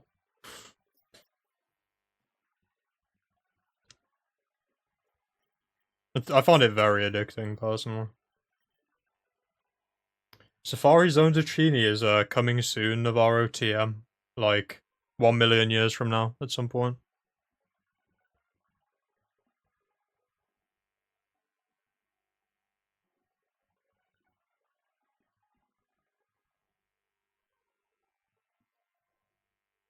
You got Pokerus last night. Dude, Pokerus is massive, dude.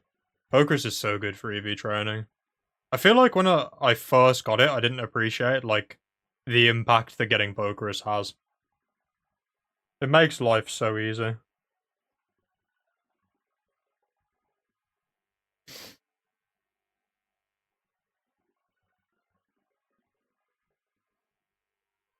You know how you say watching me play Battle Tower makes you want to battle, seeing the shinies makes you want to spam eggs all day? Right, I'm telling you, the grass is always greener on the other side, man.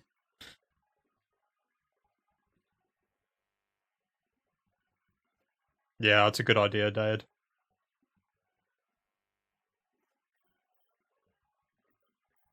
So when I say, Riley, I'm a shiny hunter before I'm like a Battle Tower player, that's what I mean. The interest in the frontier is newly developed, the shiny hunting is not.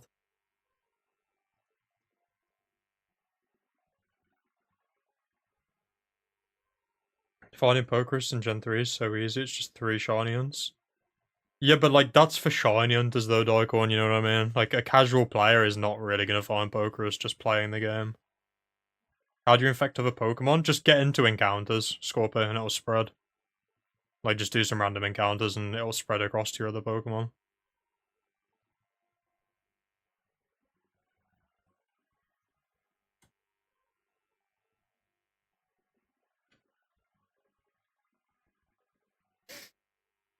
You got Tentacle and Emerald, Steelix and Diamond, and Pidgey and Fire Red. I mean, Steelix is cool. I really like Pidgeotto as well, Vreeze. Like, shiny Pidgeotto, like, I never evolved mine past Pidgeotto. Something about that Pokemon, it, like, the back sprite, it's, like, really nostalgic to me, I don't know why.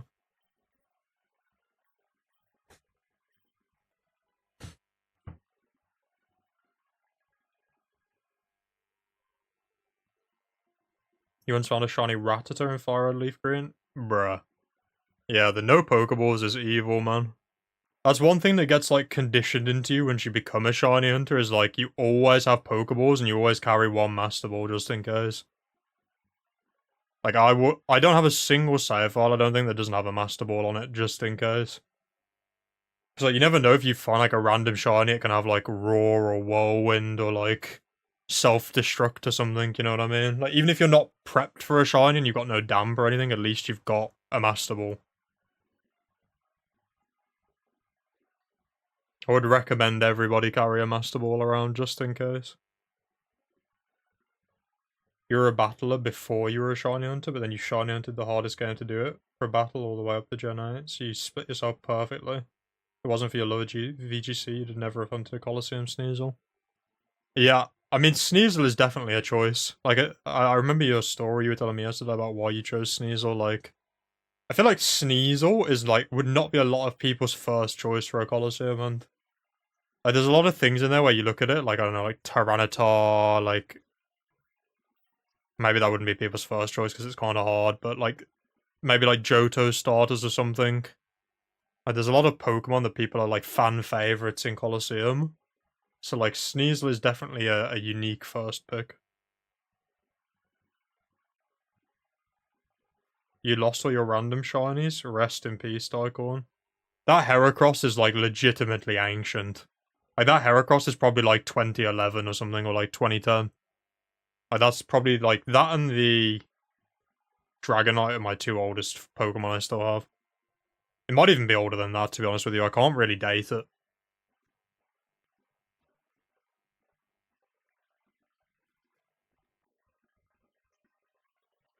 Yeah, you have to run down the spiral stairs, right? Is that... That's not what... There's not sirens going off there, though, is there? I'm thinking of Raikou. I think the Raikou hunt has, like, sirens going off non-stop. That hunt seems horrible. I think just, like, having the sirens flashing on the screen and, like, listening to that would just, like, ring my head in.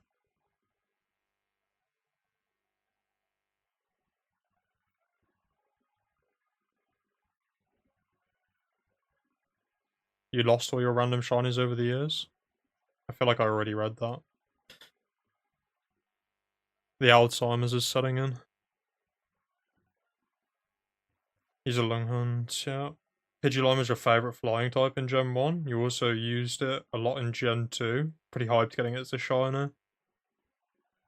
I feel like it's a bit of a weird shiny. Like the Pidgeot, it just is like, I quite like it though. It's like very like goldeny.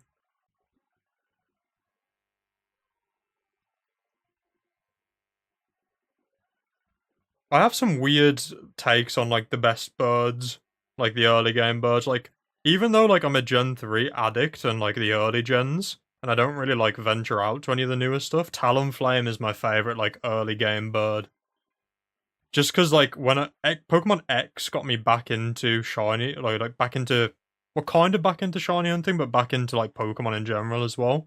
And I bred a shiny Talonflame in that, and I used to just spam Flare Blitz and Brave Birds on like all my friends in online battles. And like with a Gale Wing that used to give you priority, like that Pokemon was so cool. Genuinely top tier. It's probably like one of the only Pokemon like outside of the first three generations that makes it like anywhere near the top of my Pokemon list.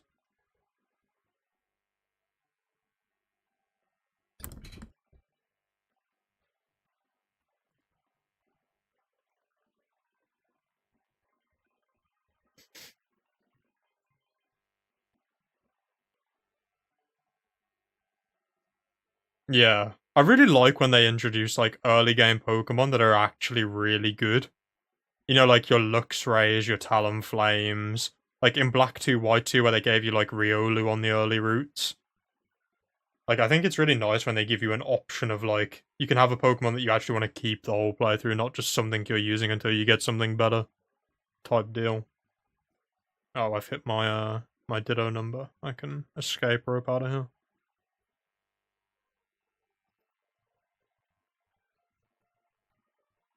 It's time for Ditto checking.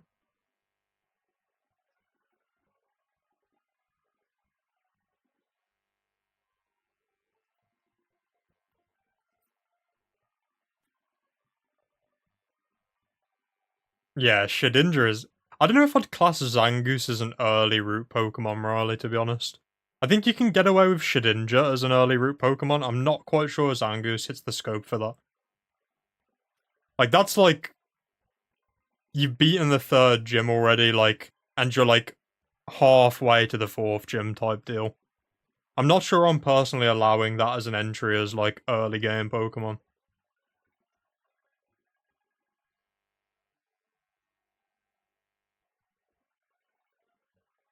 Shedinja definitely gets the pass, though. Same with Ninjask. They're both really cool, to be honest.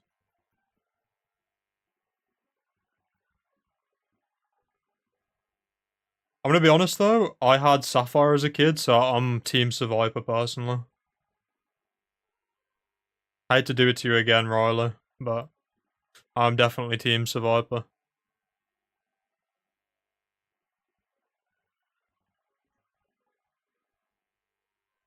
We have, like, community lore with Survivor as well, because Navarro in chat got a shiny Survivor, and like that was like a quest for him for ages. So like Survivor's got like a special like place, I feel like, for us as a collective.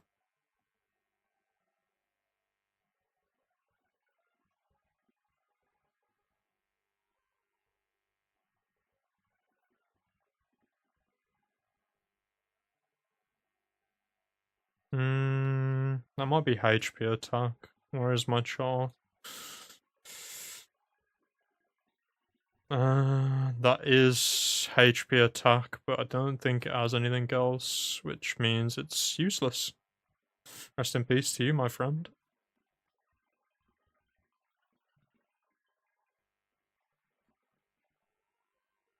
Yeah, I remember you telling me, didn't your friend have one as well, Riley? Like a Zangoose.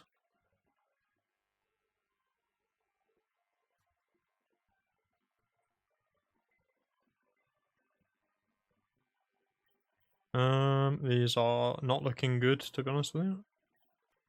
Let's check our Charmanders. Missing Spitter. Nope.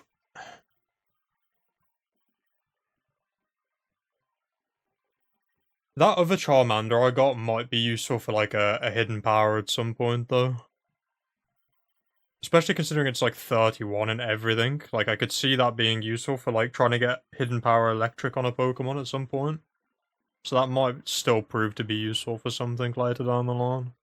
I'm not sure how many Pokemon really want hidden power electric though, because like a lot of Pokemon get Thunderbolt, so maybe that won't really be that helpful, but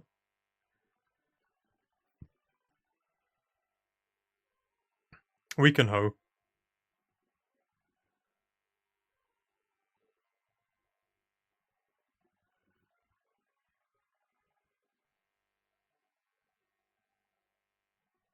Wrong level. That's unlucky. Yep. First box is doo-doo.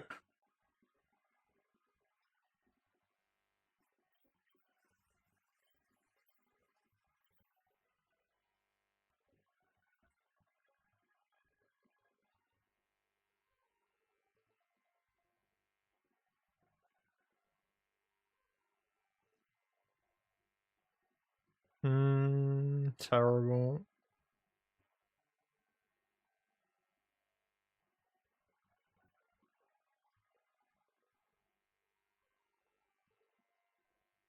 HP attack. Oh, that could have been good if it was minus on defenseless, but no, it's just 2 either.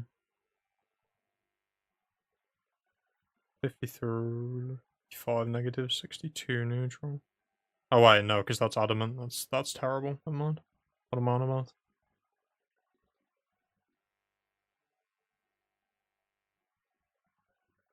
51 negative, adamant. Oh.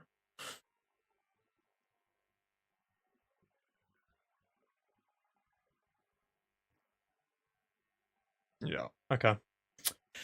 Nothing good again.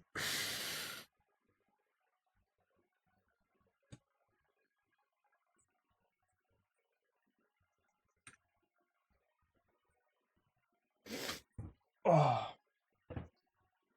What time is it? 8:17. I might do like one more batch of Dittos and then I'm gonna call it a day, I think. Which, to be fair, is probably still like another 45 minutes or an hour or so.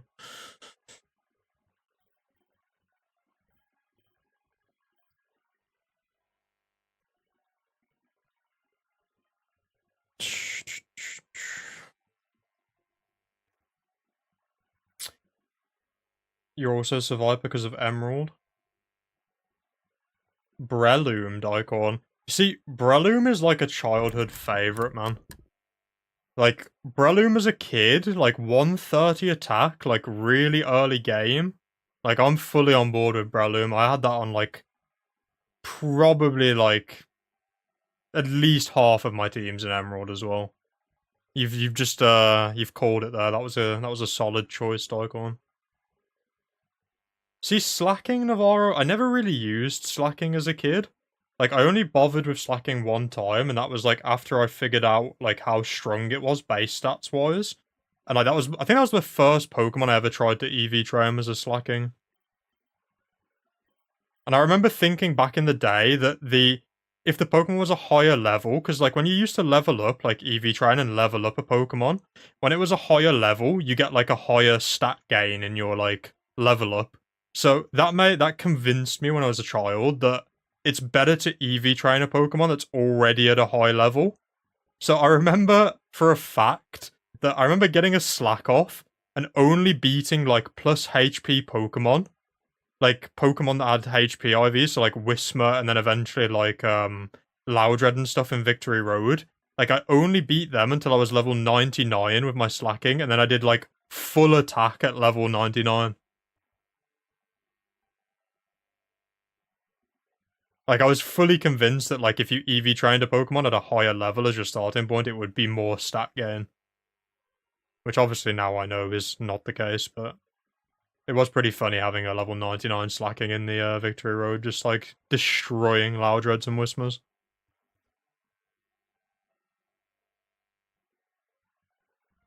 Team survive because of Emerald. Again, correct Vreeze. Emerald is just definitively better. It's just whichever game you had first, I guess. Yeah, it was Vreeze. It was stupid. It was like, what is it, like 63 or something, or 62? Plus, like, whatever you would get from your level up anyway, so like 67 or something.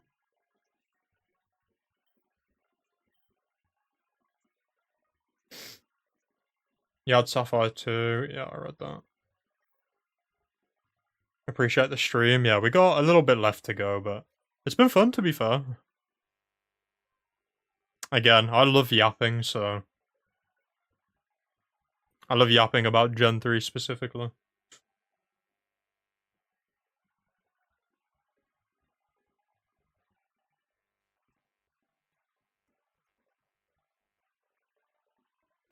I never claimed to know what I was doing as a child, Navarro. I cannot be held accountable for past discrepancies. I can be held accountable for not realizing I had a better Charizard the whole time I could have used for egg breeding now. And that I am in fact still an idiot 20 years later. That I can be held accountable for.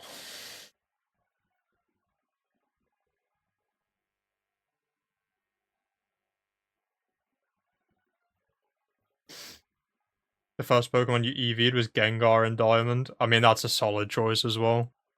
I don't really know a lot about Gen 4 competitive, but surely Gengar has to be, like, running rampant in there. With, like, finally getting, like, a stab move as well in Shadow Ball. And I guess Sludge Bomb turns special as well, huh? That must have been, like, a massive upgrade for Gengar going into Gen 4.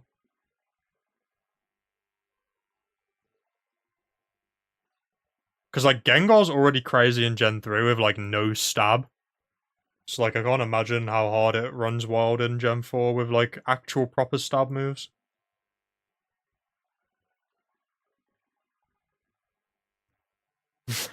Navarro.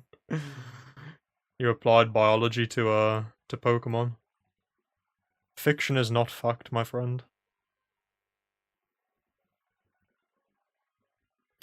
To be fair, at least that's a more... Both of the silly things there, like, have, like, a logical basis, though.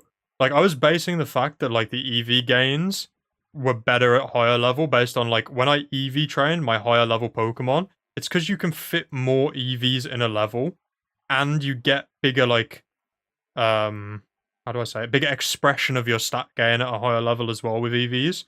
So, like, I remember doing Mewtwo, I think it was at, like, level 70, and I gained, like, I don't know, like, plus 23 or something when I was farming, like, Ghastlies in the Lavender Tower. And, like, that was what made me think, like, that the higher stats would be better. I watched, like, a video, I think it was, of someone, like, EV training and getting, like, a massive stat raise at a higher level, and I was like, that must be, like, the secret. Obviously now I know that was just stupid, but...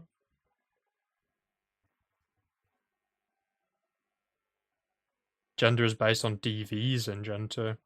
Interesting, so, like, the Yeah, because it's like that for shiny hunting, right? Like certain Pokemon can't be shiny if they're female, or is it like all females can't be shiny? I don't remember. Maybe it's all females can't be shiny, or maybe that's just for soft resets. I'm sure Cabbage will correct me if he's still here.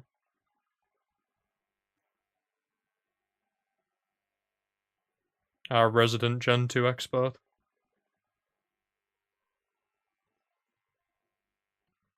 You caught 2 Ekans and put them in the daycare until they were level 60. You evolved them and they learned like 4 moves each. Stockpile, Swallow, Spit. Yeah, yes, Daikon. I used to think those moves were so stupid when I was a kid as well. It was always Swalot. I had like a Swalot on my team. I was saying this in like Riley's chat when I was in the stream yesterday. My brain when I was a kid used to think like high HP Pokemon were strong Pokemon. So like I used to love using like Hairy Hammer and Swalot on my teams. And Swalot had got like Stockpile and like Spit Up and Swallow. And I used to think those moves were so ass. I could never figure them out properly. I mean, I still think they're terrible now, to be honest with you, but like, I just didn't really know how they worked properly back then either.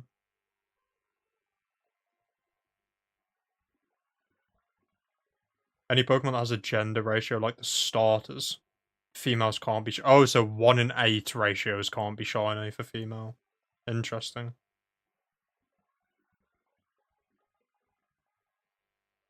Yeah, Shadow. I think it's probably what Cabbage just said above. Cabbage is like a Gen 2 diehard fan, so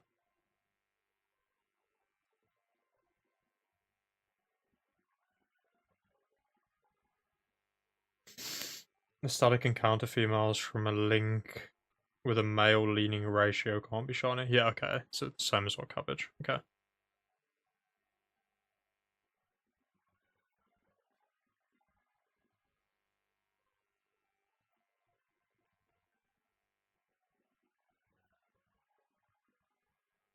Only the 7-1 leaning. Yeah, okay.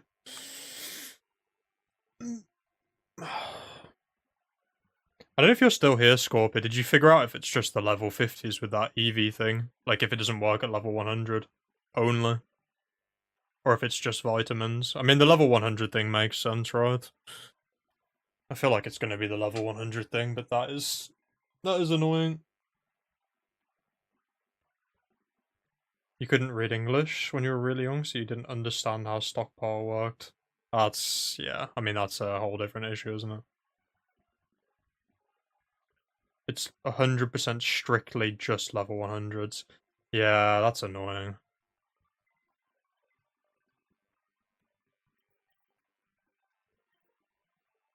Oh. Oh, it's because it's linked to EXP? That's what it'll be, Riley. They get the EVs through the EXP gain. So because you can't get EXP at level 100, you won't get the corresponding EVs. So that's why it works with vitamins, but doesn't work with random encounters. Yeah, that'll be it.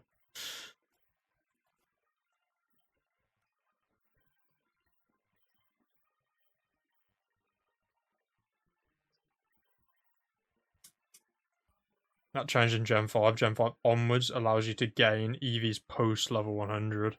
Okay, okay, okay. That makes sense.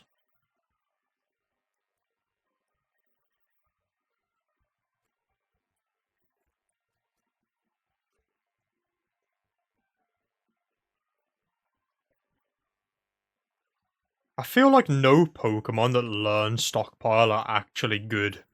I feel like this is where my hatred of like those moves came from as well. Like, what even learns those moves? Like Pelipper, Swalot. I'm struggling to even think of other Pokemon that learn those. What else would learn that?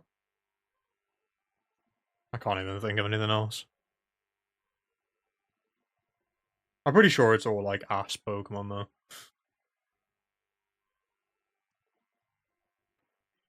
Arbok gets Stockpile. I mean, it would make sense.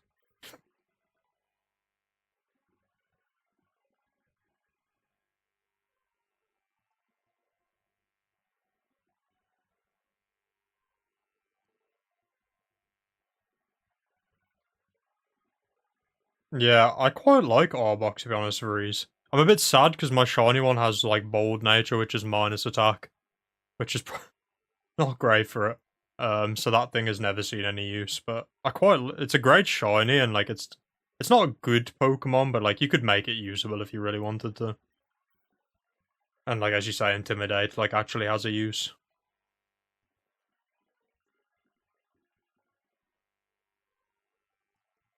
It's objectively worse than Cosmic Power. Doesn't it just do the same thing, Daikon? Like, you can only stockpile to a certain level though, right? So maybe it's worse. Yeah, but you don't have to use, like, Spit Up though, Daikon, or the other one. Like, if you just use the stockpile, you still get the buffs. It only removes the buffs when you click the other moves. Right?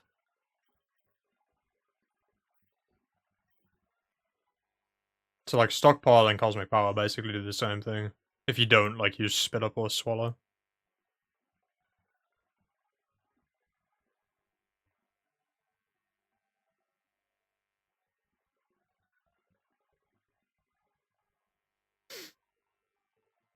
Yeah, Cosmic Power has it beat by, like, leagues. Like, the animation for Cosmic Power is so cool. I feel like cooler Pokemon get Cosmic Power as well. Like, you've got, like, Claydol, Starmie. I think Clefable gets it as well, maybe. Not that I like Clefable, I think it's a cool Pokemon, but...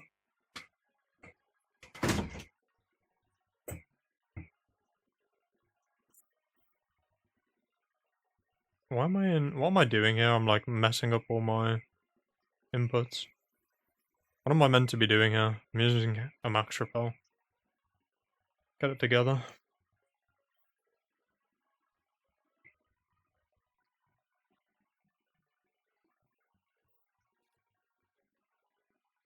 Yeah, I closed the window, Navarro. The alarms just go off like 24/7. Let me close the other one. Like, my next door neighbor, like, their house alarm just goes off, like, all the fucking time, man. It does my head in.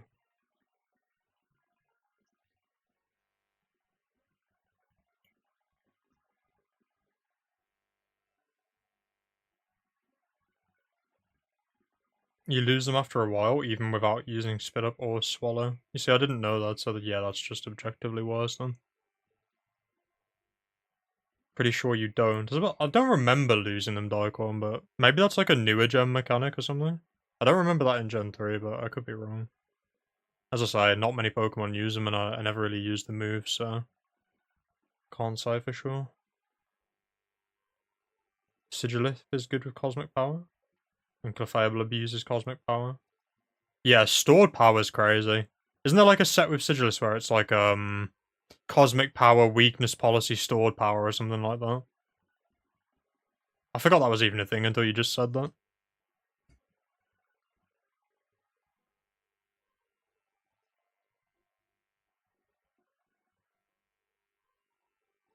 Does it not, Daikon? I thought it raised defense and special defense. I think it does. I'm pretty sure it raises defense.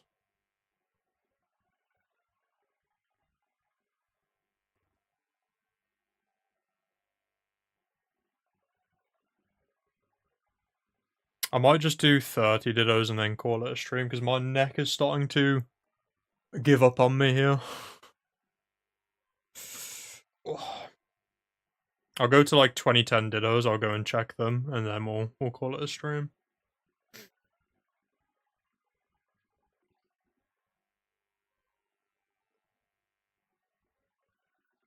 Really, Daikon? That only was in effect from Gen 4. I could have sworn that was a thing in Gen 3 as well.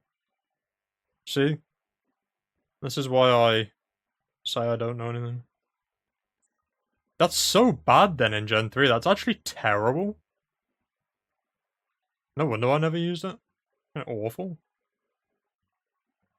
That's so bad. It's like you have to wait 3 turns to stockpile to get 100 base power physical move, or to get a heal. Like, why would you ever choose that?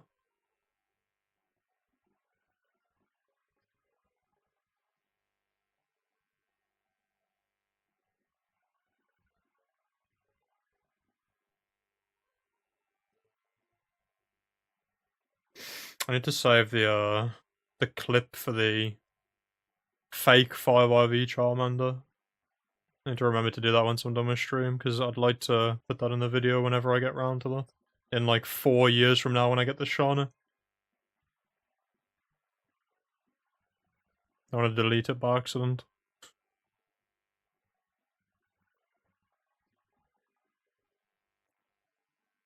God, I have no clue where that's going to be in the VOD though. That's going to be hard to find, but oh well.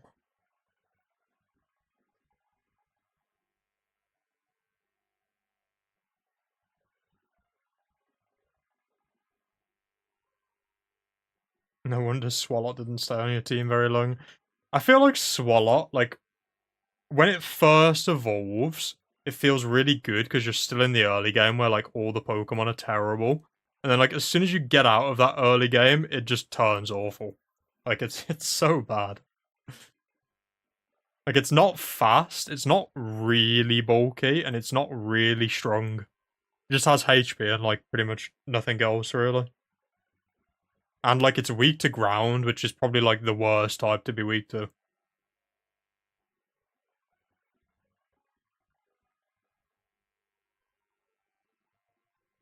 300 base power. Is there any Pokemon that gets stab spit up? Imagine like choice. Well, you wouldn't be able to use choice band, would you? Because you'd need to use stockpile. Silk scarf.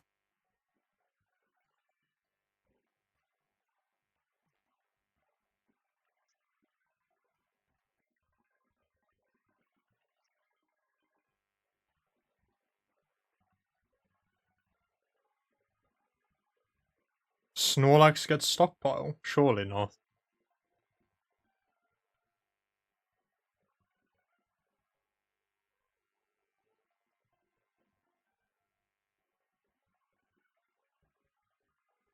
Does it get spit up?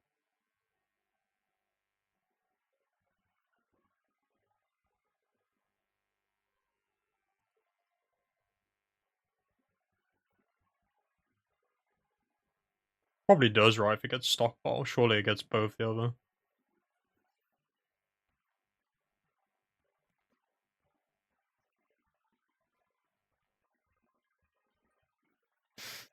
Alright. 5 more eggs as well, that'll get us to a nice clean number.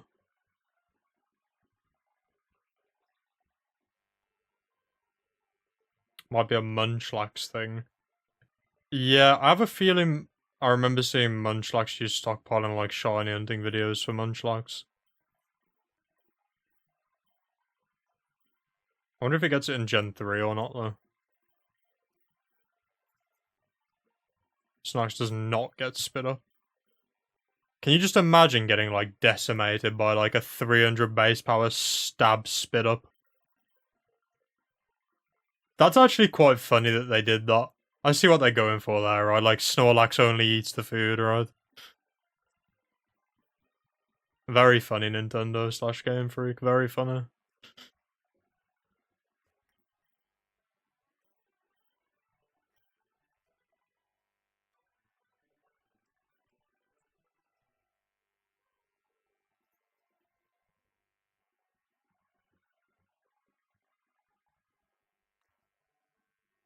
In Gen 3, it doesn't get stockpiled. Okay, so it's probably, like, introduced with Munchlax type thing, though. That makes so much sense, because I must have looked through Snorlax's Cerebi page, like, 500 times across the course of my Snorlax hunt. Recently got Shiny Latios with 30 to 31 in special attack, defense, and 23-24 speed. Yeah, that'll be fine, Abdi. That'll be fine. You don't need, like, Latios is already, like, a very, very strong Pokemon. Like, it doesn't need to be, like, absolutely perfect. Like, that's very, very strong still. It doesn't get Explosion in Gen 3, it gets Self-Destruct.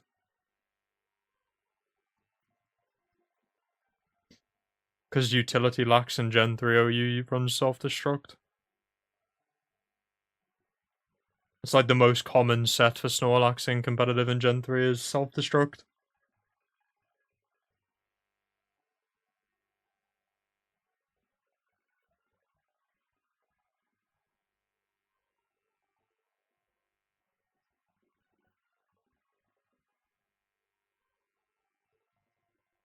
Yeah, that's a really strong Latios. She'll be absolutely set with them.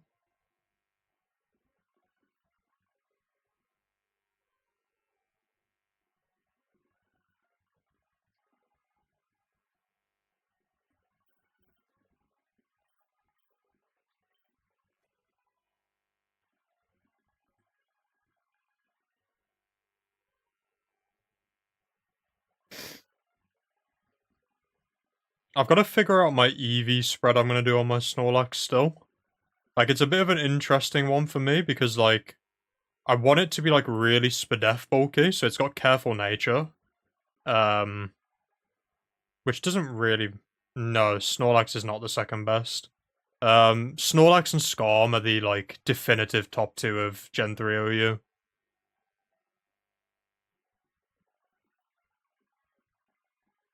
They are, like, the absolute meta. Like, some people do run other spikers, like, you can use Fortress and there is Cloister. But, like, Skarm usage rate is, like, through the roof. Like, Skarm and T-Tar are, like, on pretty much every single team. Like, the amount of Pokemon in Gen 3 OU that run Focus Punch just to chunk Skarm on swap is, like, unreal. Sounds good, Riley. Thanks for stopping by. Have a good day. Yeah, if it's shiny as well, Abdi, for sure. I mean, even if it wasn't, it's solid. Like, you can't not use that if it's shiny.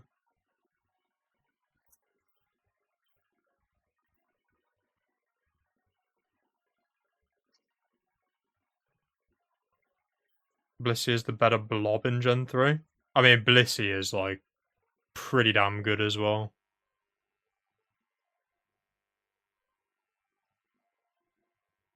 If you guys are interested in, like, Gen 3, like, if you're not really knowing a lot yet about, like, Gen 3 OU, but, like, you like, competitive in Gen 3, there's, like, a guy I found, like, I don't know, maybe, like, a few months back, and he makes, like, really, like, super detailed videos about, like, individual Pokemon in Gen 3 OU, and, like, does, like, showdown battles, and, like, I really like his stuff. You should check him out if you like Gen 3 battling, you should watch this channel. Like really long videos as well, so it's like really good for like watching in the car, like on the way to work. Not like watching, but like listening as a podcast, or like if you're like working from home or something and you need noise in the background. Yeah, Tetrafolium Vreeze, he's so good. I really like the style of his videos. I've watched like basically all of them at this point.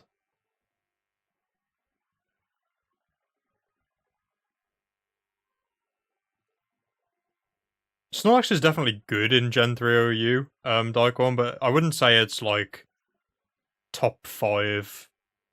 Probably even top 10. There's like a viability ranking, to be honest, of like what the top Pokemon are. Like if you search like Gen 3 OU viability ranking, you'll see like what the top Pokemon are.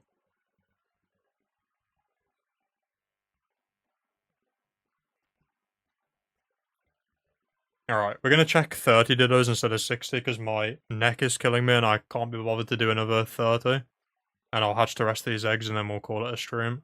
Let's go and see if we've got any last 30 Ditto luck. I highly doubt it, but never hurts to check.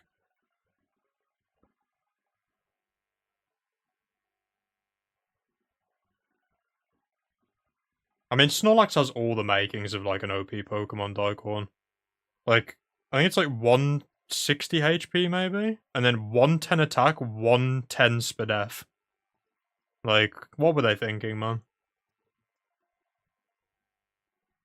Yeah, I've seen some Zet's content as well, Vreeze. I'm not like sub to him yet, but he's been in my recommended a couple of times, presumably because I've been watching Tetrafolium. How's Blaziken in Gen 3? It can be good, Abdi. Like, the best set's probably the Reversal set, Enduro Reversal. No, Daikon, that's not true. Blaziken's solid. It's not, like, top tier, but, like, it's definitely solid. The only problem is, I think Endure's an egg move for Blaziken. So, like, if you're trying to use, like, a shiny one you've already got, probably won't get the most out of it. Like, Endure Salak goes, like, unbelievably hard, Daikon. Because you can Endure into Salakberry range, which gives you enough speed to outrun pretty much everything. And then you've got 200 base power reversal. And because you're in Blaze range, you get a buff to, like, normally they rock, like, Overheat as their, like, coverage fire move or, like, Fire Blast. So, like, it's actually a very, very good mixed attacker. It's not as viable in, like, online battling, because obviously people are going to play around Endure. And, like, Sandstorm is in, like, every OU ADV match. So, like, you can't really Endure in ADV, because you'll just die to Sandstorm unless you are, like, immune. But it's very good for the Battle Tower still. If you get that one set. I think it's, like, Blaziken 3, maybe, in the factory. I remember watching LRXC use that, and it would kill, like, basically 2 Pokemon every time. It's a solid mon, if you have the right set on it.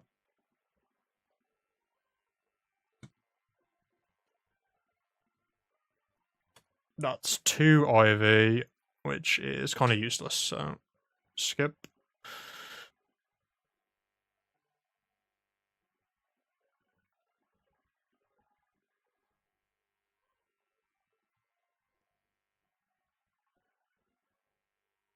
Nope, that is bad. Sowski, you've came right as I'm about to end stream. Did you finally get bored playing zombies with your squad of miscreants? 60, that's bad.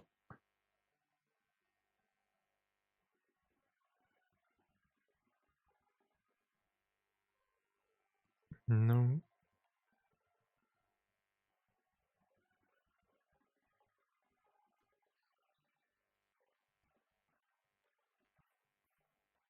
Nope, no luck with the last ones.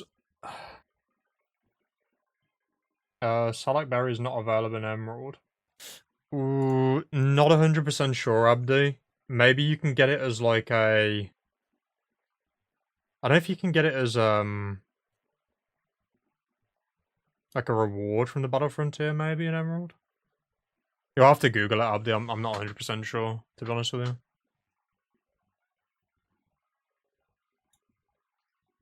Mr. Berry coming in clutch. How do you donate? I'll send you the link privately. Check your DMs. Where's Zausk? I haven't even DM'd you in 300 years. Where are you? There you are.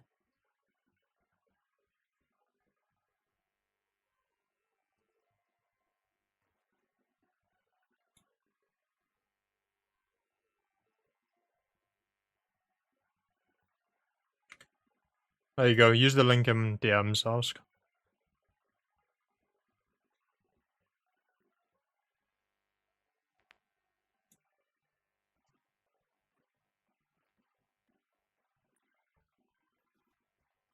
Alright, that's our last try, Amanda.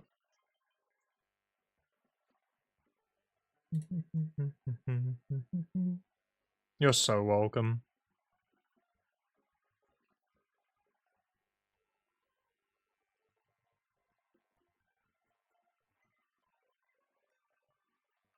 You'll have to find some new background content, Daikon, unfortunately.